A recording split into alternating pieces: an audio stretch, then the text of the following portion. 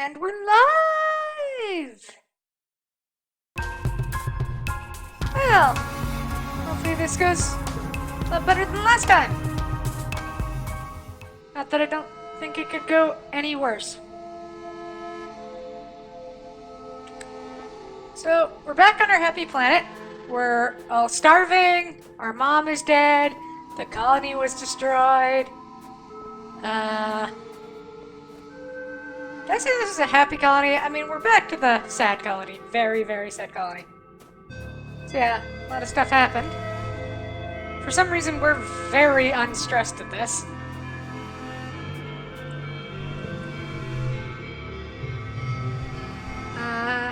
Well, we only have two options, mourn or rebuild, so... The first month of quiet passes, each day plodding one after the other. You still have trouble sleeping in the classroom barracks. But there's nowhere else to go. Every day you wake up with the others and try to make the best of it. Grief and anger come in waves, not just for you, but for everyone. Some days are better than others.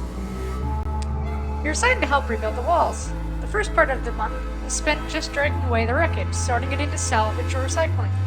By the time that's done, crew disassembling parts of the Stratospheric have delivered enough salvage that you can begin working patching up the walls. A sense of urgency permeates the crew. After everything, people need to feel safe. Dis is on the work crew with you, something he does begrudgingly. Walls didn't help us the first time, he grumbles, whenever anyone asks for his opinion. We should just tear them all down and live like the animals do. If someone planted a bunch of buildings on my land, I'd be pissed off too. We'll work hard. By the end of the month, you've made noticeable progress. There are other priorities and not a lot of construction materials. But when last year's mushwood harvest is done drying out, you'll be able to do more. Even if this right there is right that it didn't help the first time, it's better than nothing. Get to work. Alright. Ah.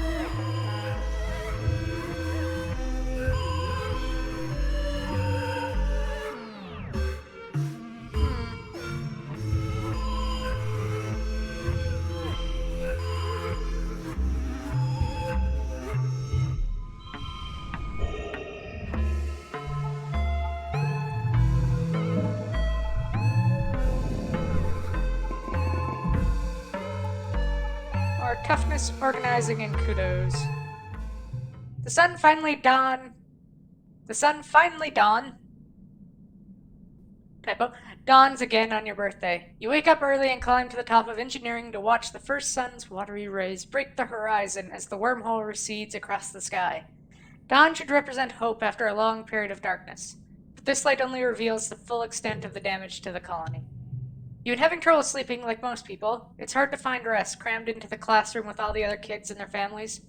And every time you close your eyes, you shake your head to clear the memories. You pull your blanket more tightly around your shoulders. Not your blanket. That one's gone. And stare out as the sun rises on the horizon, meager and sickly. Hey kiddo, you hear, then your dad comes and sits down beside you. I was looking for you. Nice view, huh? At least you got a rooftop patio out of the deal. He laughs at his own little joke, then just sort of trails off with a sigh afterward. He puts his arm around your shoulders and you sit in silence for a while, watching the sunrise pick out all the broken glass littering the field, glimmering like a field of stars. Neither of you really know what to say. It's clear your dad feels like he has to give you a pep talk, but there's an oppressive nature to the silence that makes it feel impossible for either of you to start. Eventually he just sighs and his shoulders slump. I know things seem pretty bad right now, he says, squinting into the sunrise. It sounds like it's taking all this effort not to cry. But it'll get better. It has to, right? You're not so sure. At least your mom wasn't here to see this, he mutters. That's the silver lining, I guess. You watch the sunrise together for a few more minutes. After a bit, your dad musters up a brave smile and pulls out a little box tied with a piece of gardening string. Happy birthday, my little rutabaga, he says.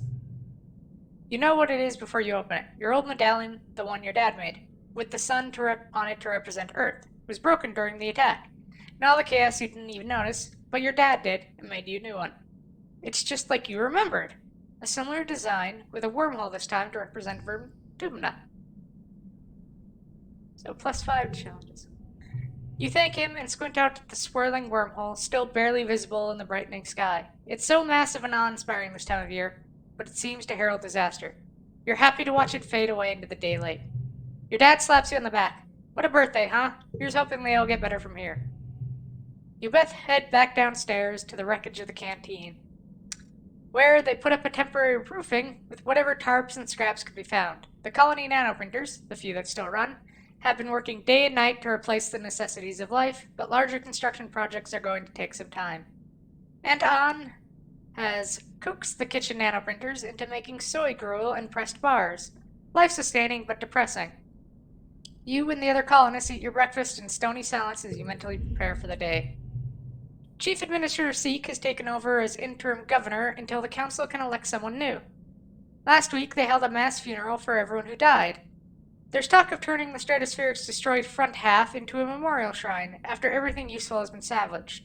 There's still so much to do. Early to mid-quiet. So, the place is still. You don't have anything new to say? Not really. I know it's hard, Cal says, fiddling around with the tassel on her shirt. What you think? What would your mom do right now? She wouldn't complain, that's for sure. Harsh, but okay. I mean, our home is literally gone. This wretched planet. Mars grumbles, gazing at the wreckage of the Stratospheric. That was my ship. Tangent paces outside the engineering wing, the only building still standing. With everyone living in here, there's barely enough room to think.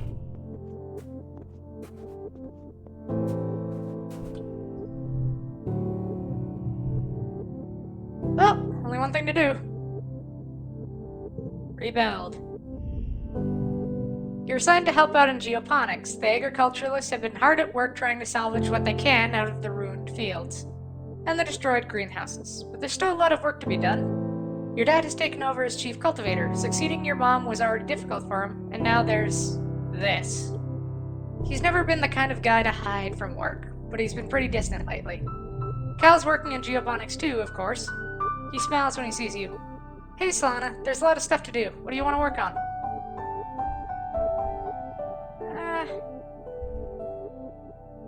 Why don't we repair the greenhouses? The geodesic domes, miraculous prefab modular structures your parents brought from Earth, are in shambles. Much of the glass and metal is beyond repair, destined for the cycle.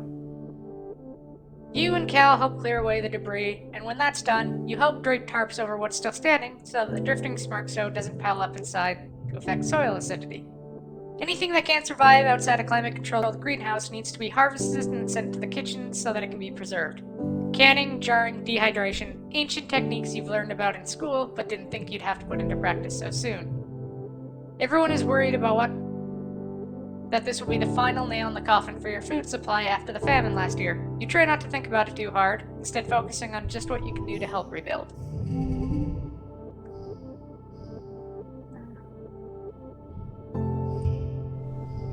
Six.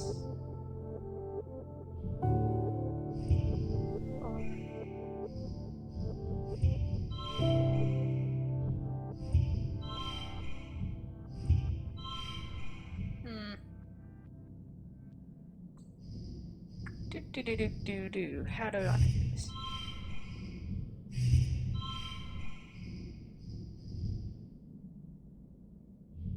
Drop that. We don't really have that much stress, so we could get it.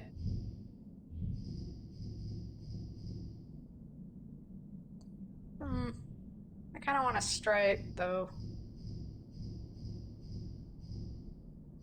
But I don't see a way to get it.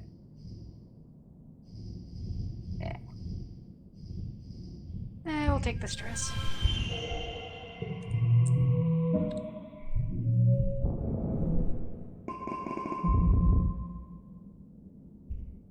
Oh joy! We got a new perk from organizing. Yay! You're eating in the mess tents when you hear something rumbling. Your bowl and cutlery start rattling. People look around in alarm. Could it be another attack? So soon?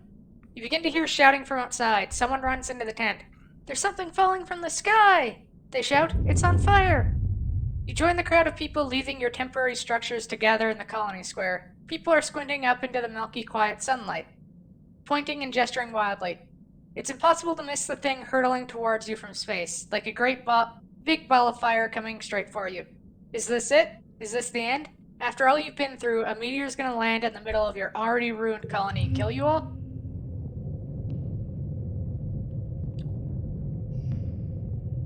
Mars grabs your shoulder. "It's another ship," she exclaims. "Look! Look! It's another spaceship from Earth!" Excitement ripples through the crowd. Could it be? You stare up unbelieving at the rapidly approaching ship. The flames of its entry into the atmosphere dissipate, but a thick column of greasy black smoke trails behind it. Soon you can hear the whistle of it ripping through the atmosphere at terminal velocity. That is not a controlled descent. It's an enormous ship coming at you way too fast. The ship's reverse thrusters fire, trying to slow it down so it doesn't smash into a billion pieces when it hits the planet. Everyone scatters to take cover. You crouch behind some rocks, throw your arms over your head, and squeeze your eyes shut. You hear the massive spaceship touch down in geoponics, plowing through the fields and grinding over what was left of the greenhouses. You're thrown to the ground from the force of the impact as shrapnel and small rocks zing past your head. It grinds along like some roaring monster, cutting a great scar through the colony and kicking up an enormous cloud of dust. Finally, the ship comes to a creaking, shuddering halt. You and the other colonists carefully crawl out of your hiding places, coughing and rubbing your eyes. The new ship is half buried and obscured by dust, but you can tell it's from Earth. You squint to make out stenciled letters. Heliopause. A hatch opens in its side and silhouettes begin to emerge. Silhouettes with guns. Soldiers march out of the dust and quickly surround all the remaining colonists. More soldiers form two parallel lines from the ship to the square, their guns in parade rest, and a lone figure strides down the center towards you. "Greetings, fugitives of Earth," the man says, spreading his hands wide. A dismayed murmur ripples through the crowd. The adults exchange significant looks. Chief Engineer Instance tries to slip out of the crowd, but she's stopped by the line of soldiers. The man smiles. He has a broad, easygoing smile that doesn't match the threatening aura of the soldiers' shoulders, nor the smoking ruin of the ship behind him.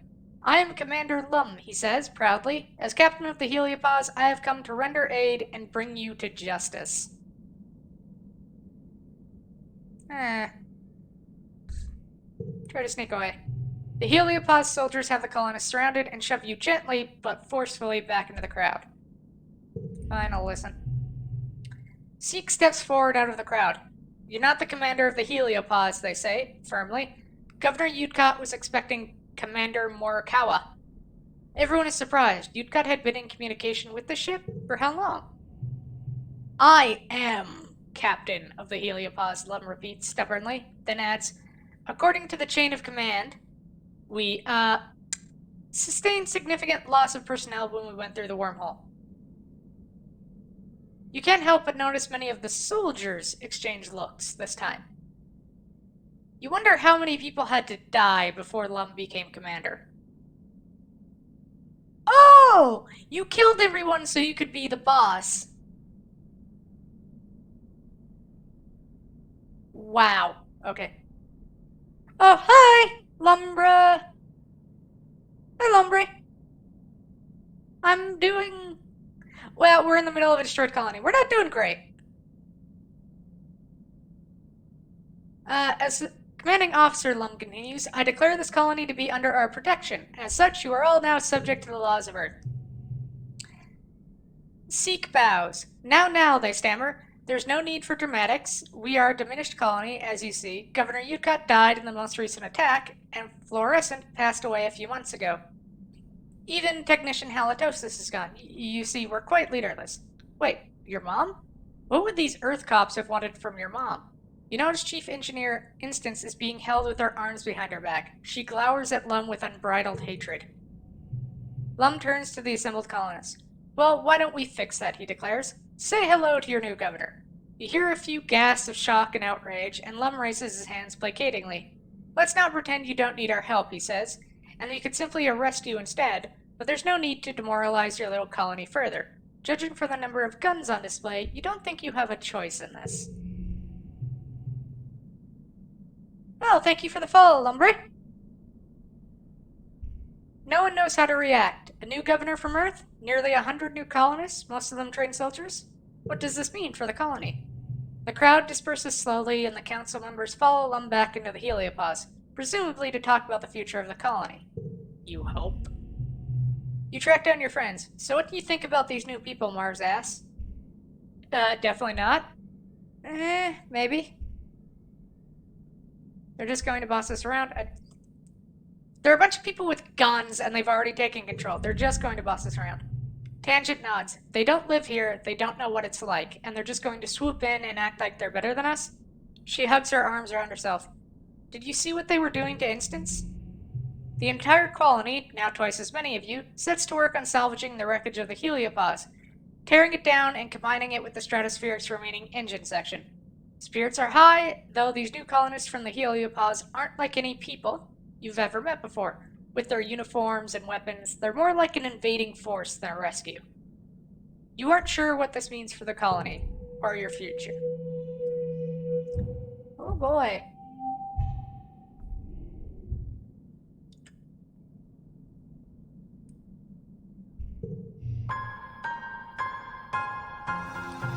As the dust settles, you rebuild your colony around the new ship, the heliopause. The new arrivals, soldiers mainly, are aloof at first. Many see you as fugitives. Together, you build new walls, living quarters, greenhouses, and a massive bunkered garrison. The Stratos Engineering Wing is the only reminder of your old colony. The heliopause brought enough rations for another 5 years, as well as a rich seed bank and working hydroponics. Finally an end to the slow starvation you felt for years. They also have more guns and explosives than you've ever seen in your life. Even the ship has guns. A full stomach, a roof over your head, and the promise of safety, he convinces most Strato colonists to accept the Helios. In turn, the Helios decide that you criminals pose little threat. A grudging peace is brokered between the two groups. You decide they aren't so different, really. They're even Helio children, born among the stars just like you. After a month of hard work, you and your dad move into your new quarters, and you have your own bedroom for the first time in your life. You place a picture of your mother on the shelves beside your bed. You step out into your very own balcony to watch the new colony. Its ground bustling with so many strangers and strange new ideas. So, minus 100 stress, 5 colony defense, and we're no longer starving. You feel something rising in your chest that you haven't felt in some time. Hope. Excitement. What will the new day bring? You better get out there and find out. Cautiously step outside.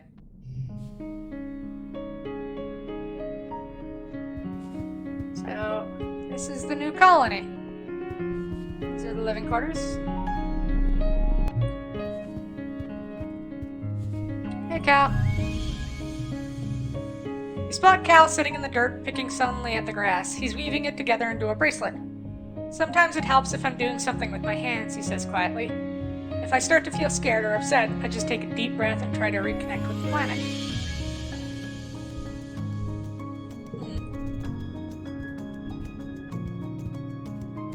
I should probably start giving out gifts to people, so...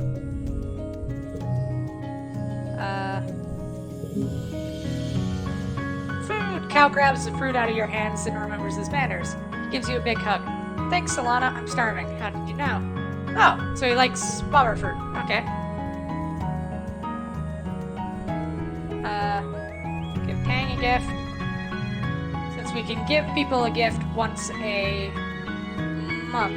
Not once a month. Once a, season. Tang looks as if she hasn't shed a tear since the day she was born.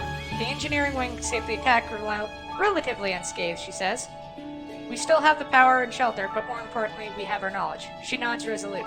If anything can get us out of this dire situation, it will be technology. Okay, here's a flower.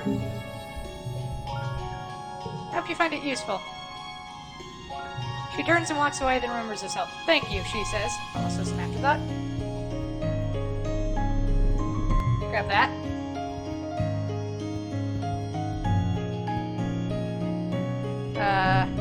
creepy guy. The new boy from the heliosphere is a couple of years older than you. He's very handsome, and the missing arm gives him a heroic, battle-scarred vibe. He stands tall and ready for action, even though it's a normal, boring day. The other recruits milling about the garrison give him a wide, respectful berth. He sees you staring and gives you a curt nod.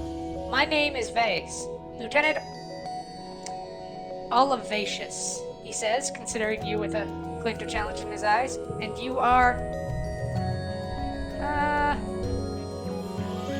I'm an explorer. His expression doesn't change. Is that right, he says, with the air of a boy who's hard to impress. Nice to meet you, Solana. I hear it's been a rough couple of years for the colony. Lucky thing our Helios came along just in time, he continues. Don't worry, we have some of the best soldiers. The very best. We will keep the colony safe. Are you one of them? We train as a team, but, Day says, the clears his throat. Yes, I've won more than my share of zero-G judo matches and virtual riflery tournaments, even competing against adults. I bet I could take you. Face says doubtfully. Well, you're welcome to try. I hope to see you at self-defense.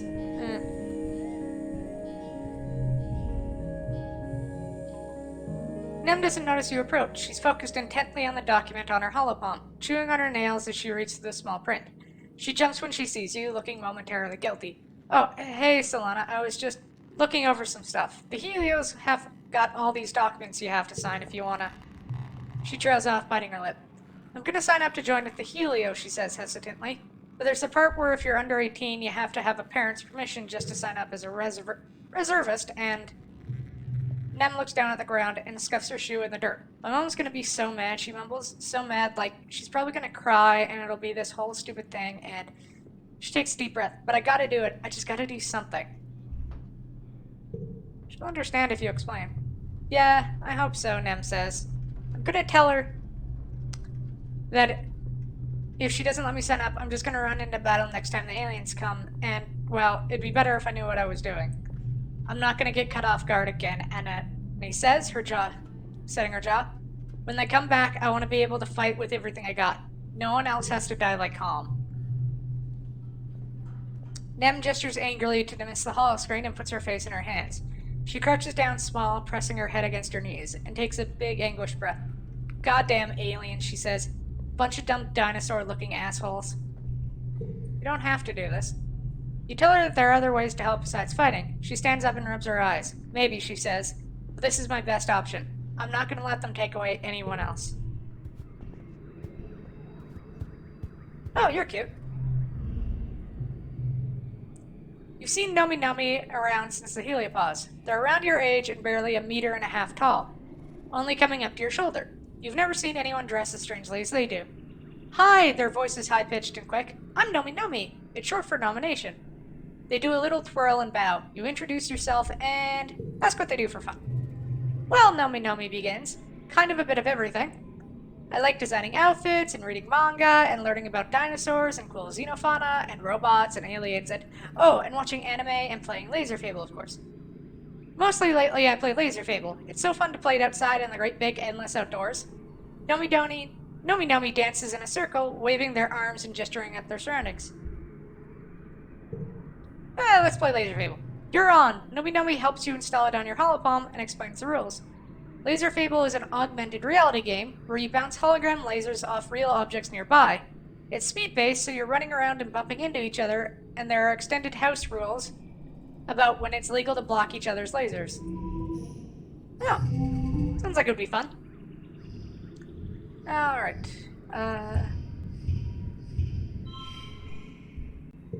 Next round. 6.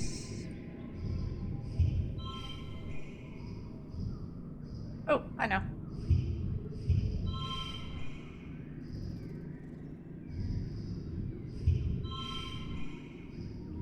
Oh, let's actually move everything over. Then we get a really big streak going. All cards under 3 become 3. Or all strength cards anyway.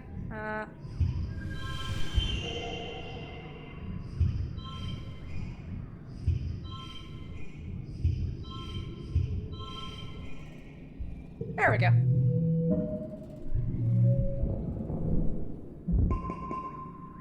-1 kudos, and +3 combat.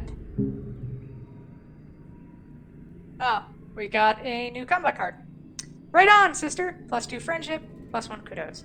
Nomi gives you a high five, then with a couple quick flicks on their gauntlet gives you a kudos for winning. They explain this is how they always play Laser Fable with the kids from the Heliosphere. Except they mostly don't want to play anymore. They say they're too old for it. They just want to be soldiers now. Except Rex. He's still cool.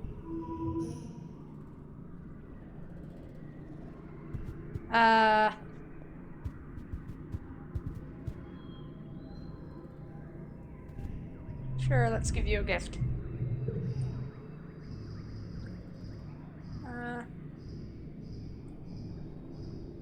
Nomi seems like they would like either something really strange or really pretty. So let's try the crystal clusters. Nomi makes a sound of appreciation and holds the crystal up to the light. Wow, it makes rainbows? It's perfect, thank you so much. Oh, okay, that worked out well. Who's this guy? The colony's full of new people. Everywhere you look, you see a stranger. It's disorienting after growing up in a closed spaceship. Never expected to meet any humans that weren't made here on Virtumna. You bump straight into one of these people while you're jogging through the colony. Oof, he laughs and holds you steady, brushing the imaginary dust off you and giving you a wide-fanged smile. Hey, it's one of the kids from the Heliopause. You think his name is Rex. Hi, I'm Solana, welcome to Virtumna. You stick out your hand and shake his, and he laughs. You notice he's wiggling his dog ears. They can really move independently. Pleased to meet you, he says. I'm Rex and I love to shake paw. I know a ton of tricks, he winks. Rex puts his hand against his cheek, looking cute and lost. Hey, I'm new here. Do you think you could help me find the construction yard? I thought I might apply for a job there. Well, thank you there. You welcome over to command. Everything's moved around since the heliopause landed, and the construction yard is still in command where it always was. At the entrance, you meet Mars, filing her nails and looking like she's waiting for somebody. Why, hello, cutie, she says to Rex. Where did you come from? He looks her up and down and grins. Just an angel who fell from the sky, darling. You try not to gag as the two of them flirt. You give a loud ahem and point Rex towards the construction yard. He looks back at Mars over his shoulder and winks as he leaves. Aw. That was one of the cheesiest lines I've ever heard. So let's give you a gift. Hugs incoming? Aw, yeah, Rex exclaims, wrapping you in a strong bear hug. He even lifts you off the ground a little. It's a good hug, the kind that makes you instantly feel a little more relaxed. Oh, he seems like a great friend. Here, I'll give you a present. Here's a flower. Rex accepts your gift with a smile. Aw, how thoughtful of you to bring me a birthday present. And you know what would make this even better? Birthday? He sweeps you up in a squeeze before you can protest. A great big hug, he laughs. Okay, so this is his birthday. Which means no one... I'm fairly certain no one shares a birthday. And I don't like this guy already. I don't know what it is about this guy that bothers me. No wonder you are almost destroyed. I don't know what I expected, but I figured you'd... Though... Oh! It's because he's an asshole. Oh, great job, in not even half an hour in, and I'm already swearing. Everything dies, it says, plucking at some dead grass and blowing it away in the wind. Plants, people, civilization, even this planet's gonna die on a long enough timeline. He dusts his hand off and rests his chin on his knees. Why even bother fighting it? Why try to do anything at all? Dark! Have some roots. His eyes light up when he sees your gift. Whoa, he says, taking them from you with an uncharacteristic delight. Are these pieces of a jelly arc root network? Or is it a dormant butterfly bush? Where did you find these? Yeah, you want to try and give gifts to as many people as possible so they can like you. At least you should try. Doesn't always work. Oh, hey, Nougat. Oh, there's Dad. Looks like he has something to say.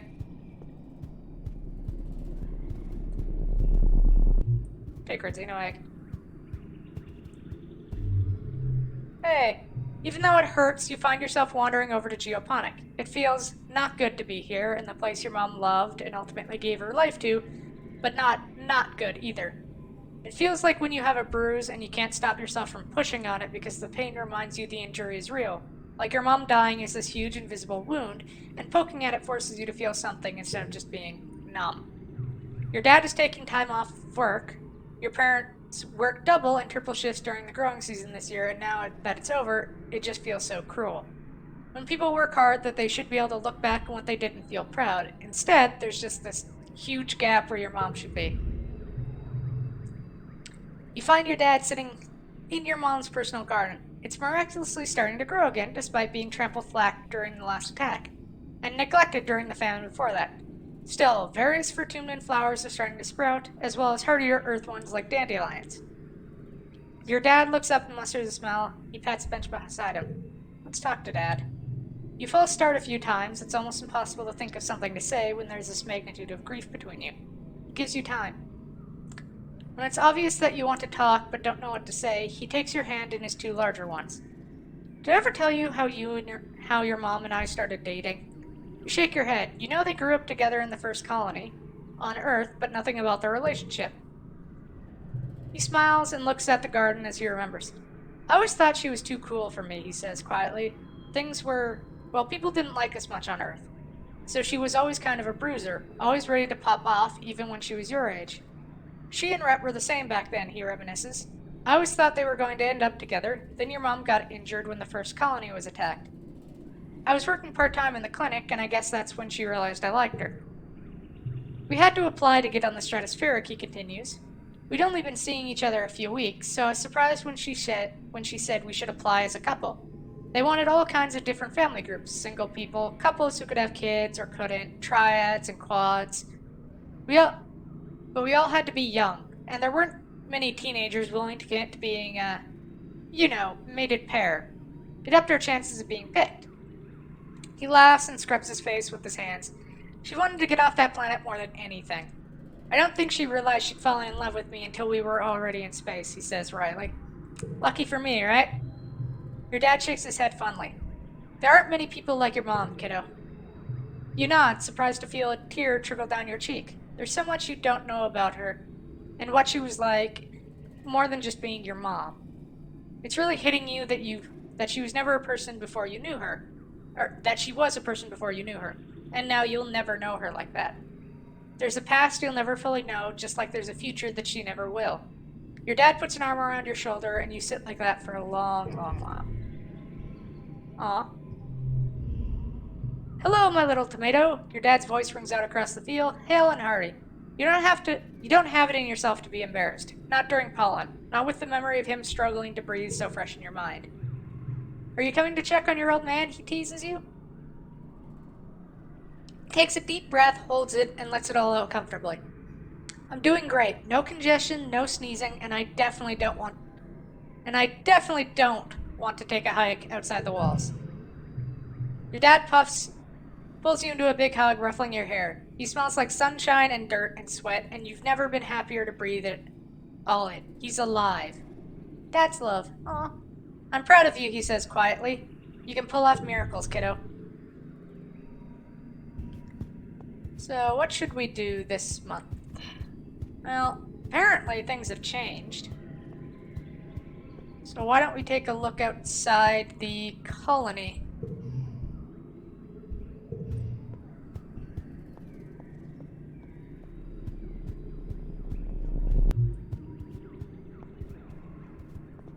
Let's go explore outside the colony. For now, let's explore nearby.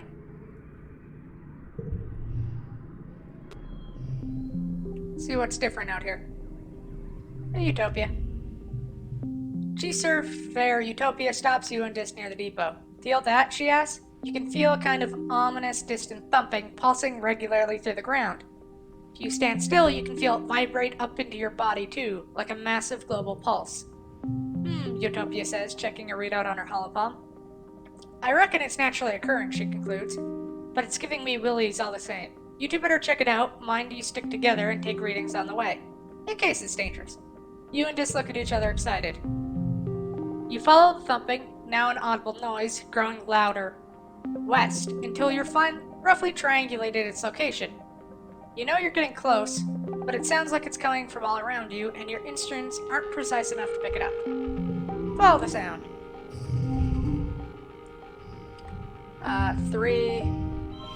Start with 3s. 2, 3.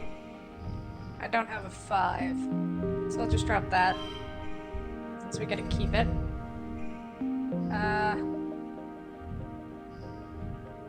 3, 4, and we'll just go with 6s.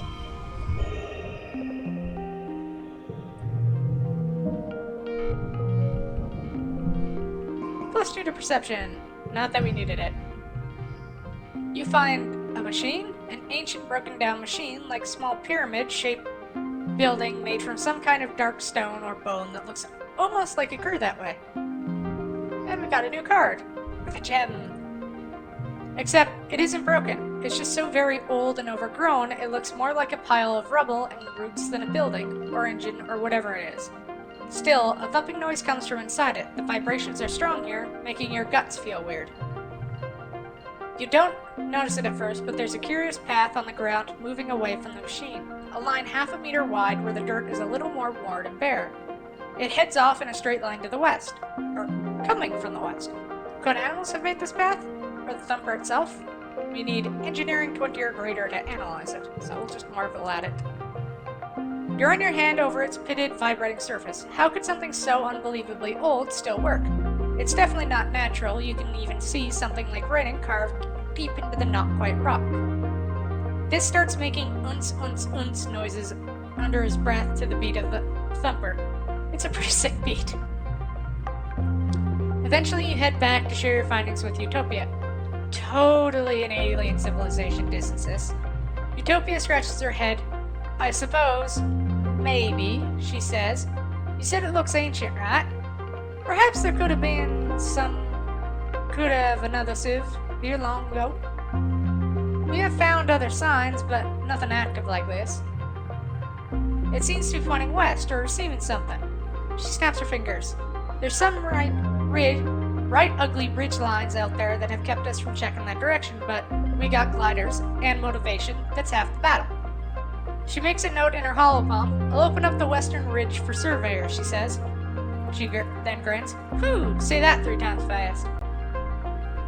Western resting ridges. Yeah.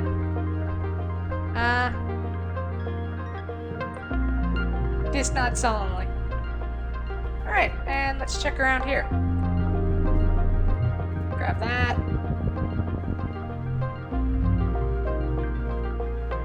Oh, this is that, it's the invisible grass stuff, so I'll skip that.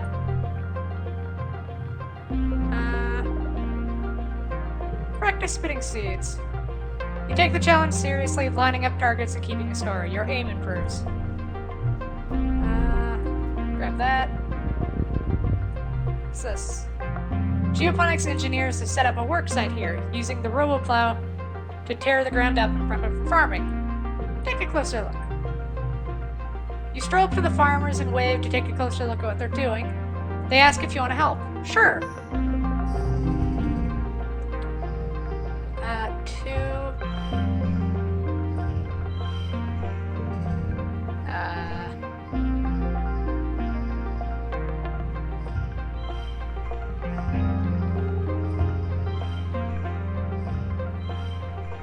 I can't really do much with that 2 just sitting there.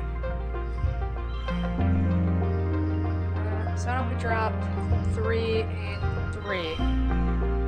Get 2 pair going.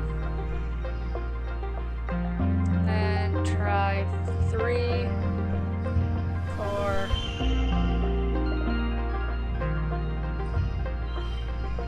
And then let's get a bunch of points over there. Plus 3 toughness. You feel invigorated and you learn a little more about farming. More biology! What's our bio say? We're 15 years old and build muscle mass like nobody's business.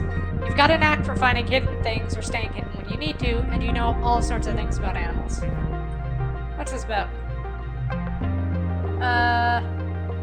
There isn't a cloud in the sky, but yet it's starting to rain. You can't even tell where it's coming from, or whether it's even water. Given how this plant is full of surprises, it's probably some animal migration or airborne tree sap, who knows.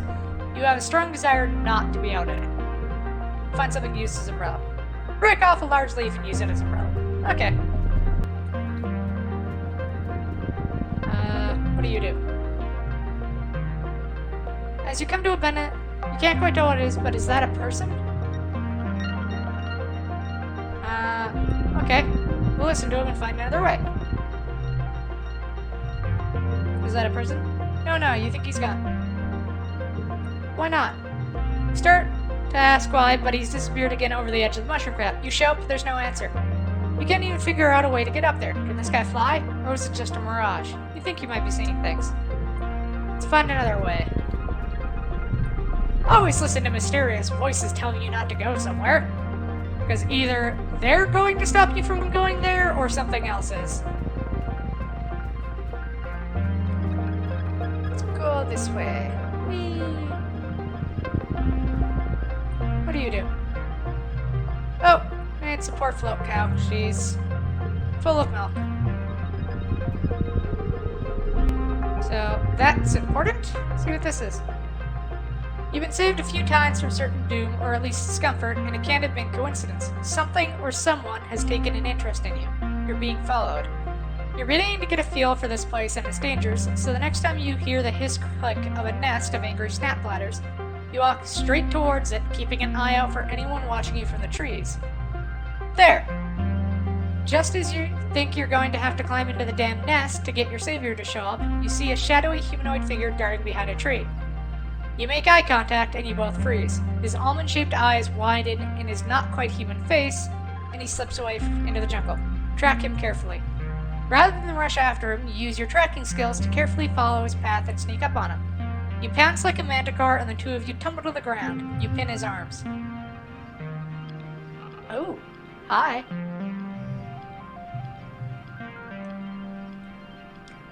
You get a good look at his face for the first time. The long, delicate features, the odd tone of his skin, almost purple, and his glittering alien eyes. Before he can answer your question, you jump off him and back away. What is he? He brushes the dirt from his clothes and stands up tall. Very tall.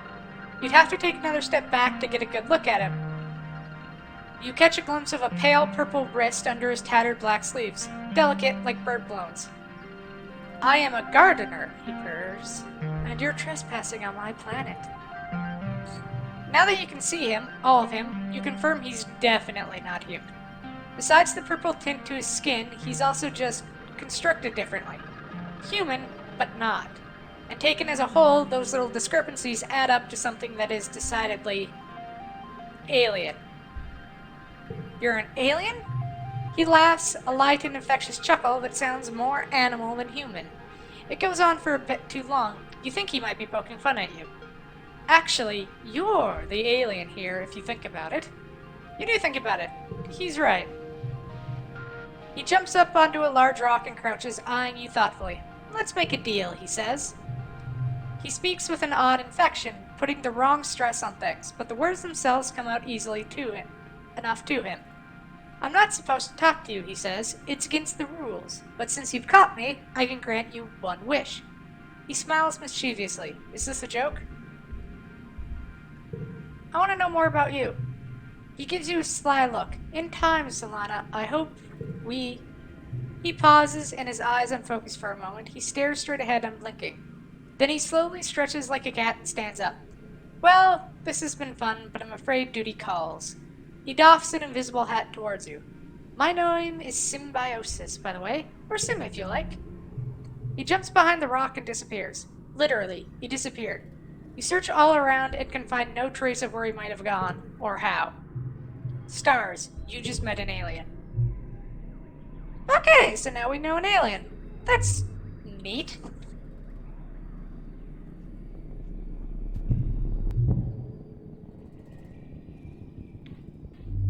Alright, grab that. I suppose we should talk to him again. Hi, Sam.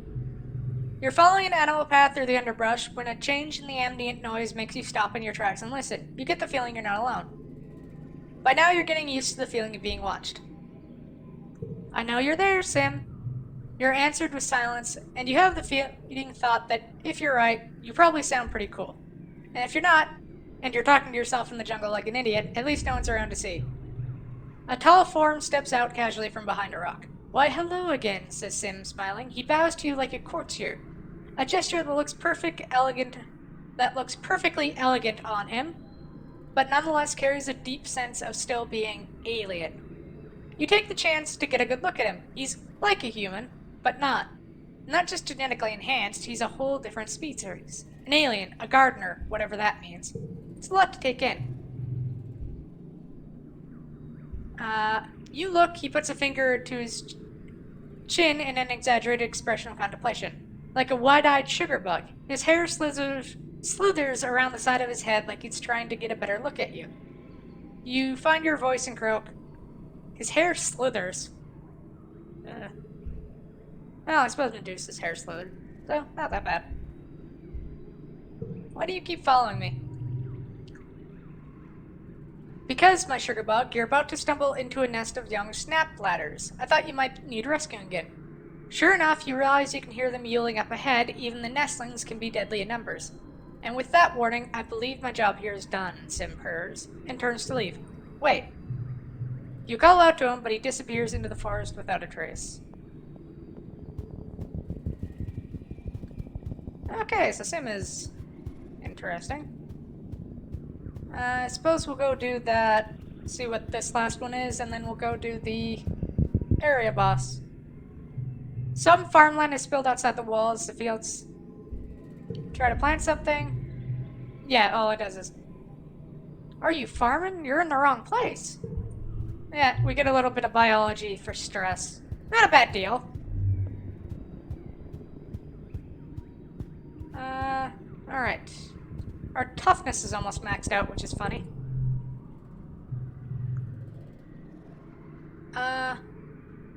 You spend so many days and weeks exploring. Some days you feel like you've seen it all, although you haven't gone very far from the colony.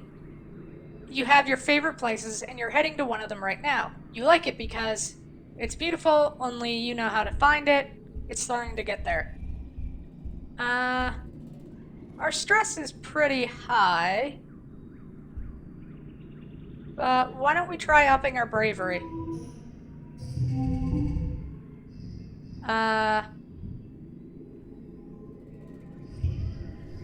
4, 5, 6. Oh, that turns it into a 2.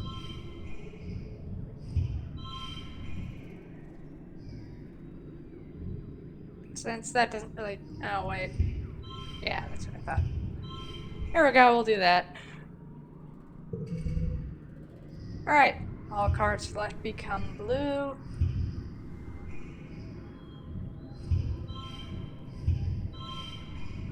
And we get a good streak going. Alright.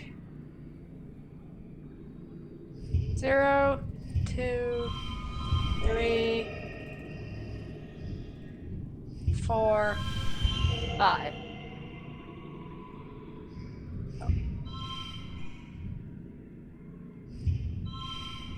Oh well. Win.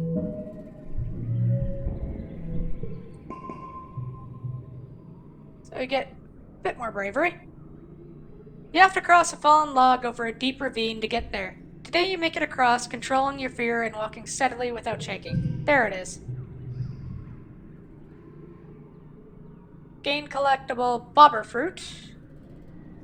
You arrived at an orchard of bobber fruit. The sweet citrusy smell wafts from the red fruit as it bounces enticingly up and down at the end of long branches.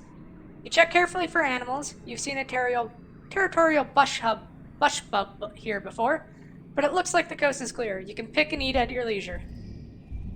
Well, let's go home for now, since we pretty much finished what was there. So you get some bravery and perception. Early pollen to mid pollen. So we've given gifts to pretty much everyone we can this season. So we'll go and talk to people. So we'll just do a quick round, see if anyone has anything to say.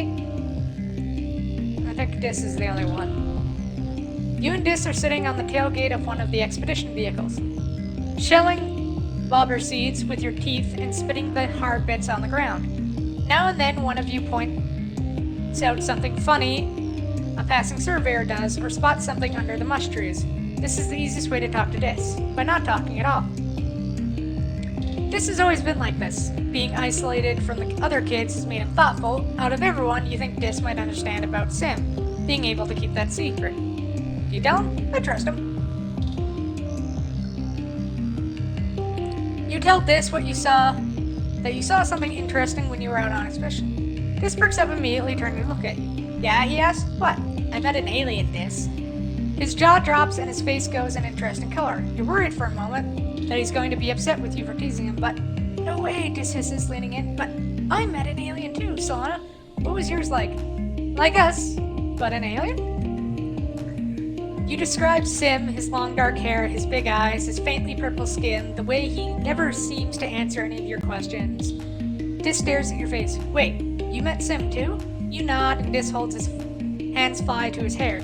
He said he met another human girl, but he didn't say who it was. It was you this whole time. He made me swear I wouldn't tell anyone else, Dis says earnestly. It's a weird expression on him. He said if other humans find out about the gardeners, we'd all be in a lot of danger.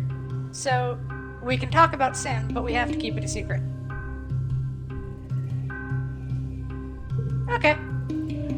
Dis nods, looking serious. Good, he says simply, then repeats it. Good. You go back to shelling bobber seeds in silence, watching the colony go about its business. Alright.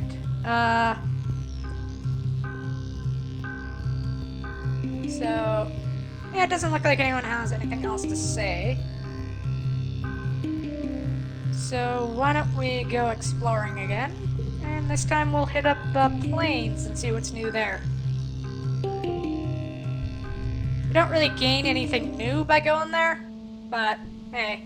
Oh hey, Nomi!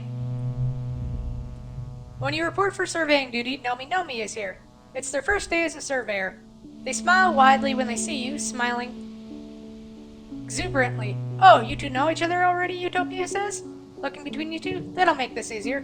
Salonia, I'd like you to keep an eye on Nomi while you're out there, Utopia says.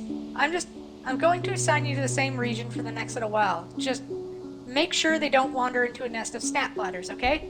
Yay, hooray! Nomi cheers and gives you a high five. As Utopia explains to Nomi and some of the other new Helio surveyors about the surveying tools, Nomi starts to get bored and wanders a little away from the group. You see it happening, but are powerless to stop them from tripping and nearly landing into a nest of Popeye eggs. They're just about to crash into the delicate spun-glass cocoon when Utopia materializes, as if out of nowhere, and scruffs them back by the collar. Nomi, pay attention.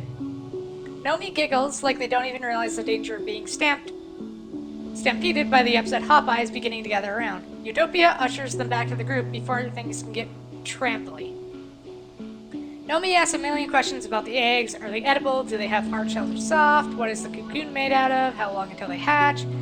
Utopia sighs. Just get out of here, you two, she says, before the cute little varmints turn ugly. Thing over there? Oh. Let's go see what the plains have to offer us. Hello. Spark Snow! Perception challenge. Might as well do it. 5, 6, 2. Oh, actually. 2.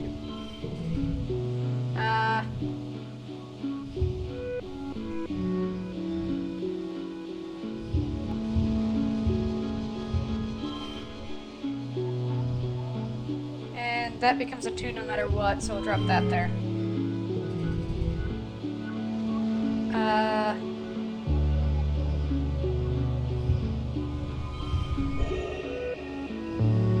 Then 1. Oh, I don't think we can get a thing going.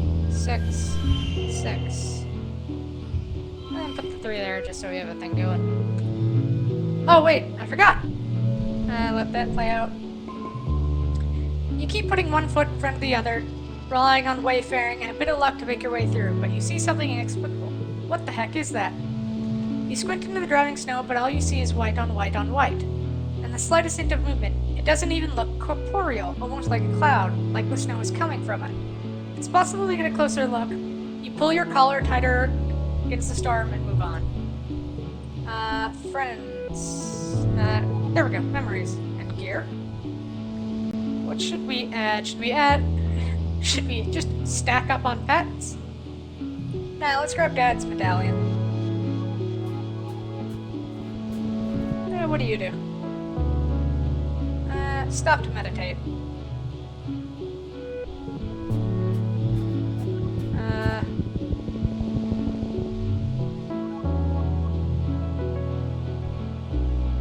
Do under the... Yeah, sure. Bravely approach the water. Comes a 5.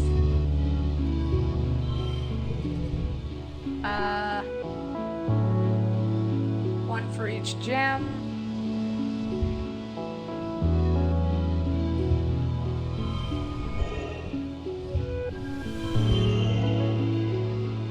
Actually...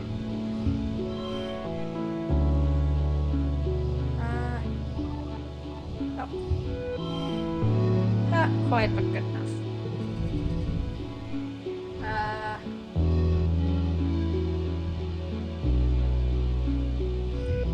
Let's go 3, 4. And then just do a long loop of 5s.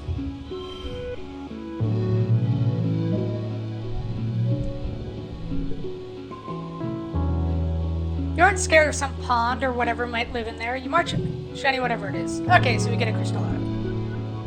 Oh, and we got a new perk. Every event in exploring causes plus 10 stress instead of 15. Okay, so in other words, we gain less stress while exploring. That's useful.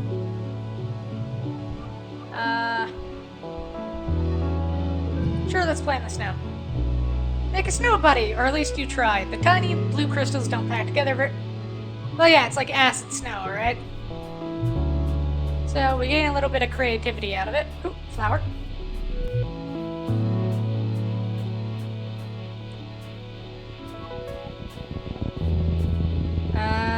Let's avoid the bush bub. Hey, Sim.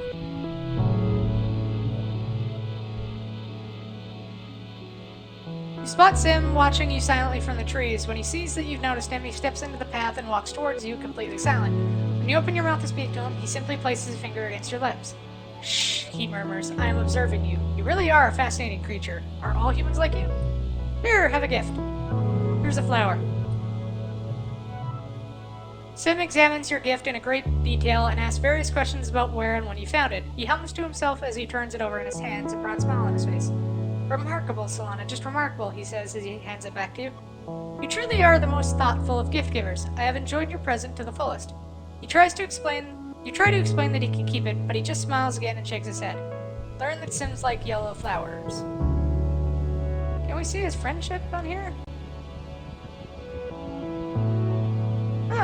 There's Vase. For some reason, Vase doesn't like us much. I'm fine with that. Oh, there we go. Sim.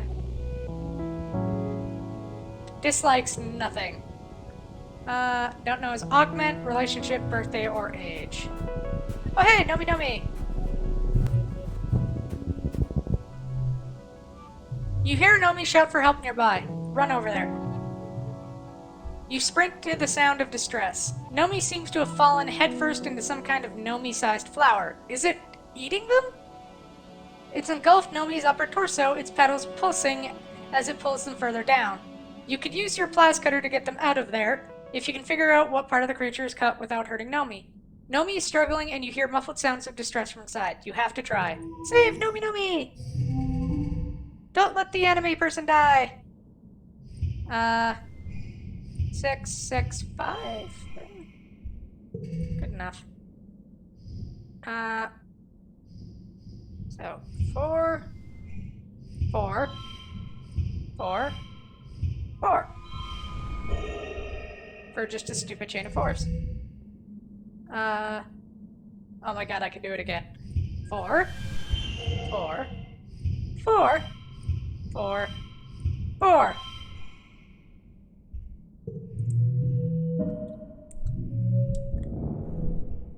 Gain animals and kudos. You delicately slice the lyre flower at the underside of the base of its flower, which you guess is the creature's neck. Up close, it actually looks more reptilian than plant-like. Just a little neck, and the creature coughs and convulses. Nomi spills forth in a flood of digestive juices. Ew, ew, ew! Yuck! My outfit! Stupid flower! Nomi stomps and shakes their fist at the flower, which lurches away on a fat snake-like body. So, snake flowers. You know what? Sure. I've seen weirder. We're already pretty high on stress, so we'll just look for people-y events. And we'll go see the boss of the area. Harvest a sturdy mushwood log.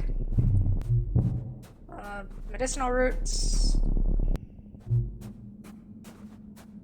Quartz. Or glittering crystal cluster. Run past you.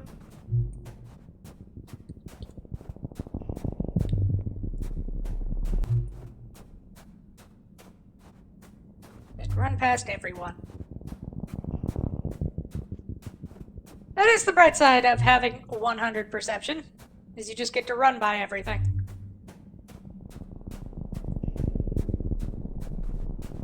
And I think there's something down here.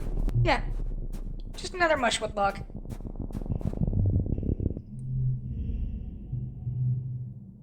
There's a deep, perfectly circular pond here filled with clear crystalline water. Small, translucent creatures like jellyfish bob around it, rippling with iridescence. Dis is with you and you're in a characteristically bad mood despite the jaw-dropping beauty with your surroundings. He plumps grumpily down on a bluff to watch the water. Watch with him. You aren't watching for very long when a tentacle reaches out and plucks one of the jellyfish from the swarm, dragging it down into the depths. Some massive xeno must live on the bottom of this pond. Fascinating. As you watch it plucks two more, it seems to prefer the larger, older ones. Maybe it's like a farmer tending to its flock, or just a very sneaky predator. You take some notes, particularly that you should think twice about swimming in any of these ponds. Go swimming?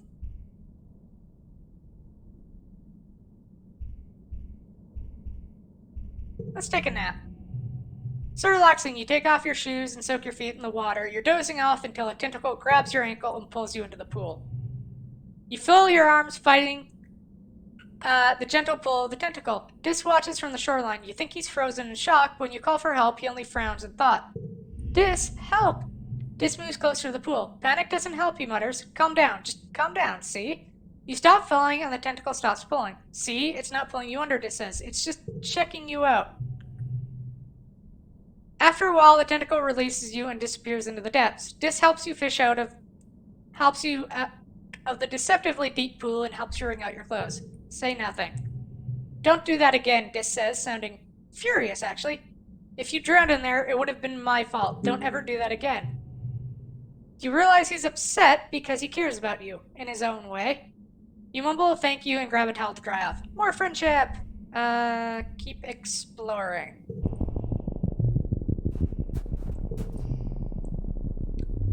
Pretty high up there with pretty much everyone. Except for Mars.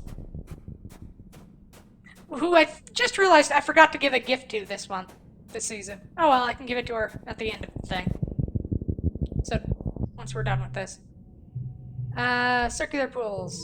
Yeah, look for a place to cross. Yeah,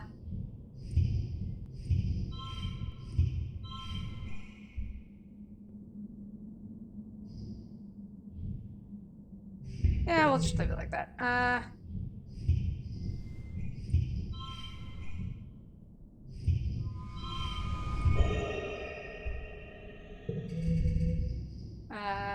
Three, 4.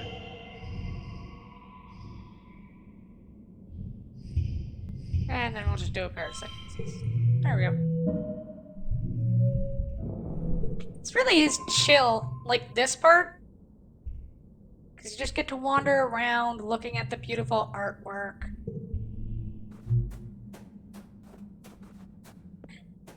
And then out of nowhere, your mom dies from stress and overwork. Because it's like chill and then punch to the gut. One of your jobs as a surveyor is to document the flora and fauna. You see a thing, a skittish flock of really long insects. Each one has to be 20 sets of wings. Like long rods with knobbly bits at regular points. They're moving so fast they're almost a blur. You get a camera built into your holoprogram, but it's not equipped for capture difficult shots like this. You'll need to put in the work. Find a good angle. 2, 1, 2. And then I think we can make it. Yeah, we can put that there since it's unchangeable. I don't have another losing your temper.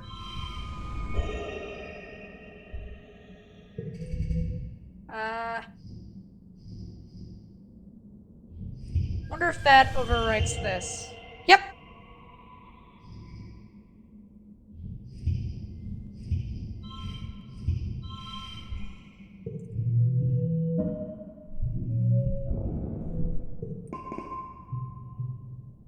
You climb up the tree and get a good angle from above, not disturbing your subject. It comes out great. Very avant-garde. Utopia is glad for the shot. Let's see what you have. There really isn't much else to do here.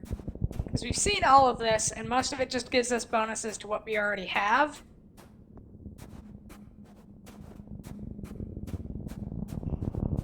So unless it's something new, it's... Oh! It's a cloudy day. You hear the crash of thunder from somewhere nearby. Loud. Sounds like it's getting closer. Suddenly, a massive, impossibly tall something punctures the low clouds and slams into the ground ahead of you. It's as tall as a skyscraper and a meter wide, covered with chitinous bone like an insect. You think it might be a leg?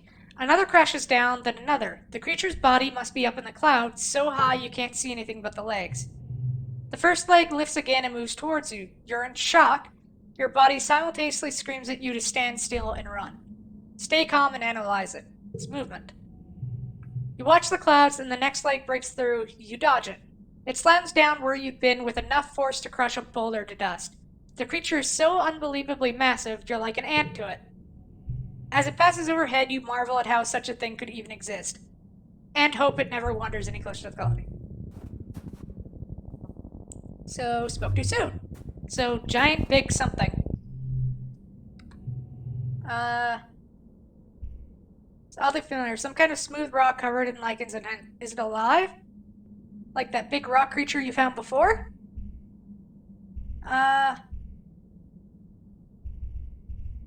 We'll just leave it alone. I think we pretty much finished anything here, so... Why don't we head on back for now?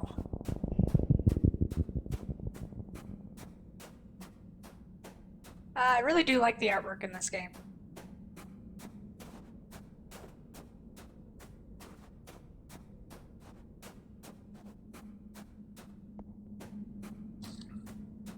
It's very, very pretty.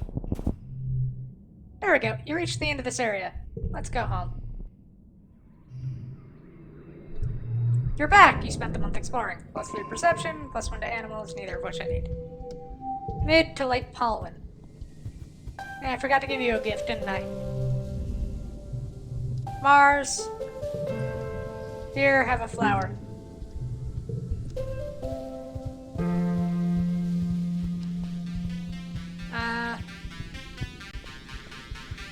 Right now next week is Vertumnalia, so why don't we go do some work?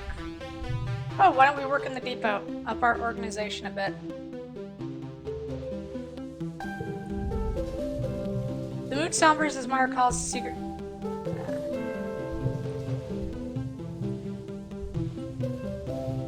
Oh, I know this one. We should reload.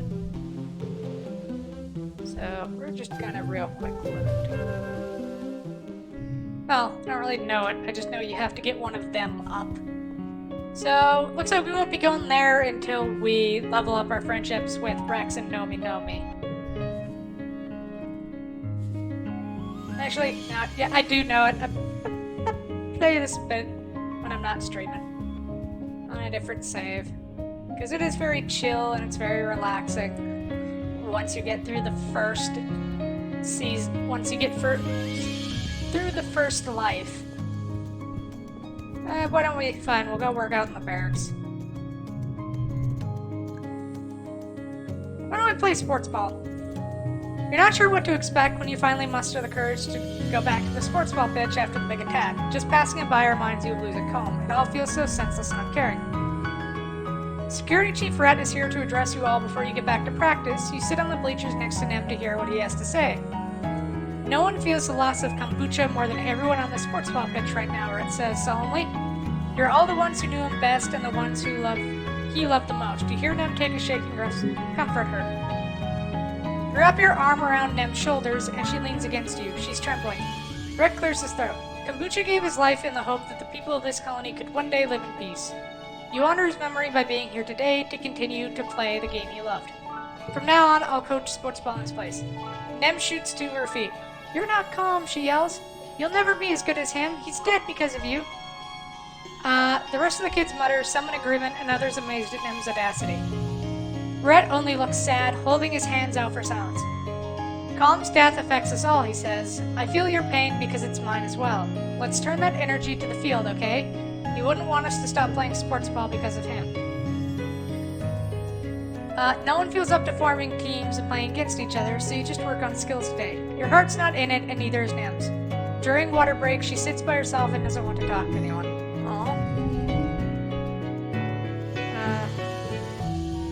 Oh, that's useful.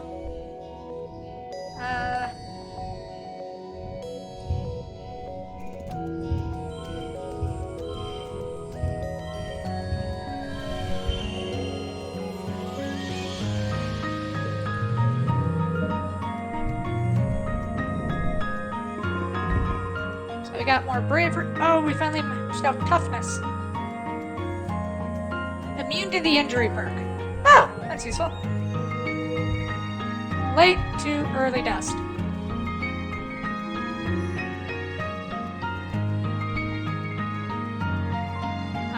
Okay.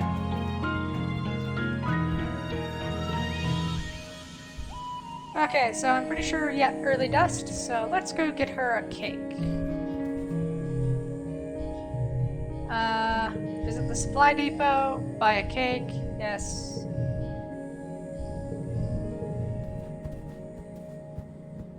Let's go give Nem her birthday cake.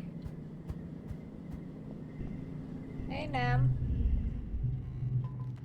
You and Nem watch a unit of Helio soldiers jog by, with Vase in the lead. Did you see that guy, she says? When they're out of earshot? He's kind of hot, right? No, not really. Nem gives you a little smile. Thanks for remembering my birthday, she says. It's not the same without Calm. So she's at 83 out of 100. And I know that, yeah, his birthday is at the end of Dust. We still don't know when Dis's birthday is. So we won't give him a gift today. We'll give it to him tomorrow. Oh, hey, Dad has something to say. Hey, Dad. You ever hear your dad talking to one of the other cultivators? He seems to be upset about something to do with the new governor and people from Heliopause. When the other woman leaves, you have a chance to ask some of the burning questions you've had. Why did the Helios know? Your dad looks startled and tries to muster a friendly smile. You overheard us, eh, kiddo? Listen, Solana. He hesitates and looks nervously as if afraid you're being watched. You're just going to have to trust us adults on this one. There are things you're still too young to understand. I am not too young. I thought the same about myself once, your dad says gravely. I was wrong. The Helios came here just like us, looking for a better life, he tells you. Some of them had other reasons too, but now that they're here, we have to learn how to work together. When your mother and I were young, on Earth, we learned a hard lesson, he gives a grim smile. We learned a lot of hard lessons. One was that it's safer to be led by one dangerous person than be attacked by an army of them. He lets that sink in. Another was that sometimes, when adults tell you not to worry, you should listen to them. Go on, enjoy your youth. He gestures towards the Heliopause. Go get to know some of those other new kids. I'm sure you'll find they're a lot like you. Before you can say another word, your dad is called back to work. There's still so much to be done to rebuild the farm's geoponic greenhouses. You can see people from the Helio helping him. Maybe they aren't all that bad. Maybe. Oh yeah, right. Your birthday's this season, so no gift for you yet. Hey, Rex. Give Rex a hug. Rex hasn't gotten used to life on the surface yet. You remember your first year for Tombland seemed so enormous, so full of dangers and mysteries. Well, it still does, but the shock eventually wore off. Rex still has that slightly bewildered look on his face every time he walks outside and the sunlight hits his face. It's so bright and warm. Okay, so we gave him a hug. Can we give him a gift? Here, have a flower. No, Rex shakes his head and smiles and gently puts the gift back in your hands. I have everything I need for real.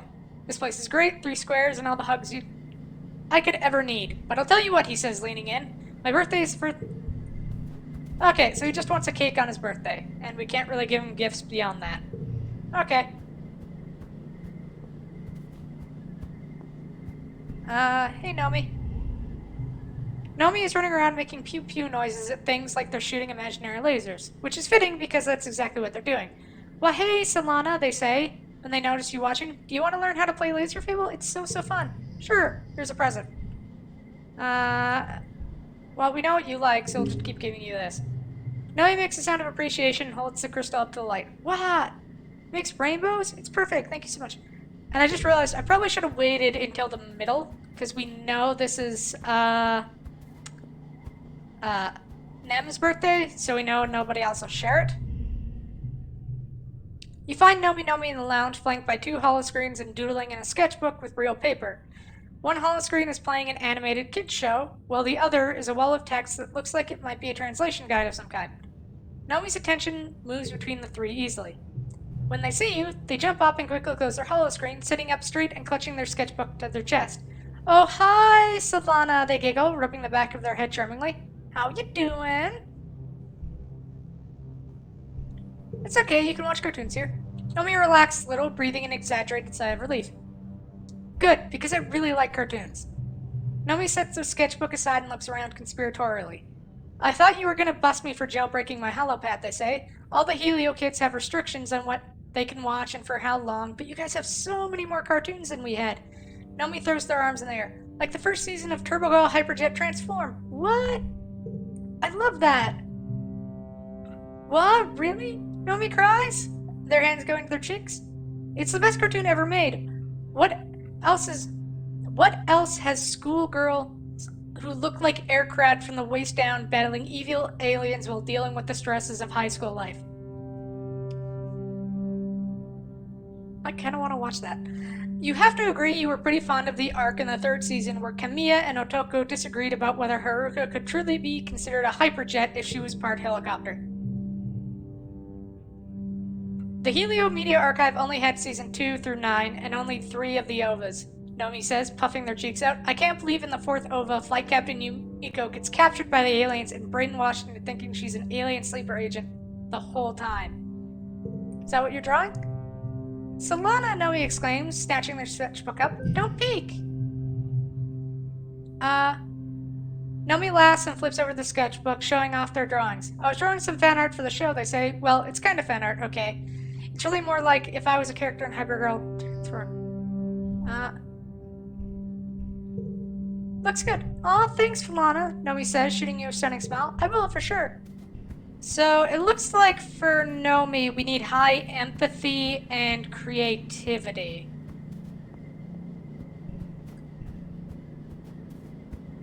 So...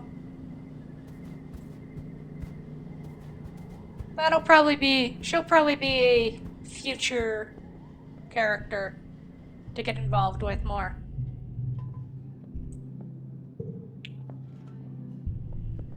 And as for them, we'll deal with her. She's our girl for this go. Tang frowns as a unit of soldiers from Heliopause jog past her. Entire ship of thick-skulled, warmongering idiots, she sneers. What a relief. Surely all of our problems will go away if we fire lasers at them. Harsh, but not wrong.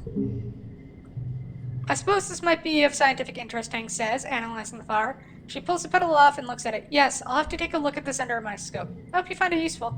She turns and walks away, then remembers herself. Thank you, she adds, almost as an afterthought. Okay, ow. Oh, yeah, we have to give her flower. I found something for you. Here's a flower. She holds the flower up. Flower. Gift.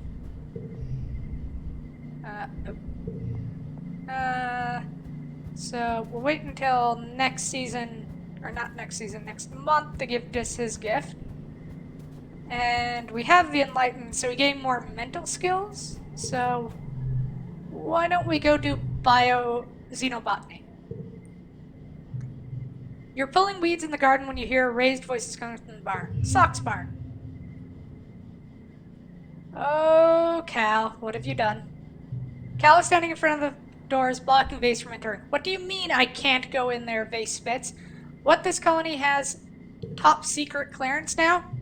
You just can't, okay, Cal sputters. Vase tries to get around him, but Cal wedges himself between Vase and the door again. What do you even need to anyway? Vase shoves Cal. So we either need Vase's friendship, which I doubt we're ever gonna get. Persuasion. We're not really a persuasive person. Or slip around the back, which is, I think, the only thing we can do. But all of a sudden, I care a lot about why you don't want me in there. I'm on patrol now, Hud. I don't give a shit about what's in the barn. But all of a sudden, I care a lot about why you don't want me in there. Cal shoots you a look of pure fear. Suck. This must be out of her box. What do? Slip around the back. You sneak around to the other side of the barn and unlatch the window. Socks raises her head at the strange sound, and you beckon her to make a break for it. Socks shoots past you. Oh, she's huge. And you're buffeted as she pulls a long, long body out through the window and clatters up to the side of the barn roof. You panic. Someone's going to see her.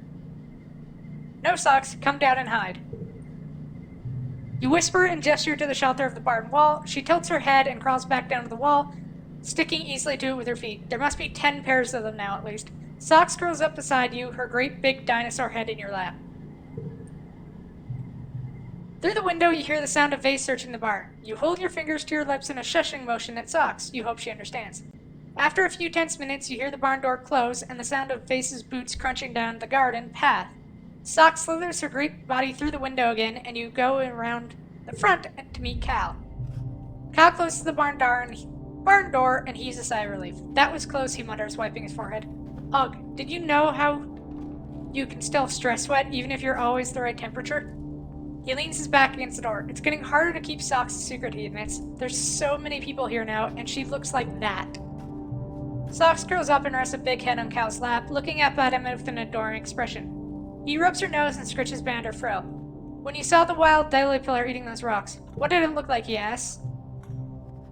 You tell Cal what you remember of the great beast, that even from a distance you could tell it was long, at least as long as the whole colony wall, and that it ate boulders like soy sweets. Back when Socks was a baby caterpillar, you almost didn't recognize them as the same species, but looking at her now, you know that she's got the blood of dragons in her. Cal bites his lip. I was afraid you'd say that, he says softly. What are we gonna do? Normally I'd say tell people, but, unfortunately, I think we have a bunch of zealot racists right now in charge, so might not be the best idea.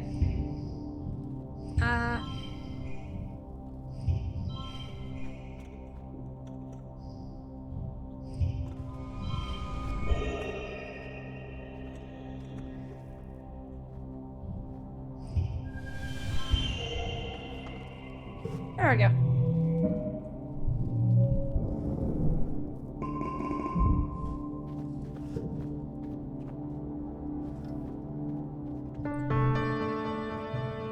The Vertumnalia Festival is a welcome day of normalcy in an otherwise chaotic year. Despite some lingering rivalry between the two factions, Vertumnalia is a chance for the Helios and the Stratos to come together and appreciate the bounty of the planet.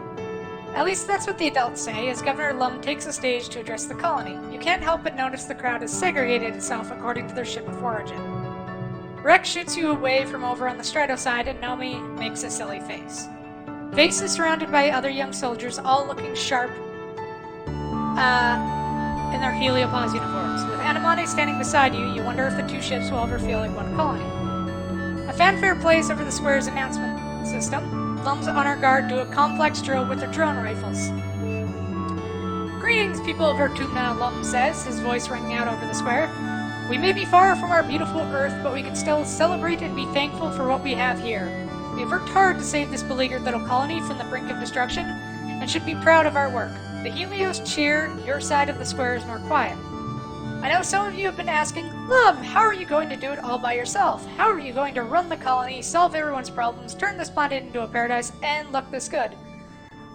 Lum strikes a pose to a smattering of platypus. Oh, I want to punch this guy so much. Well, I have an answer for you, he continues. The old council made a lot of bad choices, like illegally leaving Earth.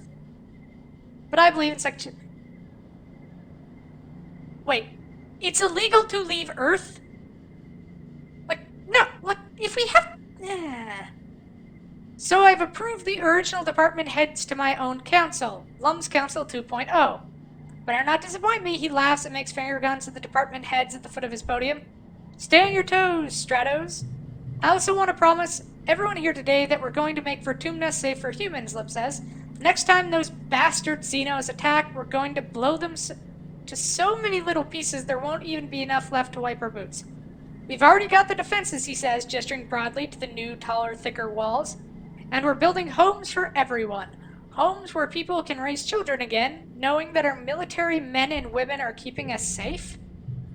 Big cheers from both sides this time. Some of the colonists around you even have tears in your eyes, especially those who lost family in the last attack. Lum goes on for a while, lionizing the Heliopause's military strength and casting subtle digs at your failed colony experiment. Finally, the crowd disperses to set up the square for the afternoon festivities, some traditional, some new. At the tables, Aunt Anne and the other kids are setting out to spread for dinner. There's an unimaginable amount of food thanks to the Heliopause's huge ration surplus, and the piles upon piles of xeno meat from the hunting parties. For those who can stomach it. Anne is all smiles, clearly making an effort to move on as Lum mandated, despite still mourning her lost son Calm. But not even the festival atmosphere can force a smile onto Nem's face. We should be mourning, not celebrating. Nem nods. We should have skipped Vertumnalia this year, she says quietly. We can't celebrate being alive when people died. The chime sounds to announce the square set up for the animal competitions. What do you choose to do this year? Xeno wrangling? Talent show? Trivia? Or a bake-off? Why don't we try the bake-off?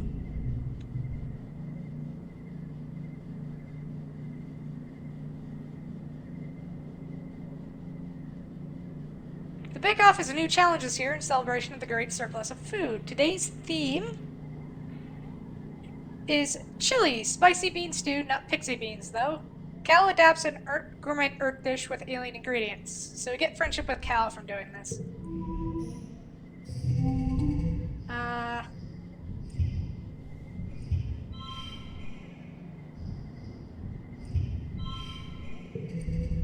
Ooh, I don't think we're gonna win. We might not win this one. Oh well, it's not that big of a deal.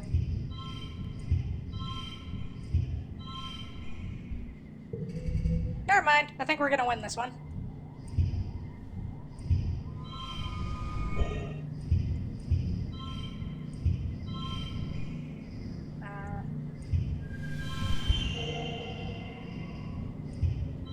And we'll eat that. Oh wait, oh well. +3 organizing. You make chili so perfectly that it's perfectly balanced. One of the judges cries, and not just from the spice level. Oh, and we get a wild card. That's nice. You win the cooking competition.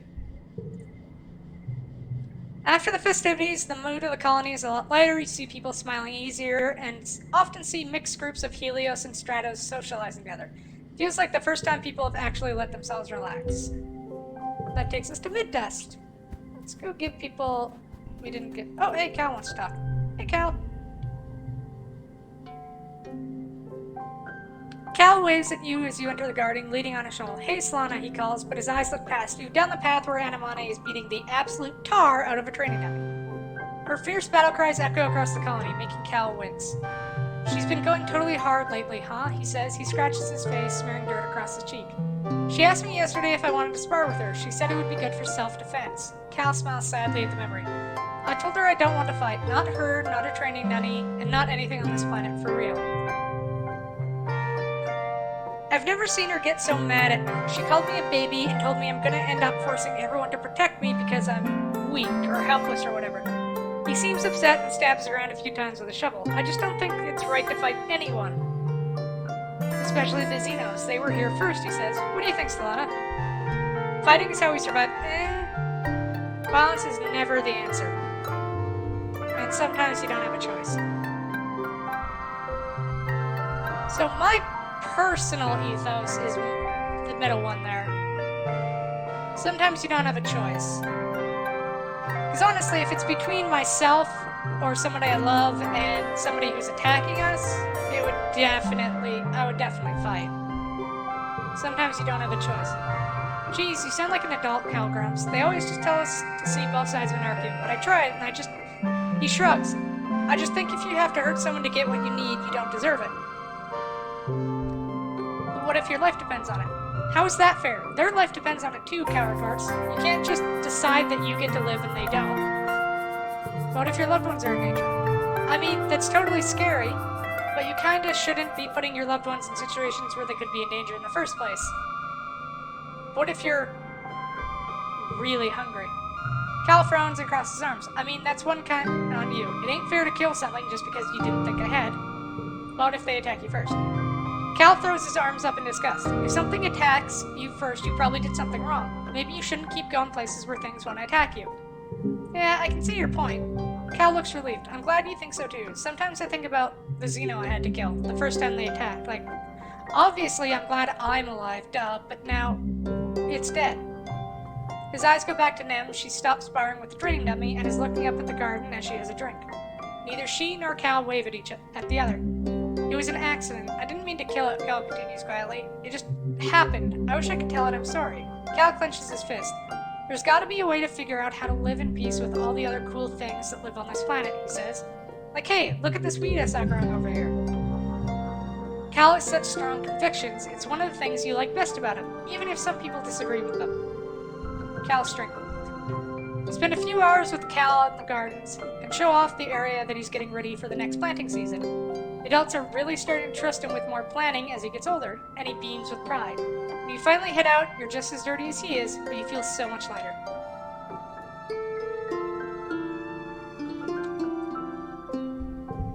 Done. So, new card.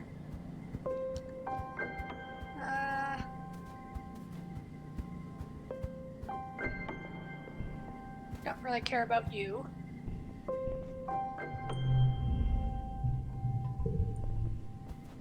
Care. Alright, we're gonna give you to Nomi Nome.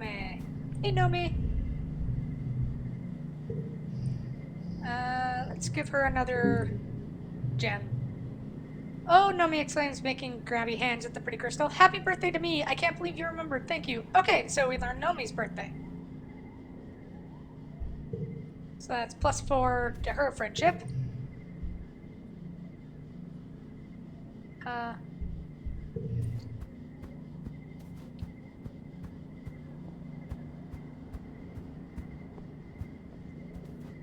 And, oh, hey. You lean through the front grates and see Dis talking to one of these senior surveyors. He listens intently to their instructions, and the surveyor hands him a satchel of instruments and claps him on the shoulder before walking away. Dis turns to you. Hey, Solana, he says. He hikes the satchel on his shoulder and gives you a shy smile. It's still kind of weird to be allowed outside. Remember when we used to sneak out? Dis' eyes crinkle in the corner. It was so easy to avoid Chief Surveyor Tonin, he says wistfully. What's the weirdest thing you've seen? Dis looks up at the sky with a thoughtful look. There's this big rock in the western ridge that's almost totally flat on top. When I get near it, it makes me feel happy. He smiles. It's so strange, and it's really hard to leave. First time I went there, I laid on top of it for so long that I almost missed the transport back. I know it's my job, but I haven't told anyone about it yet, he says. I don't know how to explain it, but it's almost like it wants to be kept secret. Love to see it sometime. A weird expression passes over Dis's face before he schools it back into his trademark blank look. Maybe, he replies. I don't know. I don't think it wants that. Dis looks pretty busy, so you say goodbye and let him go back to his work. You'll have to let him keep his secrets for now. And here, have a medicinal root? Yeah, that's like what we got the most of besides flowers. Yeah, just not his birthday. Maybe middle of rain. So why don't we go survey the ridge? Since that increases engineering and we get bonuses to engineering. In Utopia. The only way to the resting ridge is by glider, part vehicle, part kite, and all adrenaline. You land on the rocky, broken up spine of the nearest ridge and nearly fall over when you look down at the plummeting slope into the basin below. You are a long way up. Dis and Utopia glide in beside you. Woo, Utopia exclaims. You handled that glider like a champ, Dis. You too, Solana. She peers down at the slope of the ridge. A lot more exciting than the swamps, right? I want you two to stick together out there. It's dangerous in those ancient Convergent Domain ruins. Convergent Domain? Ruins? You look around, the landscape is like nothing you've ever seen before. Dry, cracked soil gives way to steep cliffs, and very little vegetation here is brittle and sharp. You can feel the dry air wick away the moisture in your lips. Wait, what the heck is that? Flirts with Utopia. Cute little nose. Utopia narrows her eyes and just stares at you. Then she breaks into again. I don't know what you're playing at, Solana. She puts extra emphasis on her accent. But you ain't getting any special treat for yours truly just for buttering me up. You'll have to pull your weight, just like the rest of the surveyors here. Now go on, kid. Try not to fall off a cliff.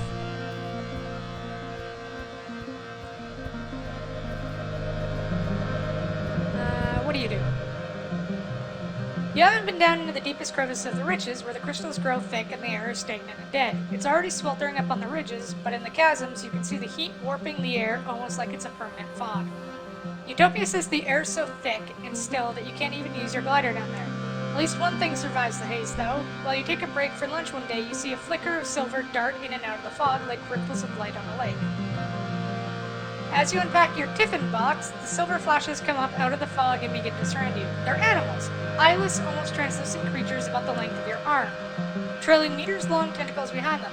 The mournful hooting is magical and strange. You look them up on your holophone. Oh, air squid babies. Wait, air squids are predators.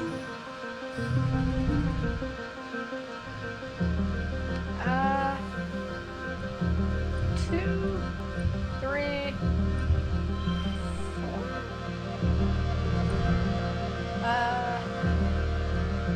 2, 3, 4.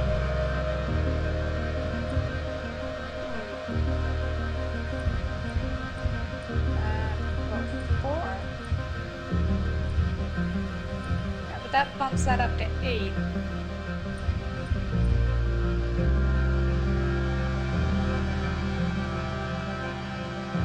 Well, one in doubt.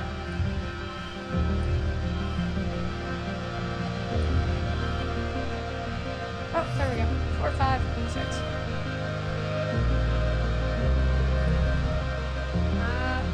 3, 6, 7.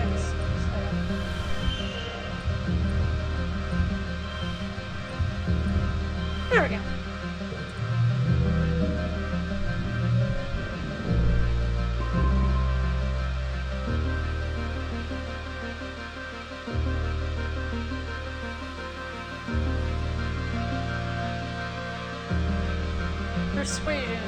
Perception and kudos.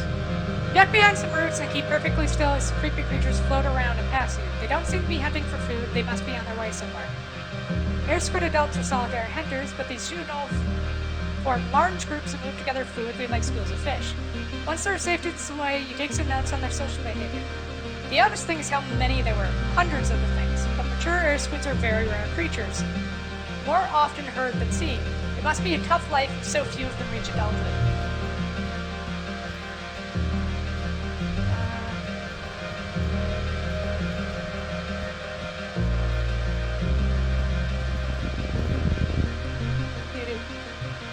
thirsty.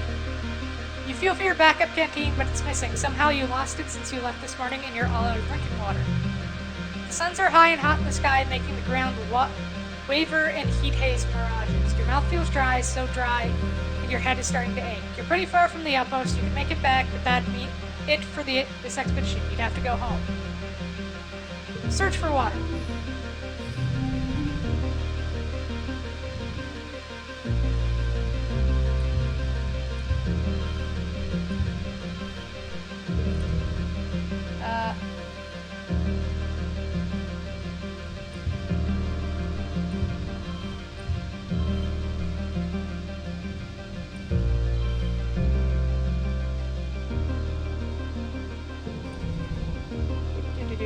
Hey, pickup champion.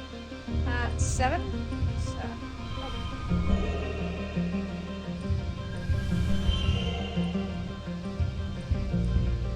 5, 6, 7.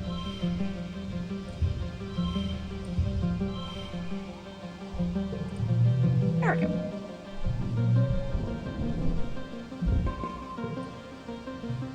There's no natural water around, but in your search you turn up your lost canteen. Wow, that was lucky. Oh, hey, Crystal! What do you do? Fully grown dilly pillars are like massive, slow-moving trains. If one crosses your path, you're in for a wait. Which is exactly what you're doing. The gargantuan dragon has been slowly lumbering over this ridge for at least half an hour. Its body disappearing into the heat haze of the chasm on both sides. Its feet slowly undulate across the clagged soil, making shushing noises and scattering boulders in its wake. Let's try climbing on it. The creature is moving more than slowly enough for you to climb up using its large, soft spikes as handholds.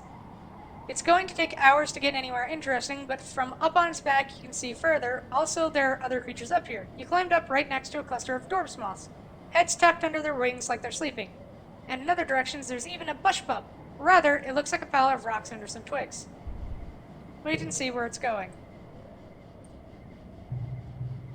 Centimeter by centimeter, the Goliath makes its way into the chasm. You feel the air grow thicker and less hospitable until the sheer density of the heat and the drought make you genuinely concerned for your safety. You climb up the creature's back segment by segment until you're back on top of the ridge, then drop down to the other side. Phew, scary. Okay, so that was a bad choice. Oh, grab that. What is this strange device? Okay, why don't we focus on getting the end egg, or anything special like this. You find your way blocked by a massive wall. No, a hollow pillar, knocked over and lying on its side in the sand. It's absolutely massive. It stretches out to your left and right, at least a kilometer in each direction. Though at some point, it crumbled enough that you could likely scale over it. Check it out. Alright,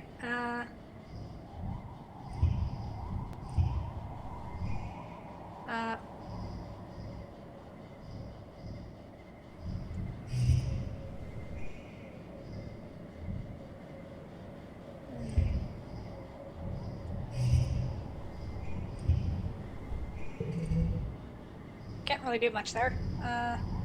Oh.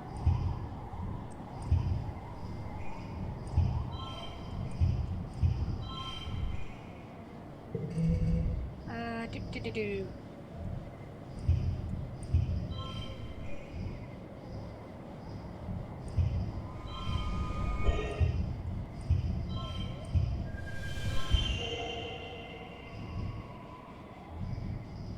Oh.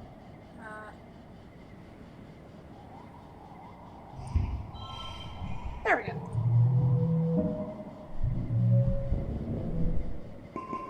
Engineering! This looks giddy as you follow the pillar to its base, a large pyramid almost entirely lost into the sand. You brush away some of the sand and find that the pyramid is inscribed on all sides with pictures of, well, wormholes, you think? The pillar must have once stretched up into the sky. Maybe it was some kind of observatory or sacred building, or just a monument to the wormhole. Mysterious. I don't know what that is, so we'll just continue going on our way. Pass by you. Pick up collectible. Oh, hey! You're sitting on a hilltop eating a sandwich when Sim strolls casually out of the jungle, the bushes barely stirring as he passes by. He sits down a few feet away from you, crossing his elegant legs beneath him on the bare ground. He watches you intently without saying a word. Hello, Sim. It looks like he's choosing his words carefully, considering what to say. Finally, he replies simply, Hello, Solana. He nods towards your lunch. Good lunch. Offer him some of your sandwich. He takes a piece and thanks and tries it, chewing thoughtfully and quietly. He replies, his face neutral. What is in it? Zucchini. It's a vegetable from Earth. You explain that zucchini is boring, but about the only thing that grows well here, and the bread is made of grain that grows in geoponics, which is fed through a grinder to make flour, and then mixed with yeast and salt, and baked in an oven. Sim is riveted. What else? There's mayonnaise? Sim mouths the word mayonnaise silently. What is that made out of? Oil and water emulsified by soy protein. You explained that it would normally be made with eggs instead of soy protein, but the decision was made long before you were born that the colony would rely more on plant-based proteins to avoid the ecological burden of caring for domesticated animals on board the Stratospheric. Sim nods intently. And why 2 pieces of bread instead of 1? Why does the bread go on the outside? That's because... Wait, why do you care? It's just that you humans are so fascinating, Sim blurts out. He blinks and straightens his shoulders. Just that my people conceptualize time on a quite different scale than humans do, so we're rather boring. Or no, predictable is more the correct word. It lends itself to a far lesser degree of chaos. He smiles. Humans, though, now you are a rather chaotic species, aren't you? It's only one short generation you completely reinvented your society to adjust to life on another planet. Novelty is something of a novelty in a stable system such as this. He picks at the frayed hem of his clothing. Why, even this is new. I have no need to cover my body for protection, and certainly feel no social or moral obligation to. Sim extends his arms, preening. How did I do?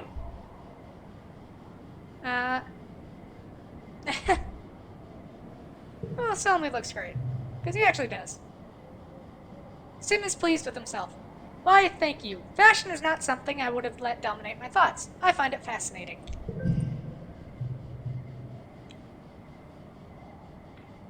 You have a million questions for Sim. How does he speak your language? Where does he get those clothes? How did he know your name? Sim only holds his hand up with a wistful thought. I would answer your questions if I could, I'm afraid. That is simply not the time. That your Earth is saying the trees have ears? He rises to his feet, not bothering to dust himself off. I feel like those words in my mouth. Your language is so beautifully complex. Sim's curiosity. +4 if this is the only, smart blue card.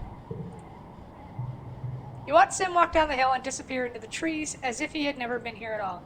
Not even the grass is bent the place he sat. Alright, we can give him gifts. Here. Have a flower.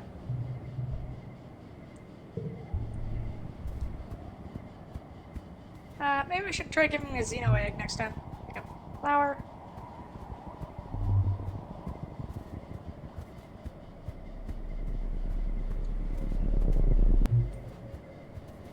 Oh, hey, it's Dis.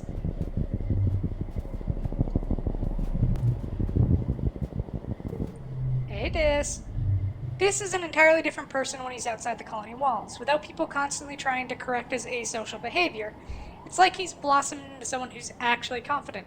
The more time you spend with him out here, the more glimpses you catch of the real Dis. But you can't do this, he says, jumping off a huge boulder and doing a cool roll at the end. Wait, no, bet you can't do it with your eyes closed. I can. You and Dis cavort around, daring each other to do more and more dangerous things. Dis isn't scared of anything. You think you see something up on one of the plateaus above you. The cliffside is covered in convenient vines. Dare Dis, you're off before you even finish. Dis hollered, no fairies leaving in the dust. The two of you can run on and continue your day. Oh, so we could have... Maybe we should have done the climbing thing. Oh well, that's a future thing.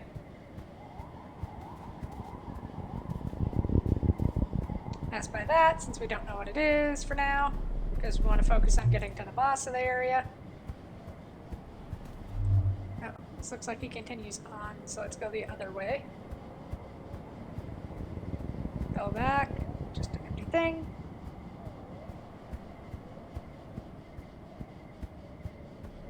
Yay. Grab the flower.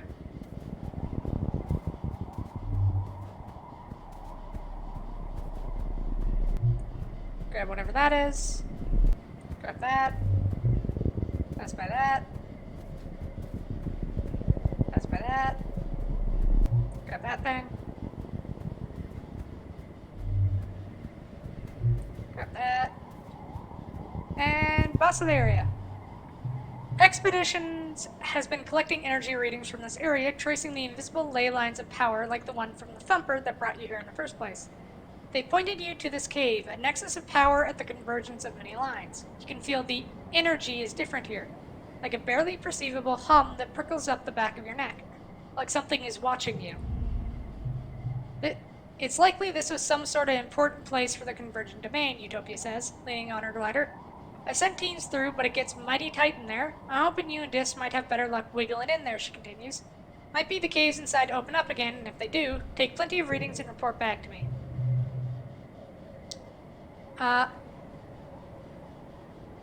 Dis is vibrating beside you on nearly the same frequency as the weird power fluctuations. This is the real deal, he whispers mostly to himself. It's hard to shake the feeling of being watched. In fact, you're sure. Oh yes, of course, there he is. You can see Sim's mysterious form up there, watching you from the nearby ridge. He holds up his hands in greeting when you see him looking. Utopia nods and leads you to it. Let's talk to Sim. You ensure that Utopia is good and gone before you and Disc kick up your gliders and go talk to Sim. He looks delighted when you land beside him. You're getting warmer, he sings songs. Hot, very hot. He rests his weight on his hands and kicks his feet over the ledge. I'm not supposed to tell you anything, he confides, but it's just so interesting to watch you figure things out. Humans. So curious and so smart. Dis stammers and turns red. Looks like you're not getting anything out of Sim, though. You grumble and glide back to the cave entrance. Prep the caving equipment.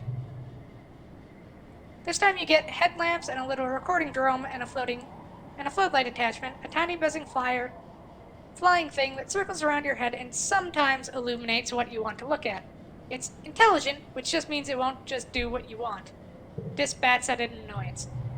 Utopia's also left you with an anti-grav belt with a warning to practice extreme caution while spelunking down there. They make you lighter so you can climb more easily and won't hurt yourself as much if you fall. Enter the cave.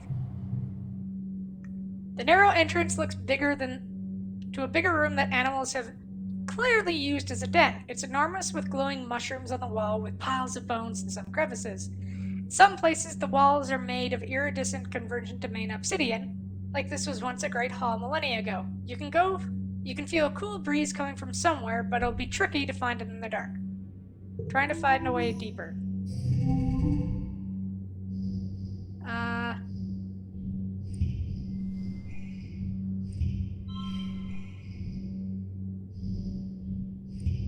Might as well get a streak going.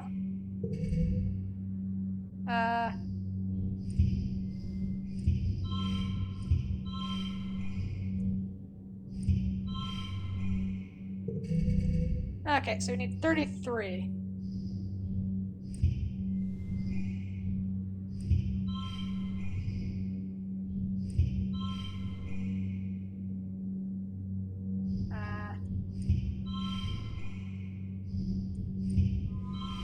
There we go.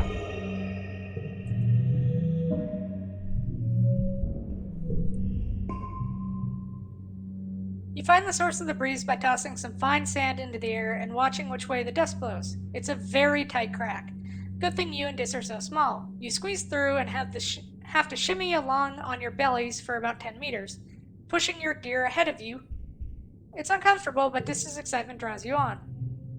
Past the crack, there's a few signs of animals. The walls are smooth, grown obsidian, which has a kind of melted rainbow oil-slick look. There are deeply carved glyphs on the walls at various intersections, like room designations or street names, you wonder. And other kinds of basins, alcoves grown into the rock, full of odd protrusions, all ancient and worn and inexplicable now. It feels homey, you come to realize. The convergent vein must have lived underground. That's why there are so few ruins on the surface. As you follow the cave complex down, it's clear this used to be a well-traveled path. The corridors branching off to other places are now blocked off, as if A big earthquake has rattled this whole area. Only this one main path is still clear. It's too convenient to be a coincidence. The floor of the cave slips downward like a slide, and it's quite slippery. Pay attention to your footing. You follow the cave system down, down, down, all the way to what must have been the bottom of the cliffs. You have to climb down a 3-story wall in the last section and are grateful to your anti-grav belt for making it easier. You're still tired, though. You can see dim light below. Daylight? You emerge into a hidden valley totally surrounded by tall cliffs. Do you just come down all that way? You're surrounded by the ruins of Convergent Domain buildings, in much better condition than the windswept ones on the surface. It's perfectly still here and as quiet as space itself. What was this? Dis whispers reverentially. Some sort of converger facility? And it feels so familiar. You remember this place from your dreams, and it feels like a throbbing sense of importance that is a bit unnerving. Something monumentous happened to you here, or will happen to you someday. You poke around a little, then call Utopia and give her your coordinates. She swings down on her glider, with extra ones for you and Dis tethered behind it. You're happy you won't have to climb all the way back up. She whistles. Great find, kids. This place didn't show up on any of our aerial scans. Took me a while to find a route in. 10 kudos. You look bush, she says. I'll stick around and get some readings, but you head on back to the depot and get some rest. Don't worry, we aren't gonna push on without you. Let's keep exploring. I think we can probably do one or two more things while we're here. Hello! A large field of obsidian. Well, obsidian is the only word for it, you have for it, but you've never seen this obsidian this bright. It's like a rainbow trapped underneath its glossy black surface, like the entire ground here is polished black opal. The field glints under the sun at certain angles, momentarily blinding you. It looks slippery and shiny. Skate on through it. Grab some water. Almost got it. There we go. Alright, so how do we want to do this? 1 card slot gets +2. Alright. So, looks like we can start off with a string of 2s. That should be a good start. I love how this game gives you the option to forget stuff, and I just don't. 2, 2, 2. There we go.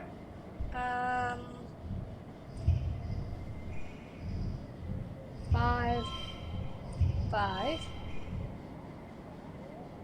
And we'll make a long suite of these.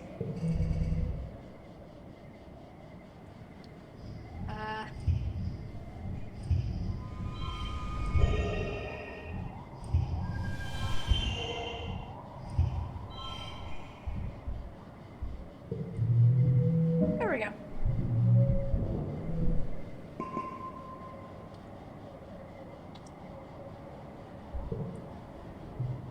You take off your shoes and glide around in your sock feet. You take a tumble and get a little bruised.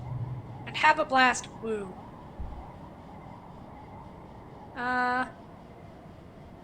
Do some science. +2 engineering. You find a patch that is a little different and take some readings. You confirm the material is not natural. Must have been created by the Convergent Domain because it's the same stuff that made the thumpers out of.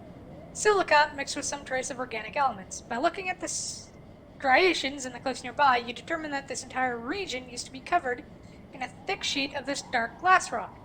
In most places, there is now a layer of soil over it, but if you dig down far enough, you'll probably find this layer everywhere. Looks like the whole place has been glassed. No wonder there are so few plants here. The Convergent Domain must have paved this area to discourage plant life from growing, all except for the crystals, which seem to sprout happily from the obsidian pavement. Okay, cool. You investigate a weird squeaking noise, eventually following it to its source. An undulating swarm of sleek creatures are gathered at a cliff above you. You watch as they throw their tiny bodies off the edge, plummeting past you and out of sight. They scream and screech in excitement. Okay, weird.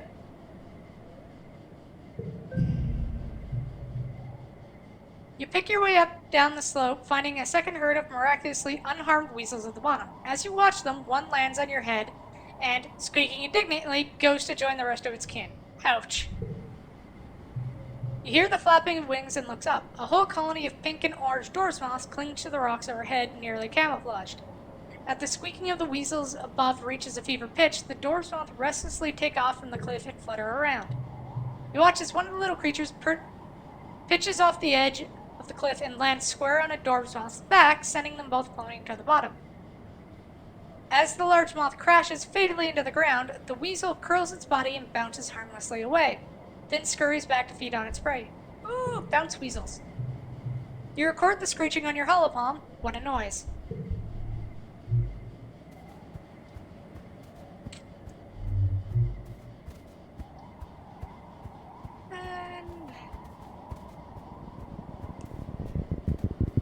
What's this do?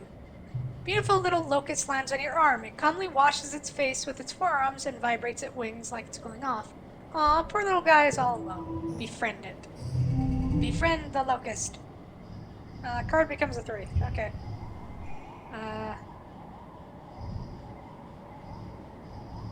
Don't have a 5, which is unfortunate.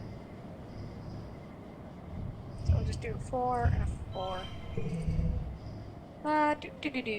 Card becomes a 3. 7, 6.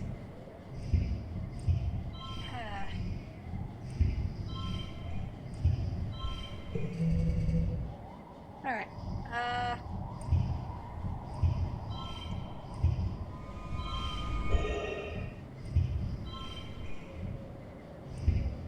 Might as well get a little chain of 3s. Hey! More perception.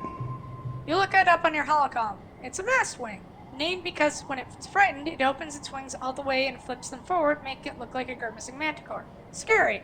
But even scarier is how much they can eat. They usually eat leafy plant matter, but they're not above eating fabric, wood, hair, or even skin. They swarm in dust in hot places like the ridges. You see something out the corner of your eye and look up from your new friend. Oh. In the distance, you see a haze above the ground. It's locusts. Each one is bigger than your fist. These insectoids can eat their weight in under an hour. There are millions of them out there, and they'll be here soon. Your buddy takes off to join his friends, and you gotta go. You make it to your glider in time, thankfully. You come back to this place later in the week with foliage there had been is now stripped bare. The only things still standing are the crystals glinting in the sunlight. Oh boy. Locusts. Always fun.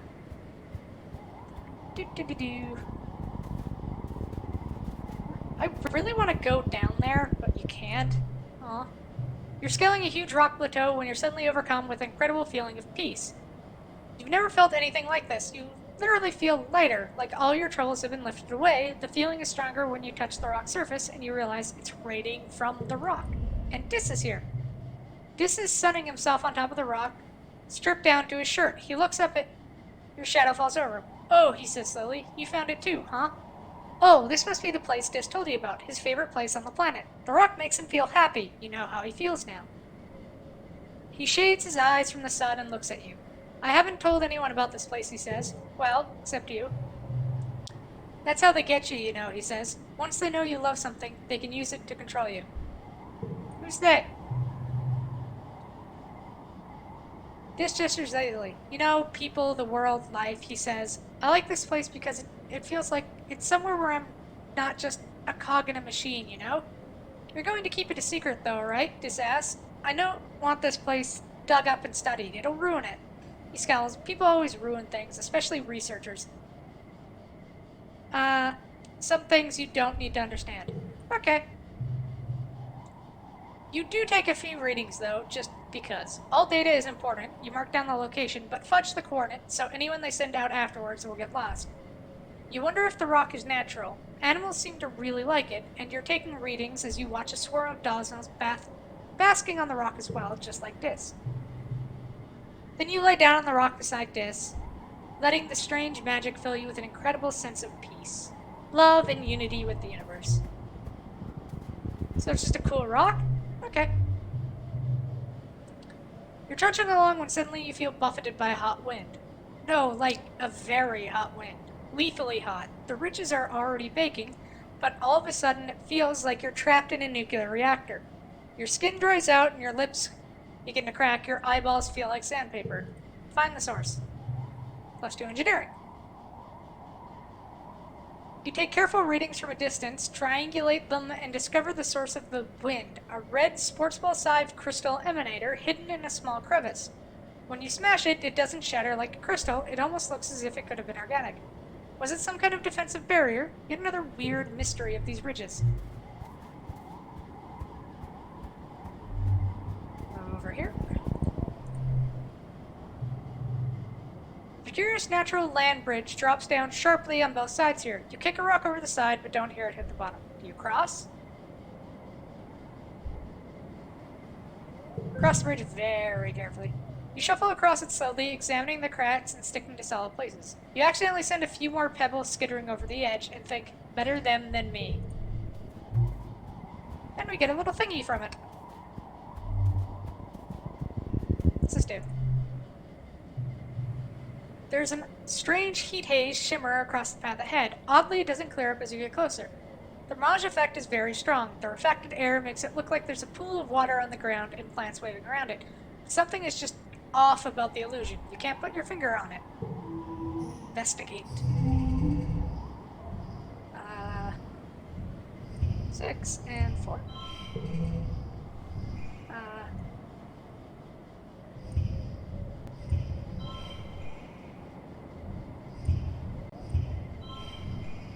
And a 2.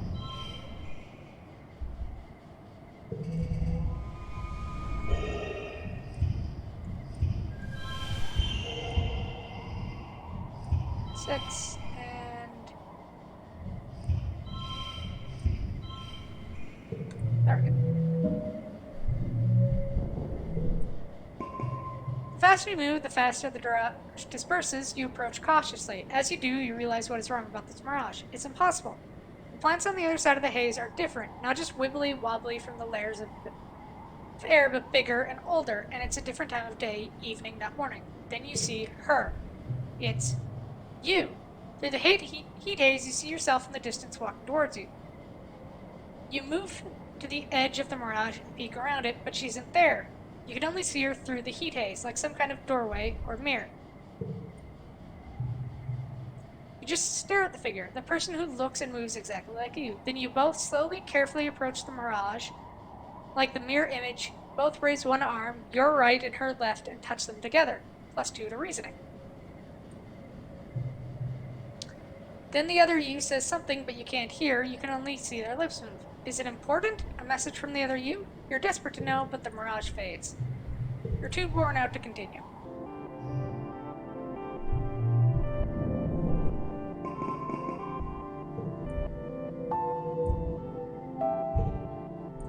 Late dust.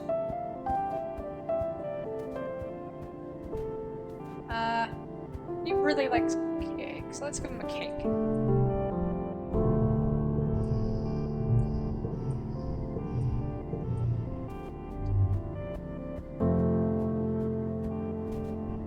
Happy birthday, Cal.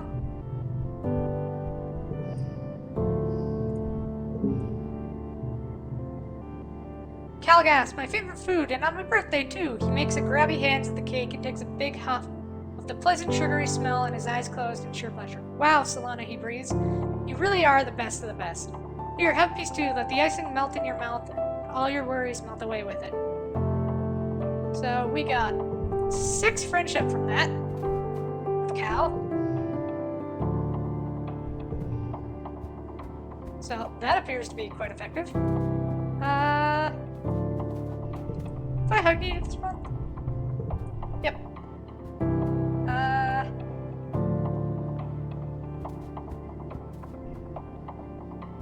I don't really think there's anything else to do. Oh, other than go and do biology with Cal.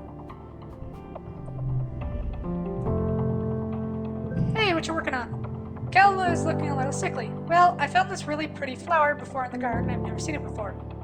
You take a look at it and soon begin to feel sick yourself. Wait, is this plant radioactive? What? It's radioactive, Cal says, backing up quickly. Good thing you know that, but what do we do? You're not sure, but if you study in the geoponics lab, you might be able to figure out how to neutralize the radiation. So I guess we're resting this month and then doing stuff next month. Where do we want to relax? Why don't we go relax over here? Relax in the lounge. You're relaxing after hours when Antecedent pops her head into the lounge. The kitchen, she announces in an artificially sweet voice, is looking for someone to help with part-time cooking duties. Someone young, someone responsible, someone organized. Someone, she stares pointedly at the teams in the room, who might have too much free time on their hands. She bustles over to you. You'll be perfect, Solana, she says, hugging you. Then loudly to one of the others in the room, she declares, I'm glad somebody around here is responsible enough to put in their share of the work. Everyone else ignores her, shifting awkwardly. No one wants to disappoint their auntie. Antecedent gestures towards the cafeteria doors. Tell you to come by next week so she can show you the ropes. Not forgetting either of those. And this takes us to Early Wet. I believe Mars's birthday is... Yep. Hey, Mars. Have a flower, I guess. Well, I've had better birthday gifts, Mars says, rubbing one of the petals, but this will look nice in my hair, thank you. Hey, Rex. Let's get a hug. Oh yeah, Rex exclaims, wrapping you in a strong bear hug. He even lifts you off the ground a little. It's a good hug that kind of makes you instantly feel more relaxed. Yours is at the end. We know when Nominomi's birthday is now. It's there. So we don't have to worry about giving them gifts. Nem, hey. Here, I got something for you. Have a red Xeno egg, I guess? Nem gives you a little smile. Thanks, Solana. This is Colin's favorite, too.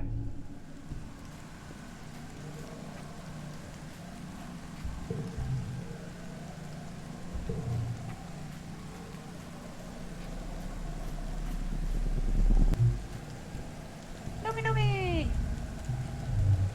Wanna play Laser Table? Sure. Let's give her this. I don't know what to do with this. Oh, she does. They do like it. Oh. They. Nomi gasps and takes the strange device, turning it over in their hands. For me, really? I can't wait to crack it open and see what it makes it tick. So, more friendship with Nomi. Is at 16. What do you got? Living is point... Dude, you're really harsh in my mellow. Maybe he likes strange devices too? This is... Oh, wait, I was gonna check to see if he was in the middle... Oh, well. This is eyes light up to see your gift. Whoa, he says, taking them from you with uncharacteristic delight. Is it... Where did you get this? It looks like some kind of alien artifact. It's gotta be. Okay, so those two like strange devices.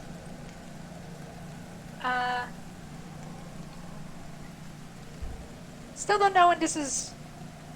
birthday is. We got him at 71 friendship. So that's doing good. Cal's birthday is later, but we have something to do in xenobiology this week. So let's go do that. Back in the lab, you all have the right equipment properly to examine the radioactive. Maybe you can find out a way to protect yourself from them so you don't need to drag out a radiation-proof virus suit with you every time you go to that part of the planet. Radiation poisoning isn't the killer it used to be on Earth. With medbeds, you can flush out deadly doses of radiation in a few hours. It could still make you really sick, though, and high enough doses could kill you before you're even able to reach a medbed. How confident are you that you know how to protect yourself? I think I'll be okay. You take a careless approach to protecting yourself from the radiation. It can't be so bad that you won't be able to get to the med. She doesn't get to work. Stress. About a few hours in, you start feeling dizzy. The dizziness quickly becomes nausea, and while you're puking your guts out in a bucket, you have to admit you're probably feeling the effect. Who could have predicted that? But keep going, it's fine. Oh, indestructible youth. What's little hair loss and diarrhea? It's just a plant, you better than a plant. This might be one of the dumbest things you've ever done. You'll be in the medbay wishing it killed you for at least a week, but you did complete your experiment. Discover that the radioactive part of the plant is confined to the carpel of the flower, its reproductive organs, and that the petals act as a radioactive shield to protect against the rest of the plant. Press the center of the flower, the petals close and block the radiation enough that a person can pass by without feeling sick. Neat. You should get to work on protecting yourself next time you encounter this plant in the wild. Okay. Do.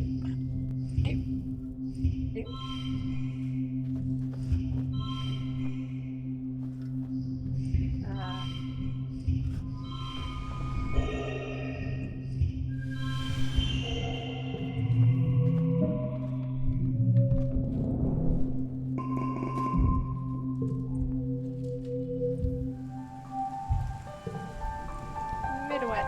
Hey, Cal. You had plans with Cal today, but when you arrived at the geoponics dome, it's worryingly dark inside. You fumble around in the reg emergency lighting until all the lights come back on with a heavy chunk of the breaker being flipped. You blink into the sun in blinding light until the figures of Cal and Chief Engineering Instance fall in your vision. Absolutely no more of that, young man, Instance scolds Cal as he cradles his hoverboard in his arms. The power grid is not your plaything. I understand, Auntie, Cal says. I'm sorry. Instance mutters to herself as she passes you. Honestly, all of this over a toy. Hey, dudette, Cal greets you. Sorry, I meant to greet you outside after work, but he looks down at his hoverboard. My board wouldn't start, and I figured it was maybe out of juice. But when I plugged in, it threw off all these sparks, and then the whole power grid was shut down. Cal shoulders shrugs. I was gonna ask Dr. Instant to take a look at it, but she told me she doesn't have time to fix a dumb toy. Need 25 engineering to fix that. So... Oh, we were close. I'm sorry, Cal, that sucks. Yeah, Cal sighs. It's just... Cal rubs his eyes. We've only got a few things left for when we were kids, you know? Everything else is broken or gone or dead. It's always kind of sad when a piece of old technology needs to be retired, but Cal seems to take this one harder than most. He hugs the hoverboard to his chest and excuses himself, not wanting to hear it about it. Oh, poor kid. Next run, maybe I should work towards getting 25 engineering.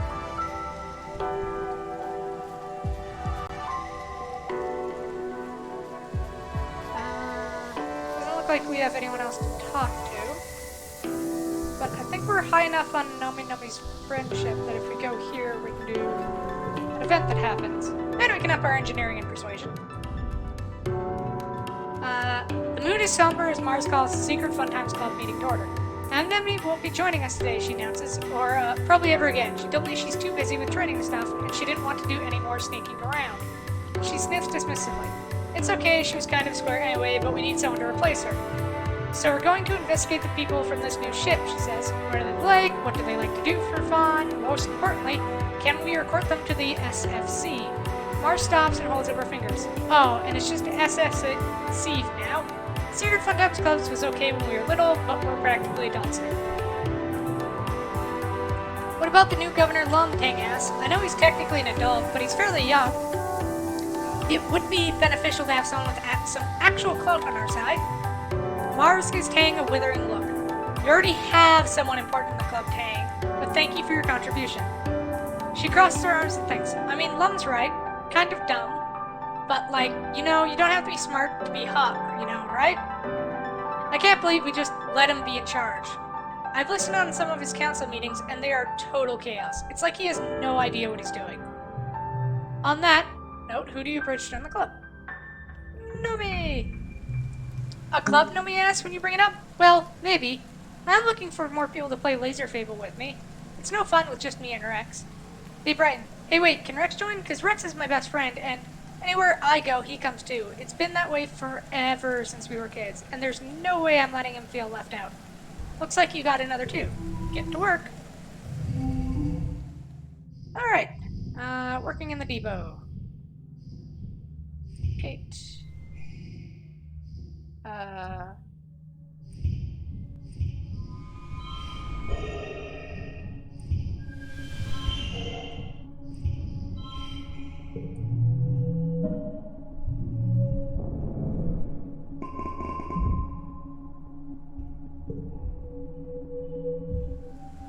Late what? Oh, hey, you want to talk, Mars? You approach Mars, who's deep in negotiations of some kind with Tangent. When Tang sees you over Mars' shoulder, she points and says your name. Thank you, forces of chance and chaos, Tang mutters, slipping away from Mars' attention turns to you. She's your problem now, Solana. Mars pretends not to hear her. Solana, she exclaims. You're looking hideous today, darling. Luckily, I'm doing makeovers and fashion advice. Free of charge. What's the catch? Mars smiles. No catch, she says smoothly. You just have to try on my new line of clothing and give me your honest opinion. Come with me, Mars says, directing you to her room. I've been working on these designs for weeks. They're fresh off the printer, and I'm dying to see how they look on a regular person like you. Mars' room is a riot of sparkling fabric. My first fashion line is all about dressing for the seasons of Autumna, Mars says, as she ushers you inside. Yellow and angular for dust, airy and pink for pollen, stuff like that. If you ever make it back to Earth, I want to be known as the visionary who brought Autumna home. It's a great idea. Mars shrugs. I know. Mars indicates a pile of outfits on her bed. Well, what are you waiting for? Chop chop. You try on outfit after outfit, letting Mars scrutinize your silhouette and bearing. She seems genuinely focused on how the clothing performs. Finally, you finish trying on all the outfits. I think the glow jumpsuit is the winner, but go ahead and put it back on, Mars instructs. Then we'll do your hair and makeup. You sit on her bed as Mars pulls out a box of cosmetics. A day look, she asks, or something bold for nighttime? Something flashy. Mars smiles at you with the perfect teeth. A woman after my own heart. Mars does your makeup efficiently, then pulls out a bottle of bright blue nail polish. One more thing, the look is complete. Mars paints your nails, humming tunelessly while she works. And voila! She says when she's done. This was fun. Mars smiles and caps the bottle of nail polish. And informative, I hope. Blue is definitely your color. Okay. And we need to go give Tang her birthday present. But since we can't give cake to everybody, it's just going to be some medicinal roots. Seems you remember my birthday, Tang says, taking the roots and turning them over in her hands. Her lips curl in distaste at the dirt that still cling to them. How thoughtful of you. I have much to do today, but I'll set these roots aside to analyze later. She turns to walk away, then remembers herself. Thank you, she adds, almost as an afterthought. Oh, and Tang wants to talk to Anne.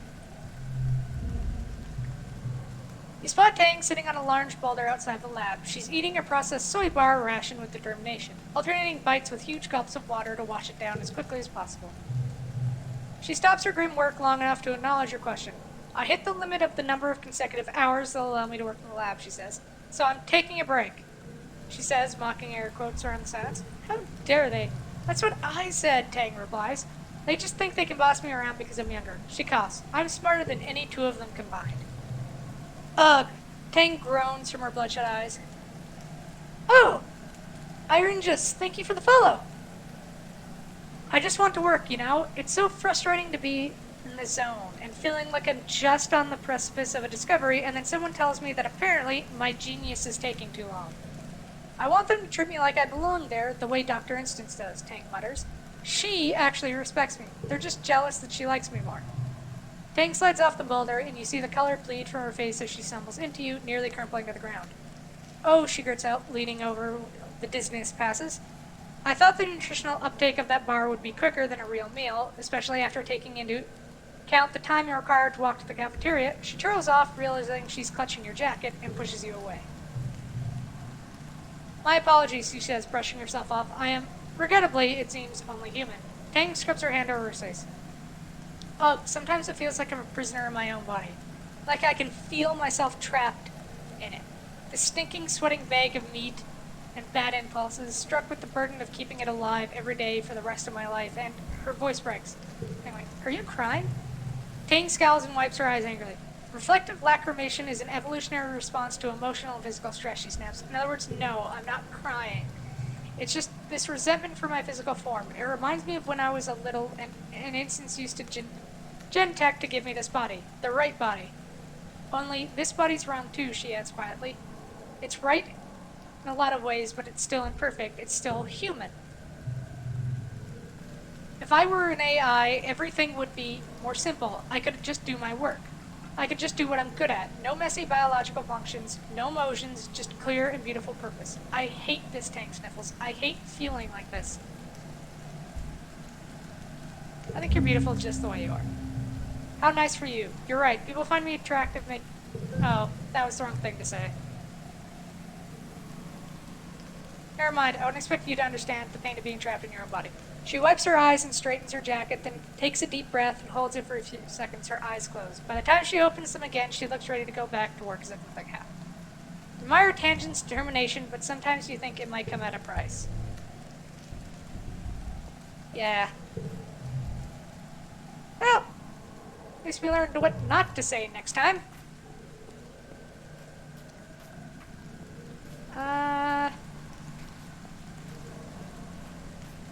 All in all, it seems like if we ever try to get into a romantic relationship with Tang, that's gonna be pretty harsh. Anything to do? Oh, hey, Dis. You head out to the colony hoping to find Dis, and you do, as well as Rhett and Utopia, who have teamed up to talk to Dis about something that has him scowling deeply. It was different before the attacks, you hear Utopia say, but you're older now, and when you're on an expedition, you can get into a lot more danger than when you were just a little kid going on a walkabout. When you're out there on my team, I'm counting on you to do as you're told and to be where you said you'd be. She gestures beseechingly. What I'm going to do if something happens to you out there, kid? What if you disappear one day and you're hurt and no one knows where to find you? What if... I'll be fine, Dis cuts her off. I can take care of myself, and if I can't, that's on me. That's not how it works here, Rhett says, his voice stern. You're not just putting yourself in danger out there, you're putting the whole colony in danger. I know you're a bit of a loner, son, but you have family here. All of us. We're all your family. You're going to send people out to find you, and what if they get into the same trouble you did, he continues. We're counting on you to follow directions out there to keep everyone safe, not just yourself. What if I don't want to be found, Dis explodes, waving arms. What if I want to be left the hell alone? Rhett and Utopia are stunned by Dis's outburst. Rhett opens his mouth to respond, but Dis talks over him. If I don't come back, just leave me out there, he spits. If this planet wants me dead, maybe I deserve it, huh? Don't you ever think about that? Maybe I deserve to die out there. Maybe we all do. With that, Dis stomps away. Rhett and Utopia look stunned. You follow Dis around the outer walls of the colony, to where he's angrily pulling things out of a drainpipe hiding hole he's long since outgrown. Stupid humans, he grumbles, stuffing what looks like a bedroll into a carrying bag. You never think of anything except... Oh, he continues, trailing off when he sees you. What do you want? You okay, bud? I'm great, Dis mutters. Just awesome, actually. Yeah, thanks for asking. You watch him pull things from his side hideaway and throw them into two piles. Screw this colony, he says. I didn't ask to be a part of it. I didn't need it. I don't need anyone. I'd be better off living in the woods like an animal. At least that's real. He reaches in and pulls out a busted-up-looking mechanical device, his old alien communicator he made using gear stolen from Command. Geez, he laughs. Guess I don't need this anymore.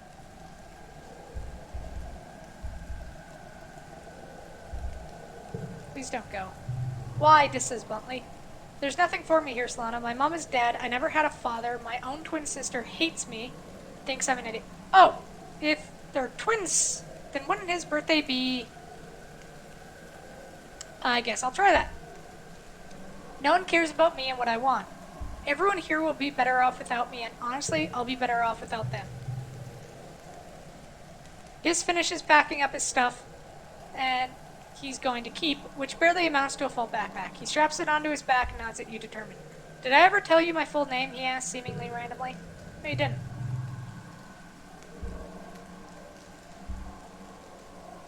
Dis smiles a little at that, just with the corner of his mouth, as he huffs self-deprecating laugh. Yeah, I probably wouldn't have. It sucks, honestly. It's dysthymia. What does it mean?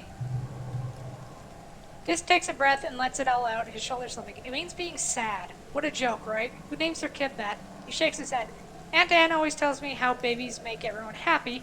Was Mom sad before she had me and Tang? Or did having us make her sad? A smile twists. Was it me? Was I the reason?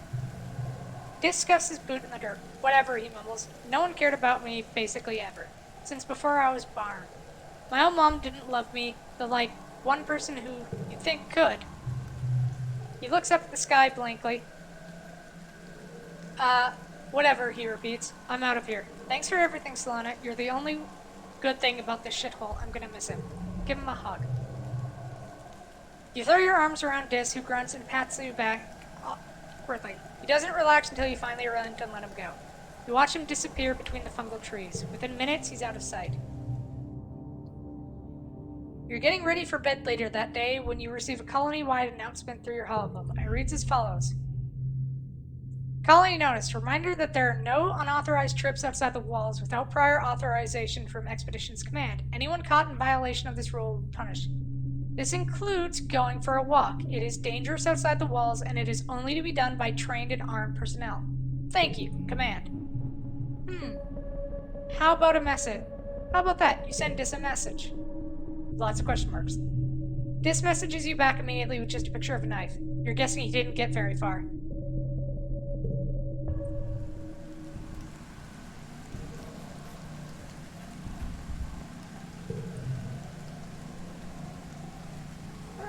Okay. So, apparently they're twins, so wouldn't that mean they have the same birthday? So... Oh, wait. Then is Tay... Have we given him a gift this month? I think we have.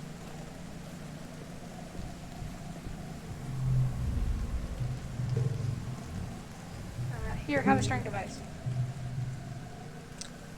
We finally learned Dis's birthday! He scrutinized the device for a bit, but then his shoulders slumped. Did you give this to me because it's my birthday, he asked. I actually hate it when people make a big deal out of my birthday. It's, look, maybe you should just go do something nice for Tang. She actually likes the attention. Well, even if he didn't, says he didn't like it, that's plus part of friendship with him, so... with that, I think that takes us to the end of this month. So, what should we... Why don't we go do biology? See if we can max out biology.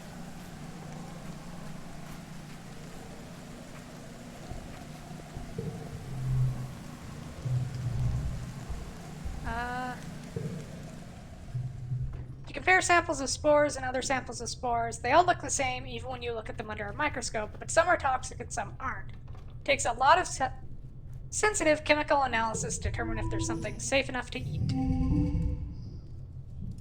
Card becomes blue.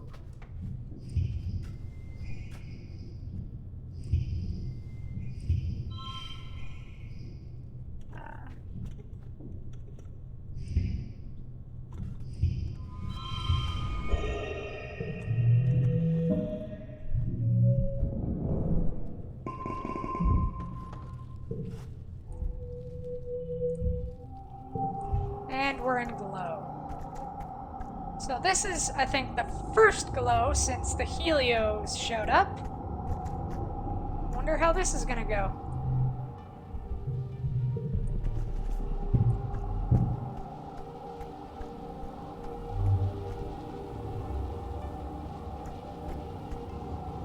Probably not well, is what I'm thinking.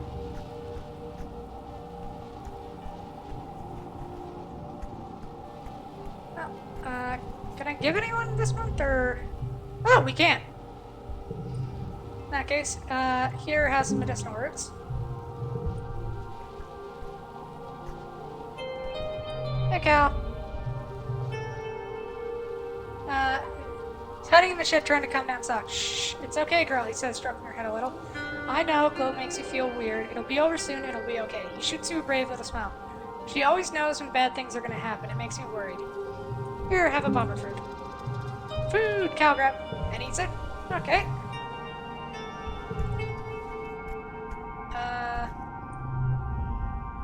Tang, here, have a flower. I hope you find it useful and you aren't mad at me anymore. Go find anemone. Here, I got something for you. Have this. Thanks, Lana. This was Calm's favorite food, too. Where does that put Nem? 89 out of 100. Alright,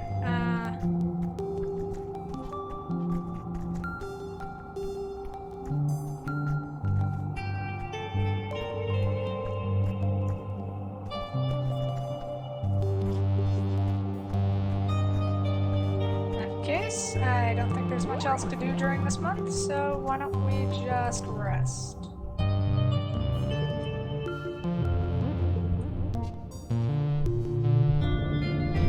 And we'll forget our memory of crawling. You're relaxing in your quarters when you hear the colony siren. The enemy is here. Your dad looks up from his novel. Huh, seems early this year. You should head to the shelter in the lounge. You've been drilling on new evacuation procedures for the past month. There's no need to be a hero now that there are so many new soldiers from chiiilll. Probably be best if you just follow instructions and head to the lounge with your dad. Let's go help out. You muster with the rest of the defense forces at the gate. Rhett and Lum are arguing about the tactics to employ. Lum keeps to rally the soldiers with a heartening speech about giving it everything they've got, all the drones, all the explosive, and Rhett keeps cutting in. We don't need to take any big risks. Rhett insists. It's a smaller attack, and we do have more than enough plasma rifles and turrets. We should save our other resources for when we do need them. Why do things halfway? Lum exclaims. We need to get in there and kick their asses before the goo they came from. We need to show people that we have everything under control. For morale, Rhett tries one more time to wrest control of the forces back from Lum, but Lum cuts him off. Fire the explosive rounds, he orders. Arm the charges. Shells scream through the permanent night, followed by explosions you feel vibrate up through your boots. The Helios are unfazed, but you and the other shadow guards exchange nervous looks. You hear yelling, then another boom as the secondary explosive detonate. The baying of bloodthirsty animals reaches your ears, then Lum holds his fingers to the hear speak. Great work! Just the stragglers incoming. Open the gates. Too bad. Wait, why would you open the gates? You have a wall. Just shoot them from the wall.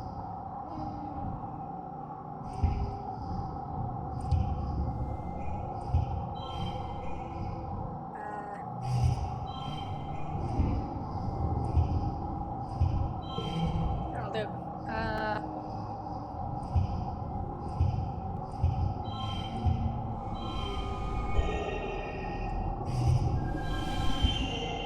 There we go.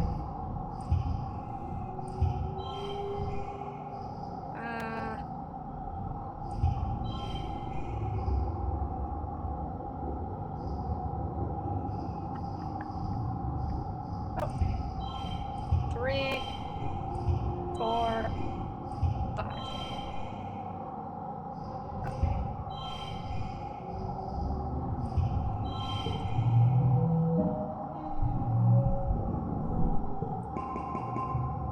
You face off against a lesser Xeno, some kind of thin, semi-aquatic thing, already half dead and limping doggedly through the gates. It's almost comically easy it is to stun and kill it.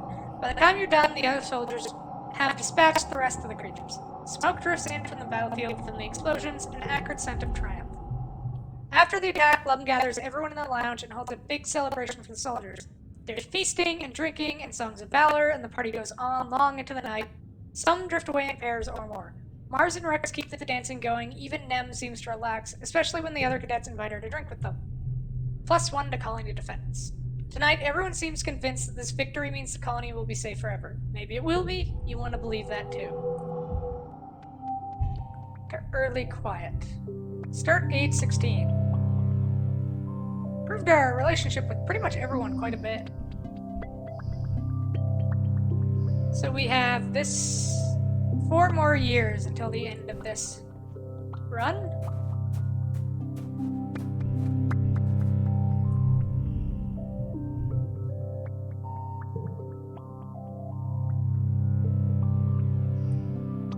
Alright, here I have a flower since I have a lot of them. Hope you find it useful. Yep. Go give Nem. Here, I got something for you. I have a red Xeno egg. You're a hero, Nem says, and I'm starving. I'm just gonna get this to the kitchen and cook this up right away. Cool. I don't care about you. Oh, there's Rex. Hey, Rex. You find Rex playing cards by himself in the lounge with an actual physical deck of cards. He looks up as you approach and visibly brightens when he sees you, sitting up straight with his dog-like ears. Well, hey, Solana, he exclaims. How's it hang? Do you want to play cards with me? Sure, what kind of game?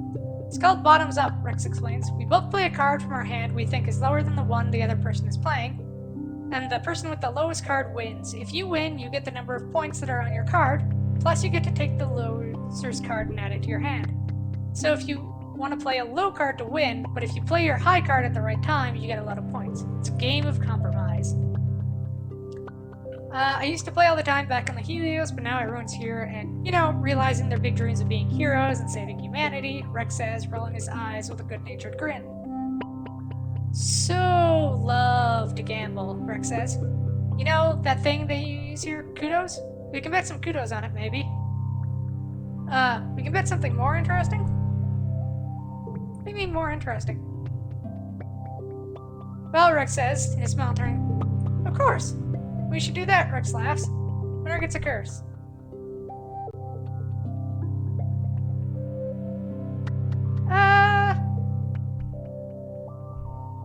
No thanks. That's fine, we don't have to. We'll bet kudos. Or if you'll come. Maybe on a future run we'll go with him.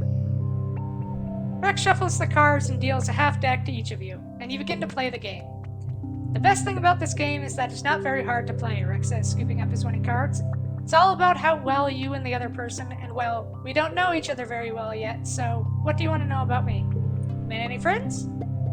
Of course, yeah, he looks happy. All the adults are so much nicer than the ones I grew up with, like they care so much about how and why they do stuff. I love being around them. And the other teen's like, whoa, you guys are all so cool. And Monet and Tang are so passionate, Cal's a solid sweetheart, and Mars is like galactic level hottie, wow. He trails off, lost in thought. Oh, and the disc guy seems interesting too. What do you like to do for fun? Talk to people mostly, Rex says, and puts down a low card to win the hand. I like to see what everyone's doing and help them with their stuff if I can. I really like being around other people. I like doing whatever they're doing. Oh, and cuddling, of course. I love cuddling. And running and chasing stuff. He rubs the soft inner part of his ears and smiles sheepishly. What's your plans for the future?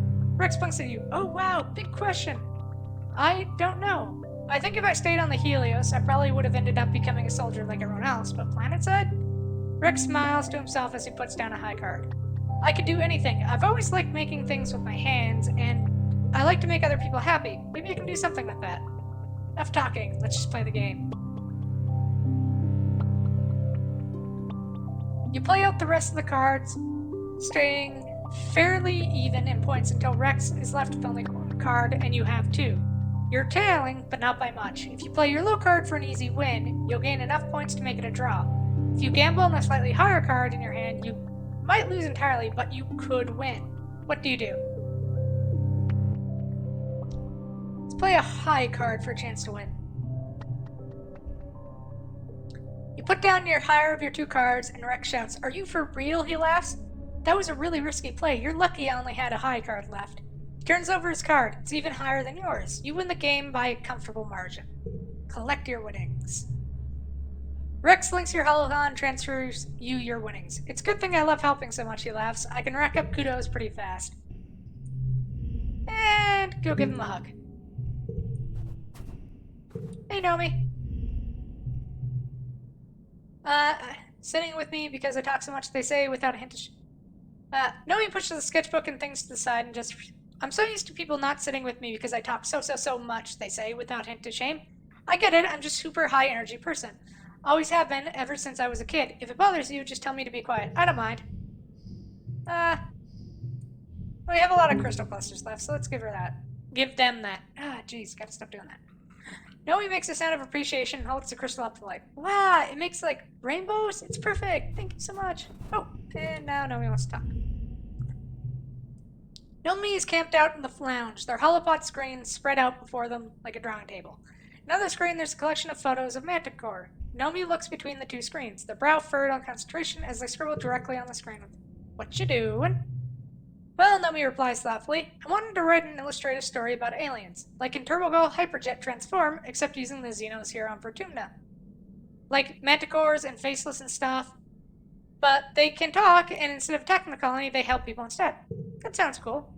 Thanks, Nomi chirps, scribbling happy at the drawing. I got the idea from the second TurboGirl Hyperjet OVA. You know, the one where the Medusa demons show up and the aliens and the Turbo Girls have to band together to defeat their common enemy? Remember that part? Nomi looks up at you at the start. Oh, they exclaim, that reminds me. So, I'm trying to brush up on my Xeno anatomy, but I'm totally fine with writing, but they blow out a big breath, ruffling their bangs. I kinda haven't been here long enough to make sure it feels right, you know? To make it go pop, and I want to make sure I'm being, you know, sensitive about stuff I don't know a lot about. So I was wondering, could you help me with some of the world building? Well, I can try. You spend an enjoyable afternoon helping Nomi with their story. When you're done, they give you a big hug and thank you profusely for your help.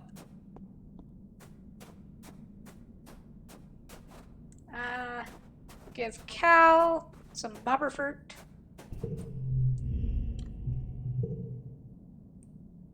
I don't get it, Cal says, leaning on the fence, looking out towards where you can see the soldiers milling around the garrison. Killing that alien when I was a kid was the most horrible thing I've ever done, and those assholes treat it like it's no big deal. They want to do it. He clenches his fists. They're murderers, but no one cares.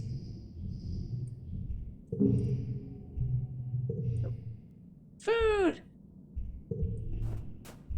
Yeah, Cal's got some pretty extreme views on nonviolence, which I think is perfectly alright. You don't want to hurt anybody, that's up to you. Hey, Dis. Here. Oh, oops. Gave him the wrong thing. 78 out of 80. I already gave Nem her thing, didn't I? You spot Nem talking to Vance. He smiles warmly, claps her on the shoulder, and she goes red, stammering out a goodbye as he walks away. Oh, hey, Solana, she says as you approach.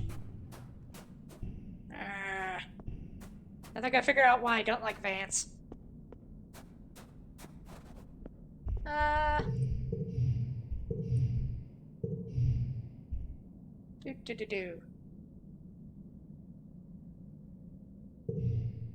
Well, why don't we go do some biology? We're pretty much maxed out on most of our important abilities. We could pick up combat, but Denver. Why don't we go do combat this month? It ups our relationship with Nem anyway. Couldn't hurt to increase it.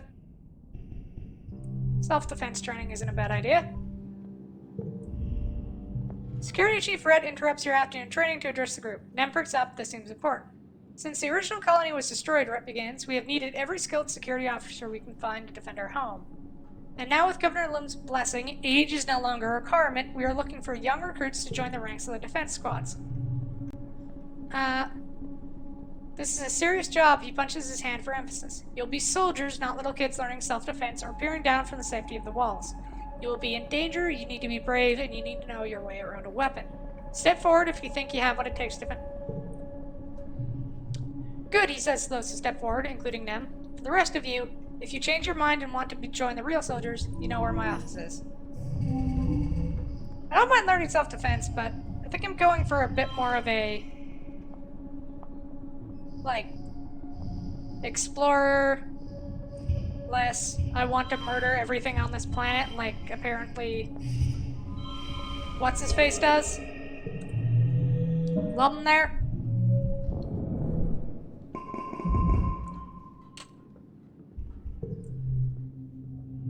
The sun rises again after glow, heading a new year. It's your 16th birthday. You wake up in your new quarters, blinking into the watery sunlight. Dust motes float through the air, and you take a moment to enjoy the perfection of your bed while you listen to the sounds of the colony waking up outside. So much has happened in 1 year, just a few short months ago. You thought your life was over, now it's better than ever. There's plenty of food and the colony is safe. You even have your own bedroom. You're considering snoozing until your dad wakes up, when your reverie is interrupted by someone banging on the door. It's Nem. She bounces into your room and wraps you in the biggest, rib-crackingest hug possible, lifting you off the ground. Happy birthday, friendo, she exclaims. Am I the first? I ran all the way here so I could be the first.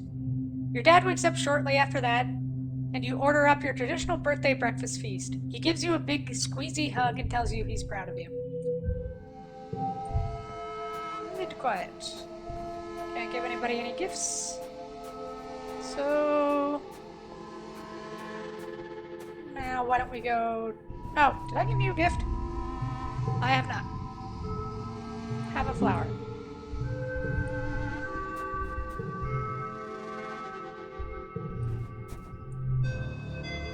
Suppose we work in the depot.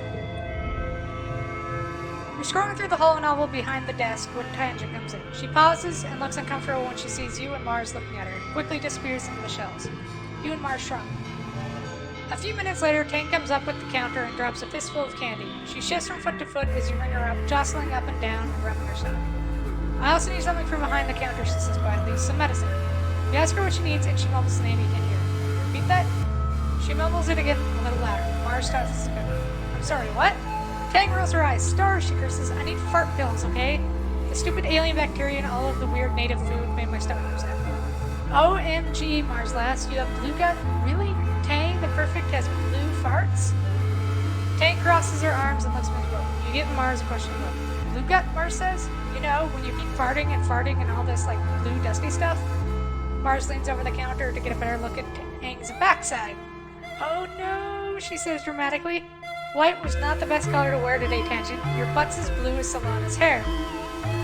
Mars cackles as Tang anxiously cranes her neck to look at her rear. Liar, Tang mumbles, not meeting your eye. Just give me the pills, please. I don't want to talk about my stupid body. Don't say a word. You jab Mars in the ribs before she can make any more jokes and bring up Tang's request without another mention. You hand over the bag and Tang shoots you a grateful smile before leaving the depot, looking a little more relieved than when she came in. Good dog.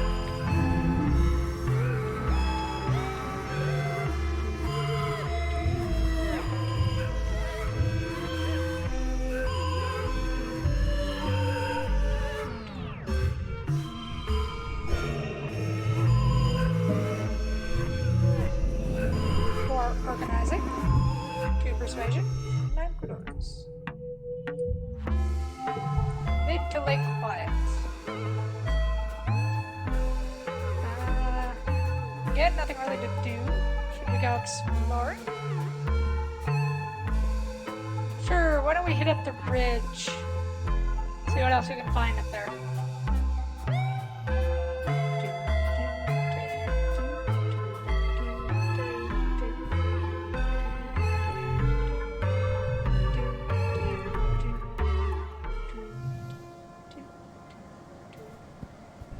Hey Dis, what's up? You're about to set off on your gliders when Dis stops you. Actually, he says, looking around, I want to show you a place I found when I was scouting. You look up from your holo map. It's not on any map yet, he says. It's special. I want to show you because I think you're the only person in the colony who will understand what it means. You and Dis set off, hoping for a few hours before the trackers in your holopalms ping Utopia that you're not where you said you'd be. After a short trek off map, Dis takes you to a round door set in the side of a cliff. The door is glossy black and made of something that's part bone and part stone, like the rest of the convergent domain architecture you've seen. Unlike the ruins, the space looks, well, not new, but definitely well maintained. Diff touches his fingers to the center of the door and it opens, and it dilates like an iris, previously unseen seams folding in on themselves, the noise like rocks grinding together. Inside is a lumpy, smooth tunnel that reminds you unpleasantly of intestines. It looks like you could barely fit in there on hands and knees. An unexpectedly cool wind ruffles your ear. Dive on in there. Make it bravery. You both crawl and inch your way through the tunnel where the cave opens up. About 10 or 15 meters in, you find a key. You stand in a cave that looks part organic and part intentional. A curious mixture of almost organic-looking stone growths, crystals, and glowing mushrooms in a variety of iridescent oil-slick colors, some of which look like they could be controls for an ancient bioweapon. You view deeper into the cave is obscured by layer-cake stalagmite pillars. Everything is dark but for the eerie glow. You're using your hollow palms as flashlights, but it's air-conditioned, cool, fresh air blowing in from the vents in the floor. I haven't figured out what this place is for yet, Dis says, touching a mushroom with his fingertips. It puffs out a cloud of glowing spores and he sneezes. You spread out to see if you can decipher this place. Like, what the heck is that writing on the wall? There's a huge faceted crystal-plated embedded in the wall engraved with deep glyphs. Convergent domain writing, you guess. And some kind of map?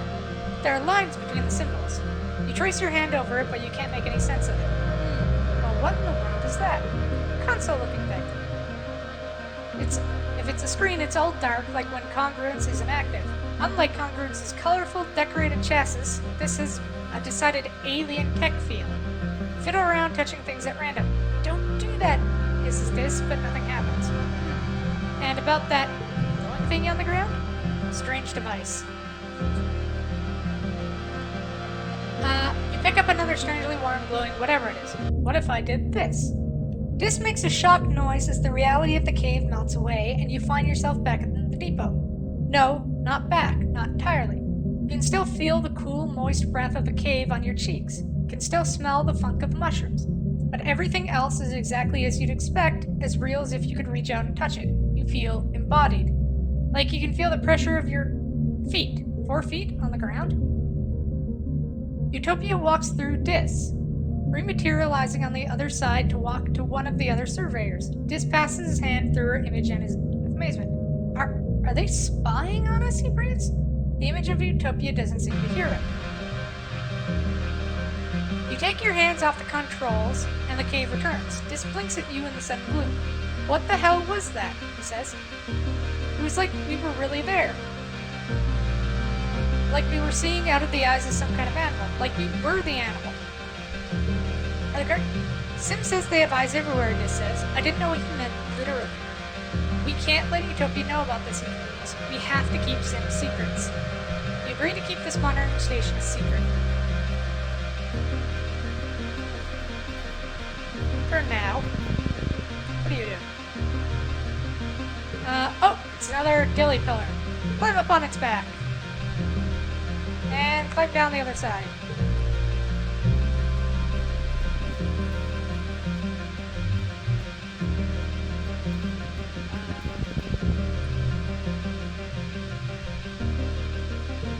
Investigate it. This is that weird illusion thing.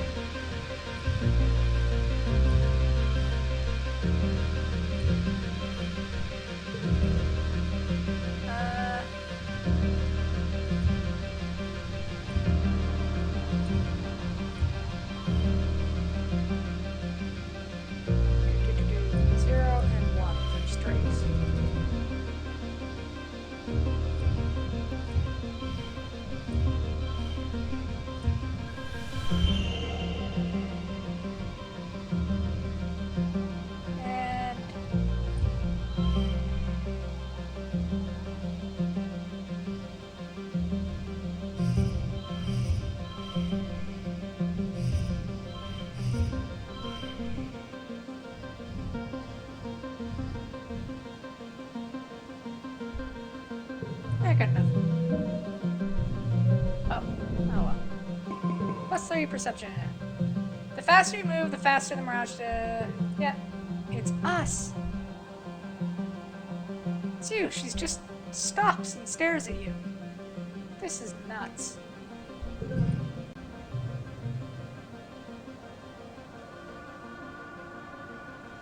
You just stare at the figure. That person who looks at... When you both slowly, carefully approach... together.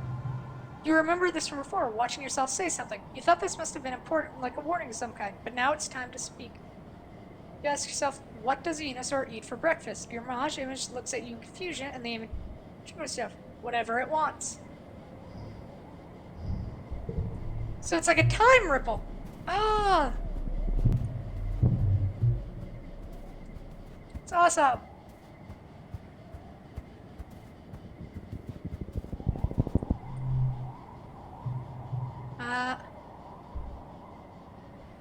You're walking along a ridgeline when your foot knocks some rocks down on the slope. You anticipate the familiar clatter as they plunge down the chasm, but realize it's silent, just the wind. You peer down the slope, nothing's falling. Wait, the rocks you dislodged with your foot are just floating.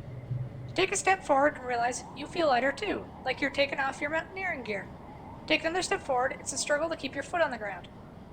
With one more step forward, you realize it's possible to take both feet off the ground. You're floating. You nudge your foot and let the momentum float you forward a few feet, feeling more untethered by gravity the farther forward you go. The ridgeline is narrow with steep downward drop on either side. There's no way around this strange anti-gravity field, and if you fall out of it, you might plummet into the chasm. Onward! Card becomes yellow. There we go. Got a yellow got a little yellow going. Need something that increases that if we're gonna play it, so...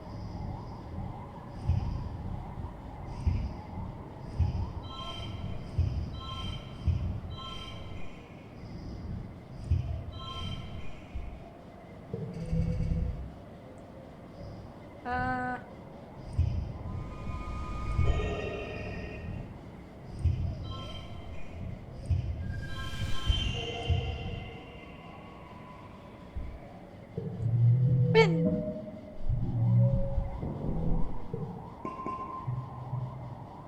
You float forward, allowing yourself to rise higher and higher until you're able to swim and tumble through the air with ease. Wow. Ooh, wow! You're totally weightless. You float over a shiny, lumpy rock, jutting up from the spine of the ridge. As you coast over it, you feel gravity gently begin to embrace you again, pulling you back down. Your feet touch the ground again on the other side, and your legs immediately give out. What a rush. You mark the location on your map for the other surveyors.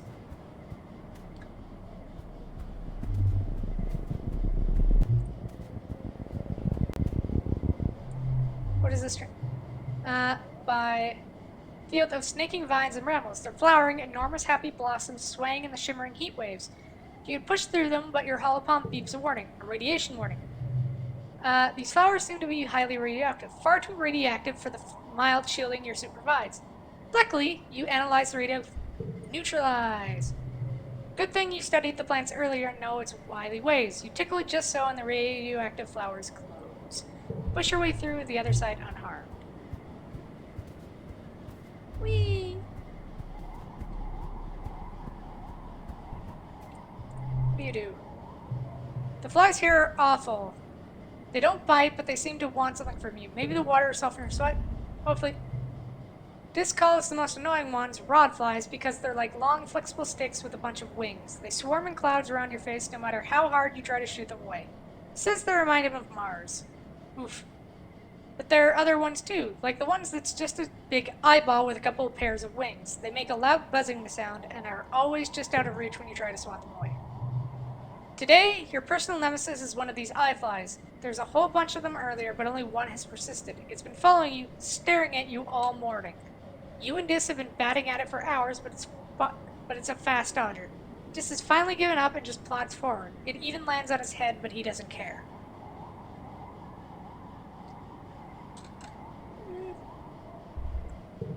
Sure being zen. Using Dis's strength, you find a sense of peace deep down and just block out the incessant buzzing. Hey, Utopia. Utopia sent a team of geologists to get a closer look at this region's weird terrain. You might come across them working, and Utopia beckons you over. Solana, she says, drawing everyone's attention to you. Solana, come here, everyone. Solana's been working in this area for a while, and I'm sure she's got plenty of information on what's out there. The geologists politely turn towards you and listen. Here's what they've got so far, Utopia says, speaking directly to you. Judging from how the layers of sedimentation are broken up, this place used to be pretty flat for... There must have been a ton of earthquake activity, ripping up the land and bringing up these huge ridges. We can date the quakes around the time a lot of these ruins were created, she adds, and we're looking, but we haven't found anything that built after them, like what it was for the old convergent domain. These broken up layers are the same across the planet. Something sure happened about 20,000 years ago. Share your findings on these civilian layer. You explain that below the sands there's a thick layer of dark silica crystal obsidian stuff the convergent domain used. Utopia nods. Right, you can see it in the striations, yeah? It's one of the major landmarks in the geological timeline. Obsidian and earthquake are both associated with volcanoes, but there are no volcanoes here. Not even a fault line, Utopia says, wiping her forehead. It's just not natural. Help her work. You set up a drone hive to measure the sediment layers along the cliffside and learn a few things about the rocks. So you get a bit more reasoning.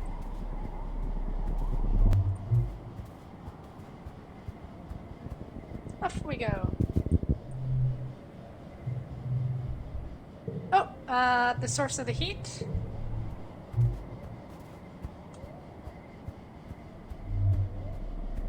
Grab that.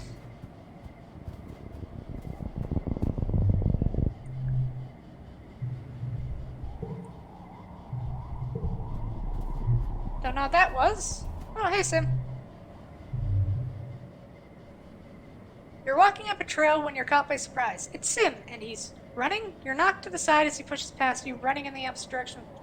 You shout and chase after him, but after a few seconds, it becomes clear you don't have a hope of finding Sim when he doesn't want to be found. You turn and continue along the path, and around the next bend you spot a familiar face. Utopia. She's collecting rock samples with a pickaxe, like an old-timey prospector. Who the hell was that? She demands. That's just my friend. One of your school friends, Utopia says, wiping the back of her hands. You kids sure sprout fast, or does Dis have an older brother I don't know about? She hikes her pickaxe off her shoulder. Whatever, just watch where you're running, okay? The gravel's loose around here. You agree, happy to be out of this conversation without any trouble, and continue on along the path before Utopia asks any more questions. You walk for a couple minutes before you see Sim again. He seems to be in good humor despite the close call. Oh, he says, leaning against a tree, it is tiresome to be so secretive. He wipes his eyes, brimming with mirth. It's such a pleasure to be around you and Dis and not to have to hide myself. He sobers quickly. I do appreciate your discretion, he says. It's not the right time for the gardeners to be formally introduced. Do so early would cause a great degree of chaos. Yes, even the female surveyor, he continues. I do like her, but I have learned from my limited experience with your kind that the adults of your species do not react well to surprises. It is good you're here, though, Sim continues. As I do need your help with something. Data. Sim holds up his hands. Please do not be alarmed, he says placatingly. I do not mean sensitive information, such as personnel and defenses. I mean only the contents of your digital cultural archive. Like holobits? Sim smiles. Yes, exactly. Your holographic recordings of movies, music, books, cultural artifacts only. I promise. Why? Well, Sim says, isn't it obvious? I wish to know more about your kind. I wish to learn how to... He struggles for the right phrasing. I wish to learn how to act in such a way that is not so discomfiting to humans. I'll do it. Sim's gentle smile grows warmer. Truly, he asks, clasping his hands. Oh, I thought it would take a great deal more convincing. You are surprising. It's such a pleasure. You tell Sim that you can likely find the mem drive in engineering and fill in with the data he wants. But you have a few questions. That's fair, Sim says. It must be frustrating to feel as though the truth is being withheld from you. Ignorance is not a yoke of your kind bears easily. Please trust me when I say that my inability to answer your questions is born of circumstances beyond my control and not a lack of desire on my part, he continues. I have full faith that you will know everything soon enough. Grab that flower and see what this event is. You come across a particularly flat area, a large field of obsidian. Like the entire ground here is polished opal. Oh, ski down through it. It's this area again.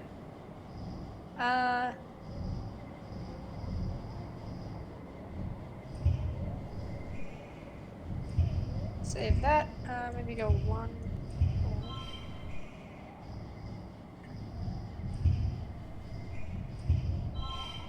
There we go, that works.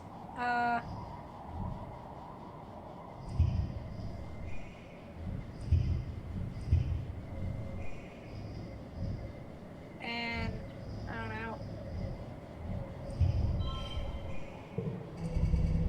Oh boy.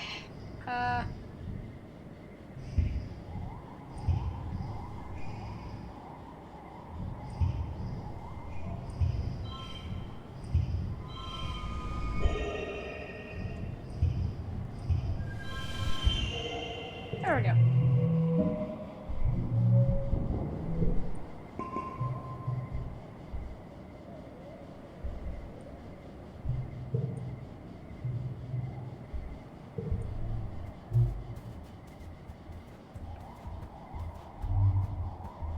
Alright, let's go see what else. There's usually a thing over here. Let's go check it out. Strange device. Flower.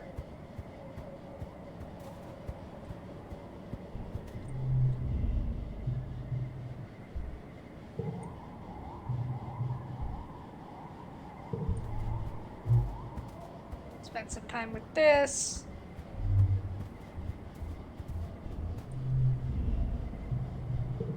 Check out the crash and engineering thing.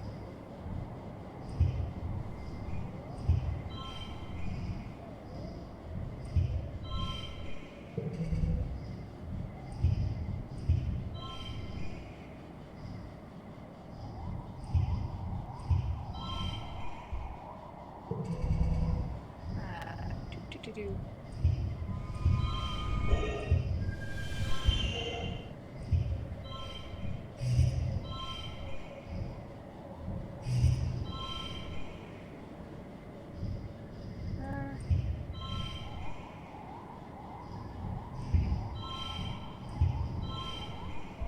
There we go.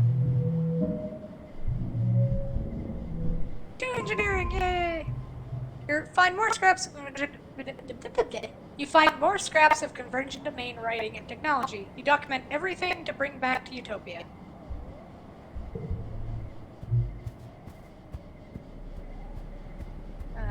Grab whatever that thing is. Now there's vents over here we can go check out. Just to one of the large crystal outcroppings. Up close, you can't help but sense that they're alive somehow. They're angular and hard to touch, but they have a sort of a sponginess and warmth to them, so disconcerting. They emit a humming noise. This pokes one of the finger. Weird, almost like they're breathing. Let's study these crystals.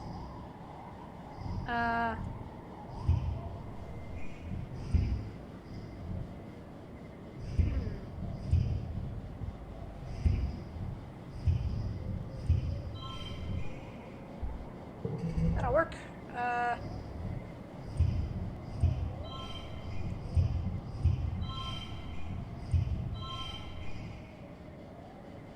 And just throw that in there to round out the reds.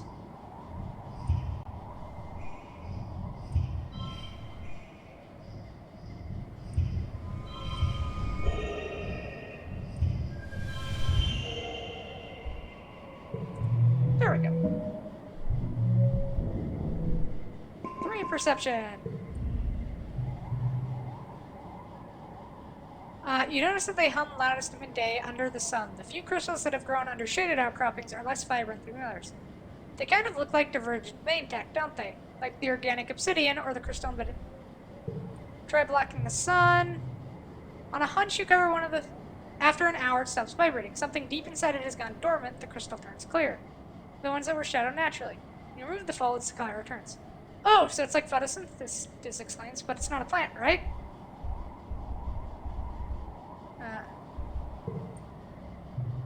You take some more readings and measure the distance between crystal clusters and the number. Hopefully all these numbers will be useful to Utopia. Don't really want to try uprooting or breaking them, especially if they're alive. Since everything on this planet seems to be... like, even the plants, like, seem to be able to feel and act like animals. Oh, there's squids again. Oh, so I can't let it become red.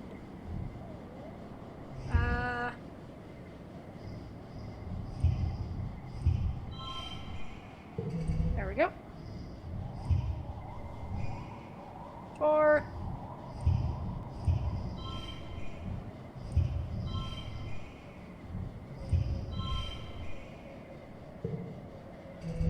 Okay. +2 during challenges. That into red.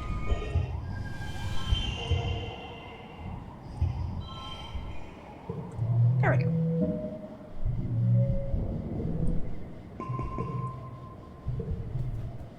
So more air squibs. Kind of wonder what... So they're like flying little squids that hunt people? Hunt things? Sounds fun. You and Dis are poking the ruined buildings here. A jet black stone cube now reduced to rubble and overgrown with large snaking roots and clusters of bright crystals. Hello, curious little human, Sim says cheerfully, popping up from behind it. How's the archaeology going? Are you having fun digging up the secrets of the planet? You and Dis exchange a cautious look at Sim's tone, but Sim just laughs. I convinced the others to allow me to nudge you towards the truth, he says, sitting primly on an outcropping of obsidian rock that matches his long, oil-slick hair. It's not a trick. Dis fidgets beside you, his face unreadable. Well, Sim says, do you have any more questions for me? Why aren't there more ruins? Well, it's been a while, Sim says. 20,000 years is a long time to clean up a mess. We've worked quite hard.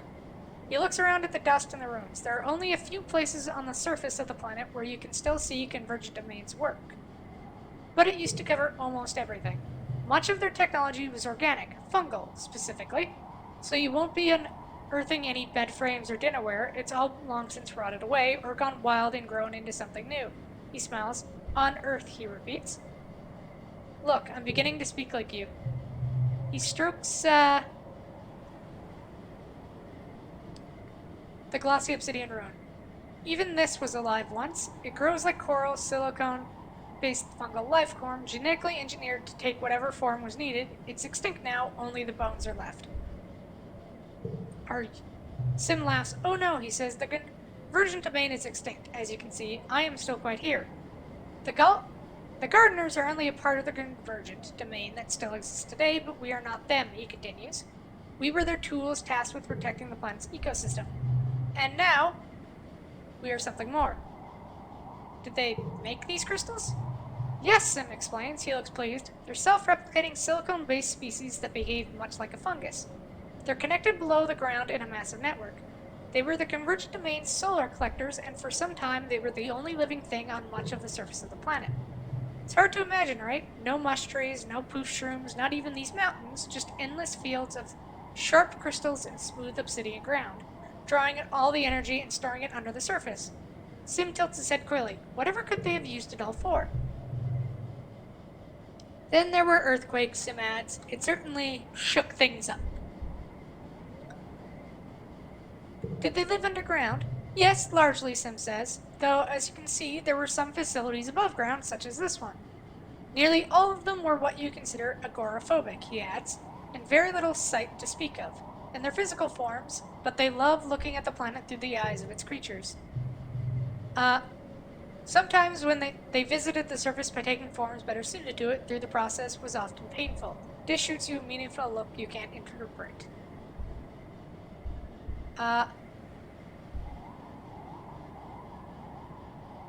Did you kill? Well, Sim smiles, his knowing smile. His eyes light in secret. I think that's enough questions for today. He stands up and dusts himself off. Who can say what happened to them exactly? The earthquake was formed. These ridges shook the planet around that time, but perhaps it was their own greed turned on them.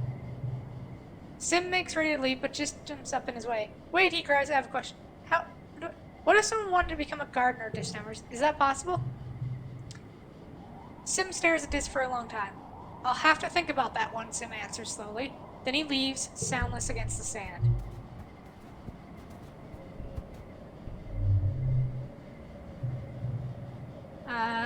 Beautiful little locust. Let's befriend the locust again.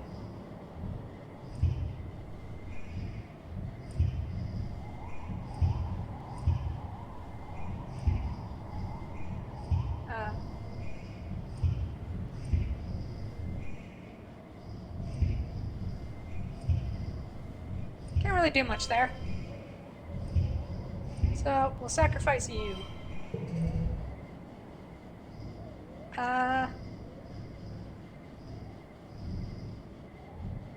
Nomi's enthusiasm.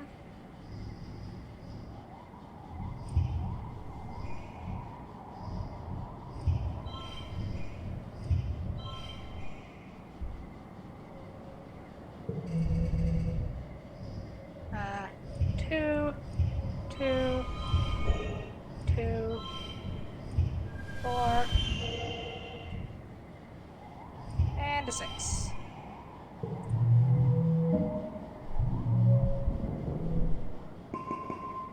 Yeah, this is the first playthrough, on stream. I have done a bit off stream to just prep and go through the game. So I have seen a bit of the game, though the way I played through it was different than when I played on stream, because obviously, wanted to see new things. But some of the stuff still hits really hard. Oh, boss of the area? See what you have to say. Utopia has given you clearance to poke around the ruins in the Secret Valley. Oh, thank you for the follow as well. I totally missed that. Oh wait, no, that's me. Sorry. Stars, this place is neat. Dis thinks so too. At least we don't have to climb back down again, he mutters, but you can tell he's excited. The buildings are arranged in a spiral formation around a central point. They're made of oil-slick obsidian, something that looks like petrified bone, and have parts missing where some other organic materials has long since rotted away. It's all overgrown with vines and buried in shifting sands. You follow the spokes of the streets until you approach the center of the valley. There's a pyramid-shaped building that sits surrounded by thrumpers and a variety of other smaller buildings. Let's check out that pyramid. You walk around the massive pyramid, but you don't see any entrance to it. It's sealed tight. It vibrates with significance and looms hugely in your dream memories. You feel faint just being close to it, but Dis doesn't seem to feel anything. When he insists you give up and investigate something else, you don't complain. Take a look at the thrumpers. The 4 thrumpers are in careful alignment, forming a square with wide patterns between them and the pyramid in the center. One is almost totally reduced to normal. None are still active. Investigate the other buildings. Smaller, more deteriorated pyramids dot around the valley, purposes unknown. There are also dozens of little obelisks, a couple meters wide with a circular design on one side. You approached a random one of these on the edge of the valley. Looks like the door in Dis's monitoring station. You know what you have to do, you get right up to the circle and touch it, and the iris door slides open. Now you're looking through a large round door into a small, featureless room. Quite small, quite featureless, totally dark, very creepy. But you can hear a faint hum. It's still powered? Let's go check this out.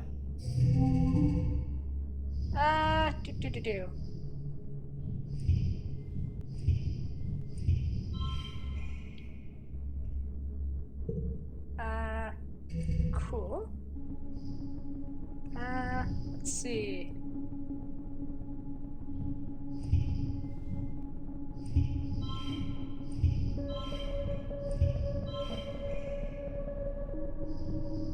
I drop that, put that there, so we get a little continuing thing going. Sim's Curiosity. Value is wild. So we could use that to make a... Oh, that drops that, so no. Not that. Nope. Leave it there. Oh! Let's see. How can we do this?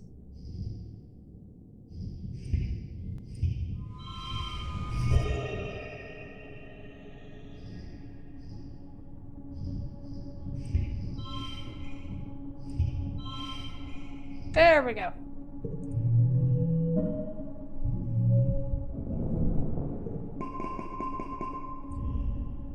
You walk in, Dis close behind, and suddenly the iris closes, the floor lurches, and you're moving downward. An elevator. The elevator squeals and grinds away like it hasn't been used in literally thousands of years. It doesn't go far, then grinds to a halt, and the iris opens to reveal a large room with obsidian walls. Like all convergent domain spaces, it's more cave than room, with stalactites everywhere and giant lumpy mounds of fungus. You wonder if the obsidian stuff they built with melts over time, running and dripping in extreme slow motion.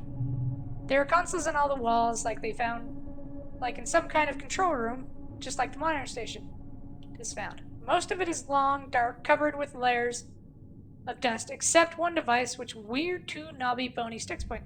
Grab them! You're starting to get the hang of these convergent domain interfaces. You just take hold of these 2 stick thingies and you cease to be yourself. You're like a visual, audio, and weirdly tactile representation of something vast. You have a feeling of being in a large and complex space. No, like you are the space. A digital space, a 3D representation of the HoloNet, and you can see files and processes and the whole worlds of data, but in alien formats that speaks to you more in sensation than logic. You let go of the sticks, and the console room comes back. You grab them again, and understanding fills your head. It feels not at all that different from your bouts of deja vu, remembering. Like of memories being inserted into your mind, and you suddenly just know how to use this interface. You just think where you want to go, and what you want to know, and away you go. The word array comes to mind, a network of computers hosting millions of data nodes. Information on every part of the planet, from weather to soil conditions to individual creatures. Not just computers, but entities that feel intelligent and also digital. Artificial consciousnesses, like your ship's AI, congruence. They're processing all the data and triggering subroutines to make minute changes on the planet's surface. Then a booming voice enters your brain and obliterates all else, speaking more in abstract thought than words, but loud. What are you doing in Wormhole Observation Array Console 5, you nosy little creature? There's an explosion in your head and you're thrown backwards and out of the array. There must have also been an explosion in your hands, which are now singed. The console is blown out and dead. +7 stress. You're shaken. Something didn't like you poking around in there. Whatever the array is, whatever lives in it, has been watching you. Probably ever since you landed. You have a feeling Sim has something to do with this. He's either in league with the array or he's part of it. But knowing Sim, he won't tell you anything until he's ready to. You tell this about the array and he says something. And the voice saying Wormhole Observatory. He looks around impressed. The convergent domain was sure up to some shit, he says. And now you know how the array and how to access it. This could come in very useful if it turns out to be a danger to your colony. You decide to call it a day, and your arms feel tingly and weak from getting electrocuted, and your heart is still thinking, but you'll be back. Well, there's nothing else to do this month, so let's head on home.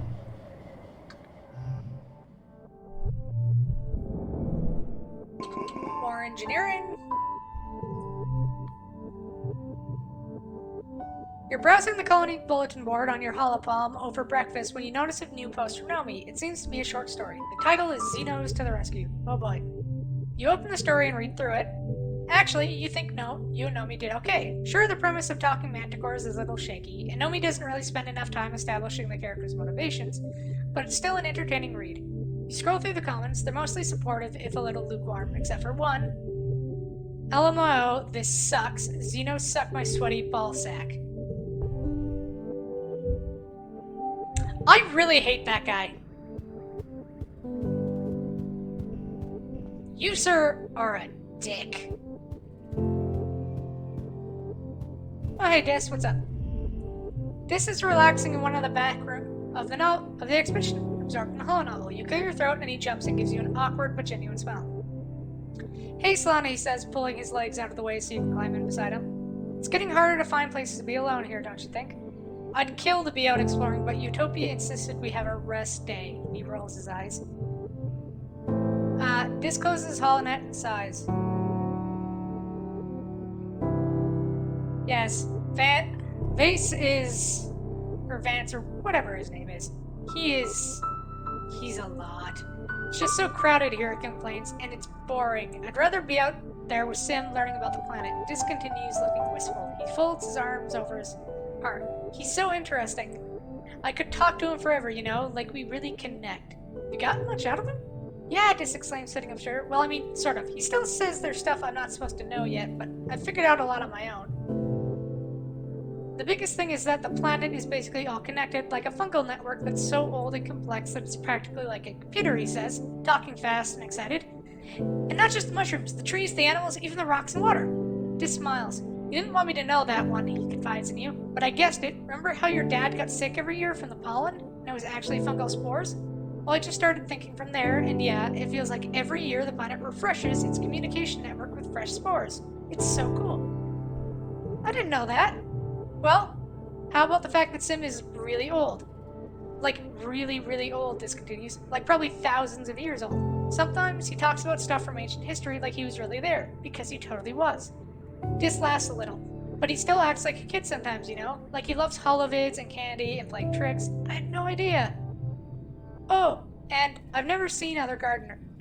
And I've seen other gardeners, Dis says quietly. They don't like Sim at all. They look like, well, they look scary. Whoa, no way. And one more, Dis says, his face going prink. Prink. The gardeners don't have clothes. Sim was naked when I met him. I had to bring him clothes from the colony. Are you blushing? No, Dis stammers, his face going, it was just really embarrassing, okay? He was naked. I didn't know where to look. What about you? What has he told you? Well... Sim's hair seems alive. Dis rolls his eyes. Well, duh, anyone who sees him knows that, he says. It, like, moves, right? I thought I was imagining it, but it kind of looks like a plant's move to face the sunlight. That's all I know. I wish we could tell people about Sim. I feel like if people knew him like we do, they'd realize that what we're doing here is wrong. But I'm scared that if we Sim will never talk. We can't tell any. I know, Disper mumbles, sighing as he thumbs his head. I just want to mess up whatever plan they have. I just want to help, though, you know? I know. Dis nods and turns away, done with this conversation. I don't really trust the gardeners, but I trust Sim for now. Oh, right, I have to give out gifts.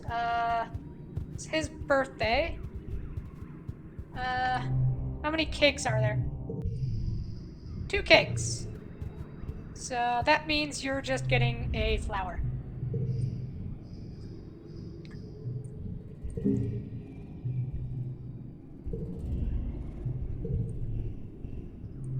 And a hug. Sorry, Rex, but I don't have enough cakes for everyone I want to give cakes to. Mars? Yeah, hi, Mars. Oh, oh, there's no realize that you can hold all museum guided tours on this thing. So you can actually feel like you're walking around in the Louvre or the Guggenheim. Totes cool, right? Here, have a flower. For Nomi Nomi, your birthday is when again? Mid-dust. So we can save for now. So we'll just give you gifts. I have a present for you! What do we have the most of? Strange devices. So here we go. Nomi gasps and takes the strange device, turning it over in their hands. For me? Really? I can't wait to crack it open and find out what makes it tick. For Cal, you get food. Here's some food.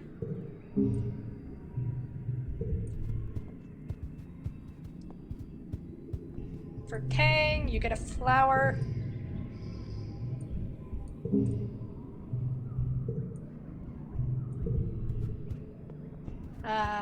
Oh, we need to stop by engineering to download stuff for Sim. Sim asks you for data on human culture, television shows, music books, things like that. You have unlimited access to Congruence media archives through your holobomb. But for Sim, it will be a little more complicated. You'll need to find a physical storage unit with enough memory. Steal one. The robot workshop would be a good place to look. You sneak in, nobody around, good. Rummage around until you find what looks like a portable hollow unit in a drawer. Then find a port on the wall to plug it into. An interface pops up with the option to copy data onto a tiny drive. Perfect. Start by carefully copying your favorite vids and games, then realize there is a shit ton more room on this tiny device. You sweep in several thousand more vids, as well as the entire contents of the school's Learningpedia. As you slip the unit in your pockets, the Congruence console above you suddenly flickers and lights up. Congruence seems to muse. She doesn't sound an alarm, although you shouldn't be in here, but asks you in a neutral voice, "What are you doing here, Solana?" I just came to see you. Congruence allows her expression to show doubt, though she seems flattered. You chat for a bit, and then she tells you to get out before you get in trouble. She seems to be lonely. Can an artificial intelligence get lonely? It seems it's something you've never really thought about. You guess she must miss Professor Hal quite a bit. Oh yeah, poor Professor Hal. Poor guy. Alright, what's out here? We given in... I don't think we've given in Nemmer stuff. Here, have a red Xeno egg. I don't think Anemone stuff is gonna trigger until next year. But we've got her at, like, 94? I hate you so much. I think we've given it to literally everyone we've given it. Given stuff to everyone we can. So for this month, why don't we... Your dad starts awkwardly. So here's a weird question. Someone told you about the birds and the bees, right? At your blank look, he goes pink across the bridge of his nose. You know, he makes complicated gestures of pollination, how little tomato heads are made. Appalled, you quickly nod. He lets out a sigh of relief. Oh, good. I wasn't looking forward to that one. I love Dad in this. He's awesome.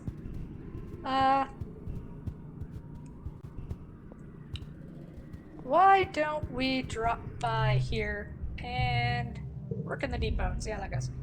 You pass the conversation yard on your way to Depot. Rex waves you over. Hey, come take a look at this, he says, leading you over to where a portion of the heliosphere is being married to the old living quarters with the scaffolding and bushwood. Isn't this wild? It's like two ships are literally becoming one. Throws an arm around your shoulder. It's like a metaphor, get it? The colony and us from the Helio learning how to work together. How we build our environment affects how we live, right? You should come by and help me, he continues. It's really fun, you get to build things, and the construction crew is really nice, and you get to hang out with me. Wait, why don't we start right now? He hands you a plasma cutter, a gun-shaped tool that emits a thin beam of superheated plasma.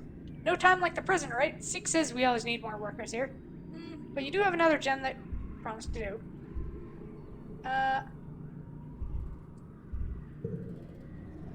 You help Rex hold up part of the wall and fit the basket in place. There's a lot of pounding and whittling to get it to fit, and which delights Rex every time he gets to make a joke about it. It's sweaty, rewarding work, and you learn something about engineering while you're at it. Chief Inventor Street comes storming out of command to find you. Solana, they snap. Where have you been? I expected you hours ago. Whoa, it's my bad, Rex says, moving to stand between you and Zeke. If he had a tail, it would be between his legs. The perfect picture of an apologetic puppy. I asked her to help out. We're super short on hands around here, and she did a great job. Zeke grudgingly accepts that you did, in fact, do good work. They tell you that you've cleared to help out in construction if you'd like, snidely commenting that you were better suited for manual labor than the job you were actually supposed to. You're a dick. Get to work. Let's see. +2 if it's the first. Unchangeable. 5.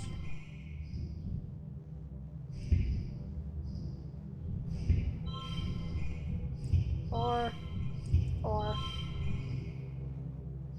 And I think all we can do is move everything over 1. And do... Oh, wait.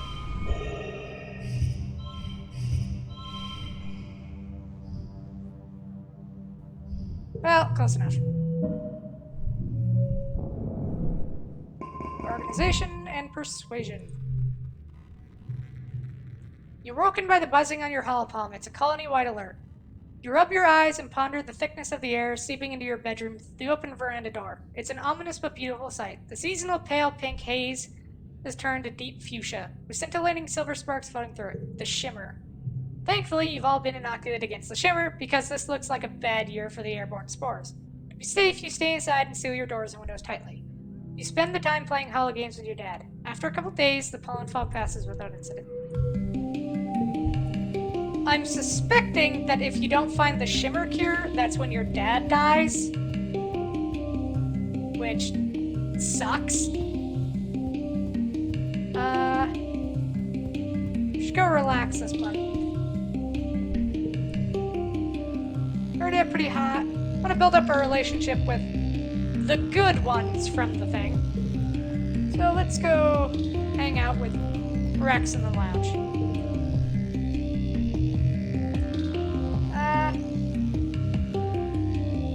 Help in the kitchens. Oh wait, no. Relax in the lounge. You split your time between watching holovids, listening to music, and studying for class. Occasionally someone asks you to run an errand for them. You go on long walks. Overall, you spend the month relaxing and doing whatever you want, whenever you want. You really needed this. Keep both of those. Mid to late poly. Alright, so I don't think there's anything else I can do this month. I've given gifts to everyone. Oh, wait. Nope, not you. Almost forgot about this. That would have been bad. Here's a strange device. 85 out of 100. And we can dare him.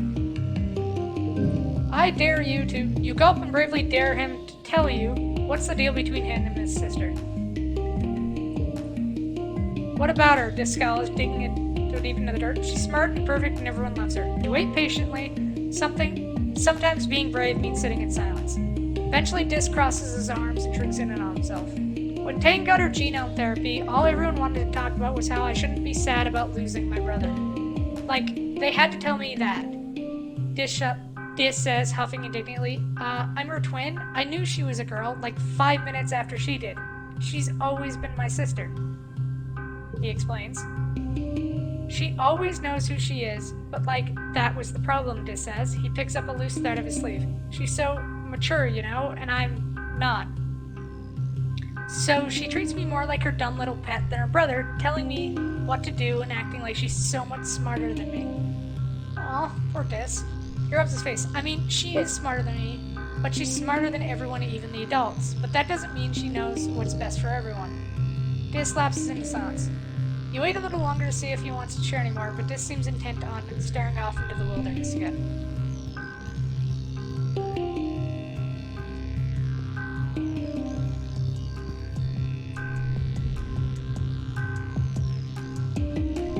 No, can't really do anything with her now. No.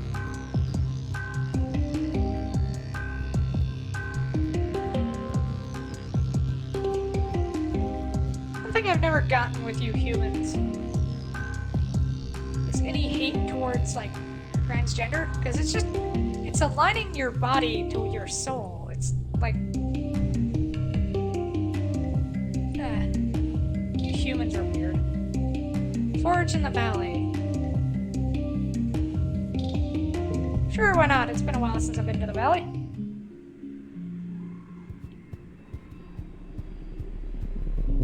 Pick up some of that. Some of that. Hey, what's up? Come across not just one Valkyrie, but a whole swarm of them, mostly just baby ones, about the size of your head. They're all amassed around a massive tree, scurrying up and down the trunk. When you see the tree itself under the swarm, you notice it's the same pale pink as a baby Ricky. Its tentacle-like roots meander a fairly large distance before plunging into the ground. When the Valkyrie see you approach, they get agitated and they look hungry. Definitely hungry. Like dozens of hungry, grapefruit-sized, furry pink spiders. The stuff of nightmares. Your pet Bright Eyes doesn't seem scared at all. Hey, they aren't so bad. You walk up to the tree and put your hand on it. The baby Valkyries swarm around the tree trunk, very upset with you, but they calm down when they see you aren't doing anything. There's an unmistakable thrum of life under your hand, not just from the proximity of the baby Valkyrie, but from the tree itself. It's warm and leathery, and you can feel something like a pulse. It's alive. It seems like this tree itself is a Valkyrie, just a different phase in its life cycle. Does that mean little clusters of fruit in its branches are Valkyrie eggs? Or maybe cocoons? There's so much you don't know, but you do know that this nursery tree is a special place. There's nothing to forage here, though. These ravenous youngsters have stripped everything edible from our wide radius. Move on.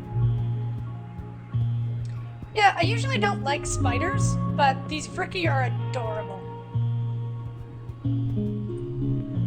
An absolutely enormous tree forms part of the path here. Cut natural stairs into the path, and its magnificent canopy of large, flat leaves completely blocks out the sky. The arch overhead almost up to the ground on the other side. Walking under it is like going through a tunnel.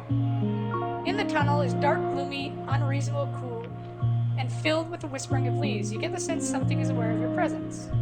Let's whisper back. Alright. 6, 6, 6.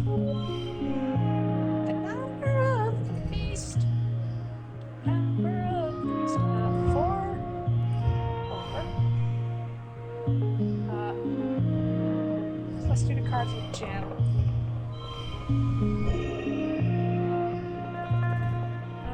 Next. 6, 5. That becomes a 9.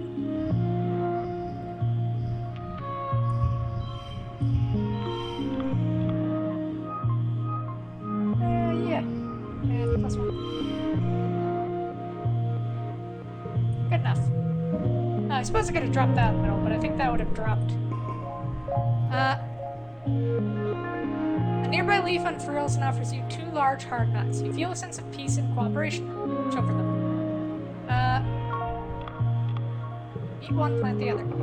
You crack one of the nuts and eat the meat inside. It's bitter. Take the other to a clearing about an hour away and plant the second nut. Good luck, haunted tree. So, strange, spooky, haunted tree. Oh, there's Sim. Feast of berry bushes. Research those berry bushes.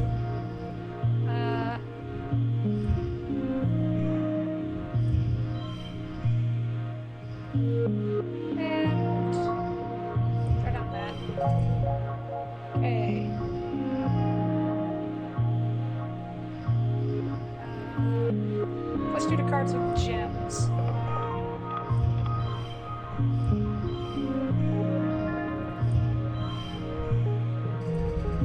Alright.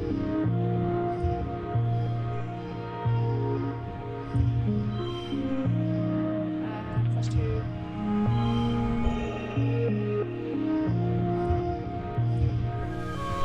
Good enough.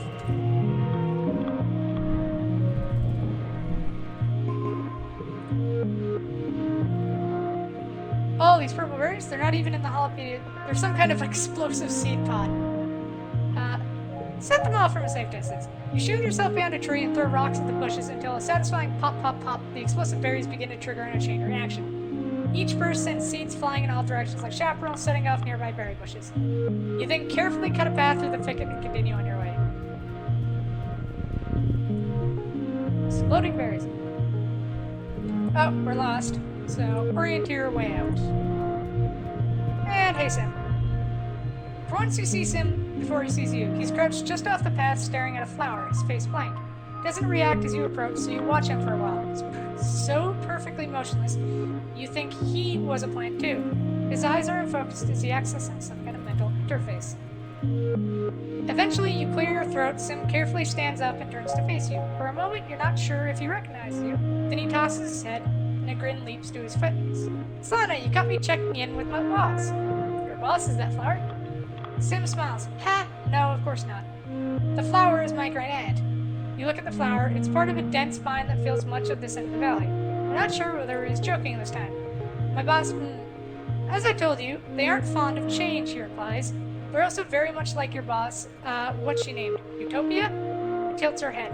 Her name word is fitting, isn't it? He lays one finger across his chin. I appreciate that she always reminds me not to get yourself killed. I wish you'd listen to her. She gave me a job to do. And I have my job, Sim replies, which is to protect this place. He laughs. Protecting you seems to be my hobby. If the boss finds out I'm talking to you, I'd be in trouble, so shh, he murmurs and puts his finger to his lips.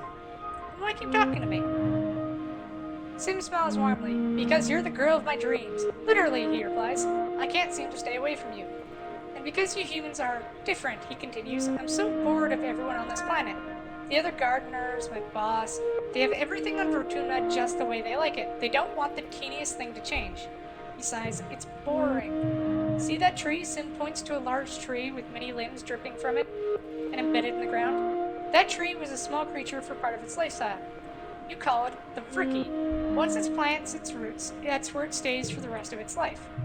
The gardeners spend time as trees too, sometimes hundreds of years. If you do that enough, you start to think like a tree, set in your ways.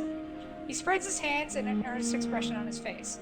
When I watch you, when I talk to you, and learn about your species, I feel inspired. I feel young again. Hold on, you can shapeshift? Don't you think my looking human is a bit of a coincidence? He replies and motions to his body with a sensual flick of his wrist. It is a rather handsome body, though, don't you think? I just happen to think I did quite well. If you say so. You have so many questions for this plant, for this man, or gardener, or whatever he is. But as soon as you open your mouth to ask another, Sim cocks his head, as if listening, and holds up a hand. I'm sorry, he says, looking for all the world like he's listening to a dang flower. But I must be away. And with that, he's gone, off to protect wild or rescue damsels or whatever, or maybe just avoiding your questions.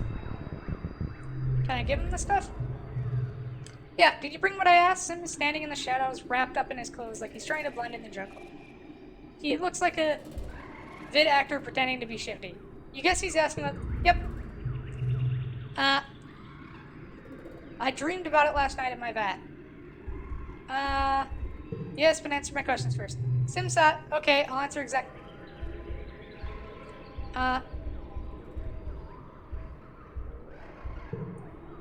Sim says, I hoped your question was going to be a fun one. Takes a breath, carefully answers. It's not that we want to hurt you, he replies. It's not personal or even malicious.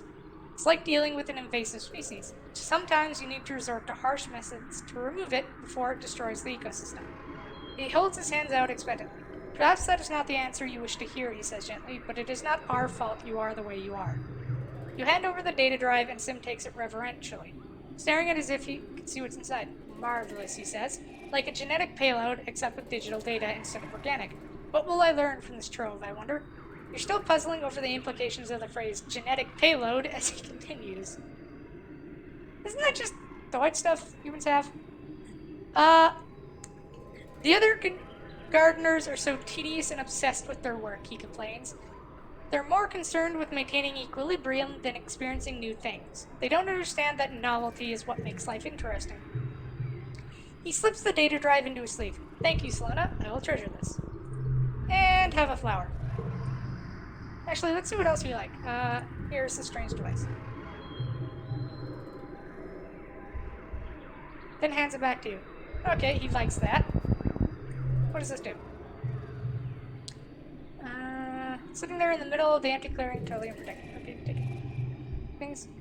But and it starts going. Place of a manticore! Its eyes on you, rumbles and warding as it stands to its full terrifying height. You figured out where the egg came from. With your arm full of egg, you can't really fight. Your choices are limited. Keep the egg and run.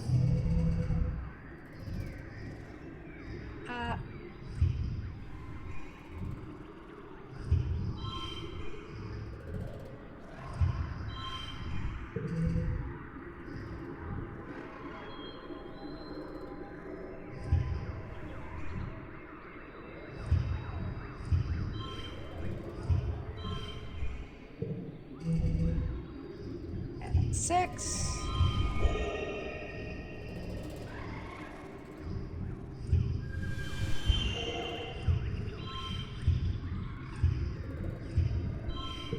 There we go. More toughness, yeah! Stumble blindly through the clearing towards the relative safety of the trees, the cumbersome egg blocking your view of your own feet. You fall a few times, just barely managing to scramble out from under the claws of the manticore. You eventually find a member of the Expedition Protection Squad who fires a warning shot with her plas rifle at the manticore, roars in defiance, and slinks back into the trees. The egg's pretty addled from all the running and falling. If it was going to hatch before, it certainly won't now. You get a ship ton of kudos for it, and it's super tasty. Oh, I was hoping for a manticore pet.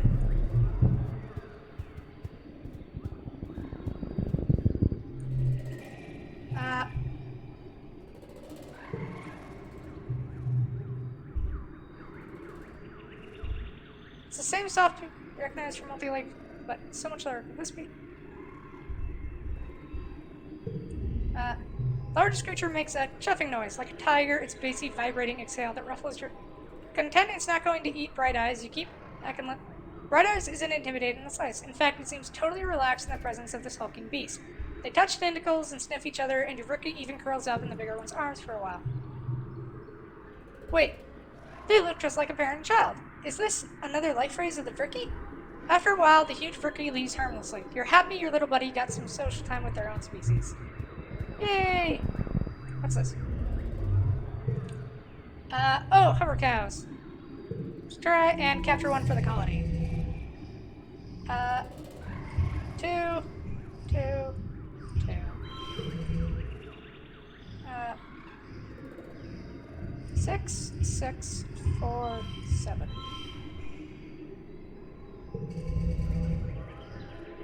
Plus 4, if this is the only there.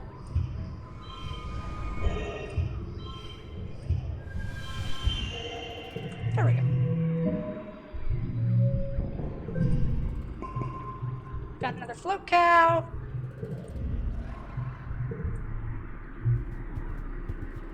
Oh, flower!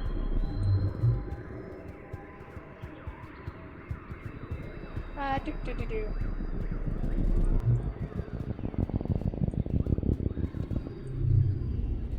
This one's huge. You find a trippet, a large, tasty plant. Note its location to move on. I guess they move. What's in here? No. Go around it. Well, we won't bother her this time. Oh, hey, Utopia.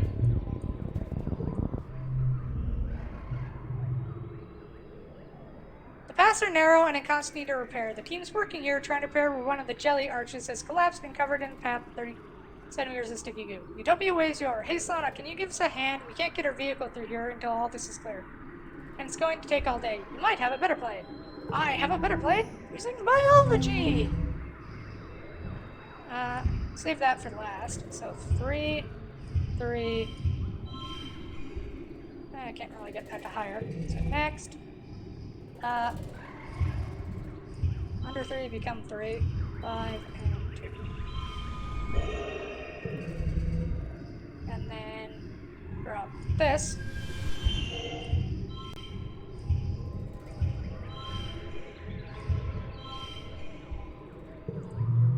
There we go.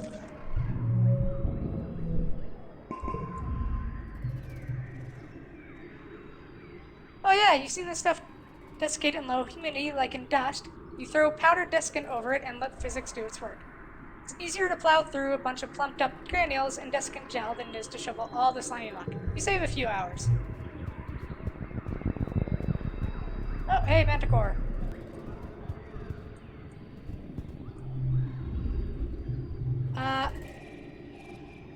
You come across the royal scene. A Manticore has cornered a little hop-eye and is playing with it, batting it around and catching it over and over. The hop-eye is screeching in terror. It's a horrible thing to watch. Try to break up the fight. Card to the left becomes a 5.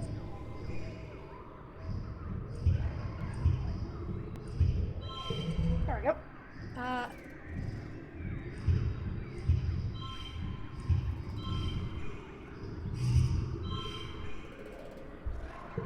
Keep that as it is. So we have a bunch of cards to deal with this time.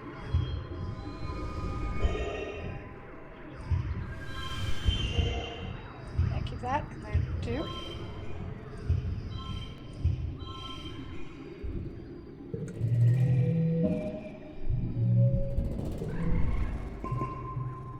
Manticores can't climb trees. You're pretty sure you remember hearing that. We'll try to scare away the... You put on your scary face and try to frighten it away. The Manticore is so annoyed by your throwing rocks and making rocks that it turns its attention to you. It roars in anger, shivers of fear run up your spine. That's definitely a better scary face than yours. The hop-eye, who had been playing dead, suddenly leaps to its feet and bounces off into the jungle. The Manticore is now very angry at you.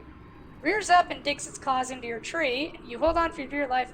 It roars and rushes its mane at you, pacing back and forth under the tree. Then it sniffs around where the hop-eye had been, grunts one last time in frustration, and wanders off into the jungle.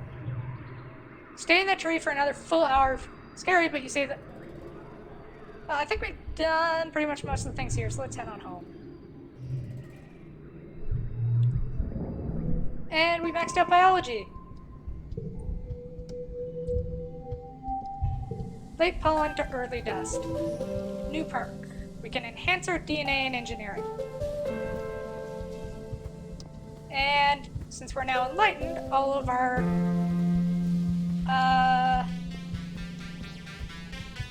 mental stats grow quicker. So we'll probably be focusing on these for the next few weeks. For the next 3 months. So we'll stop by here.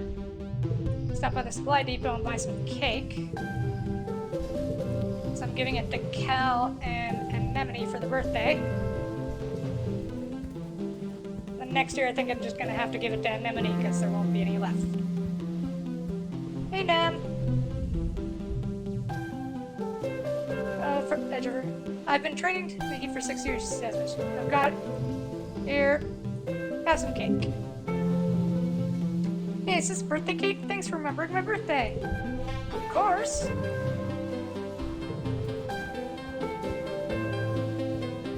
And then gifts for everyone else, except for you, who I get to hug. Hugs incoming! Hey, Nomi. Nomi has 3 hollow screens in front of them, all displaying different homework. I have so much to do, they whine, squishing their cheeks in despair. This goes so much faster if I was smart like Tangent. Just, here, have a present. Let's give you crystals.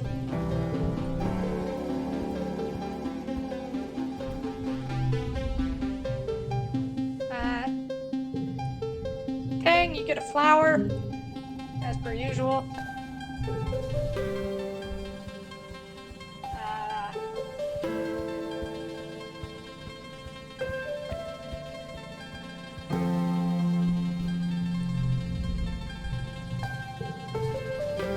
this, you get a strange device as per usual.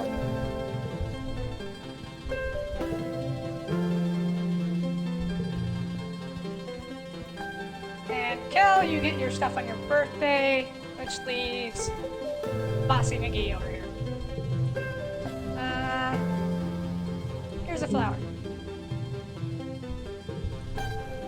Oh, wanna talk? Mars is working in the depot today. You find her sitting on a pile of boxes drumming her feet. Would you really have, or would you have to? Let me find naked. It's probably I'm reading some of the team makes, like fashion. Don't be afraid to use green concealer. You may look like the Wicked Witch at first, but don't click your heels and go home. Stick with it. Even mean. Papa taught me. I wanted to be pretty, but it was never like cover up your blemishes, make your nose smaller, or hide your. It's these things, and it's like, the Earth fashion really about making everyone look as small as possible. What was wrong with them? Mars just. I was the biggest kid in the whole time growing up, and I've always been gorgeous, and that's not just my genetic enhancement talking. Sometimes I think they should just make everyone unable to feel shame, Mars says. Like all these magazines talk about how to fix your flaws or act different. It's such a waste of time. People don't like me, they can flick off. I literally don't care about what they think. The dating advice in these things is pee good though, she says. Like my dad's taught me about but they got so squicked out when I asked how they actually get someone to have sex with you.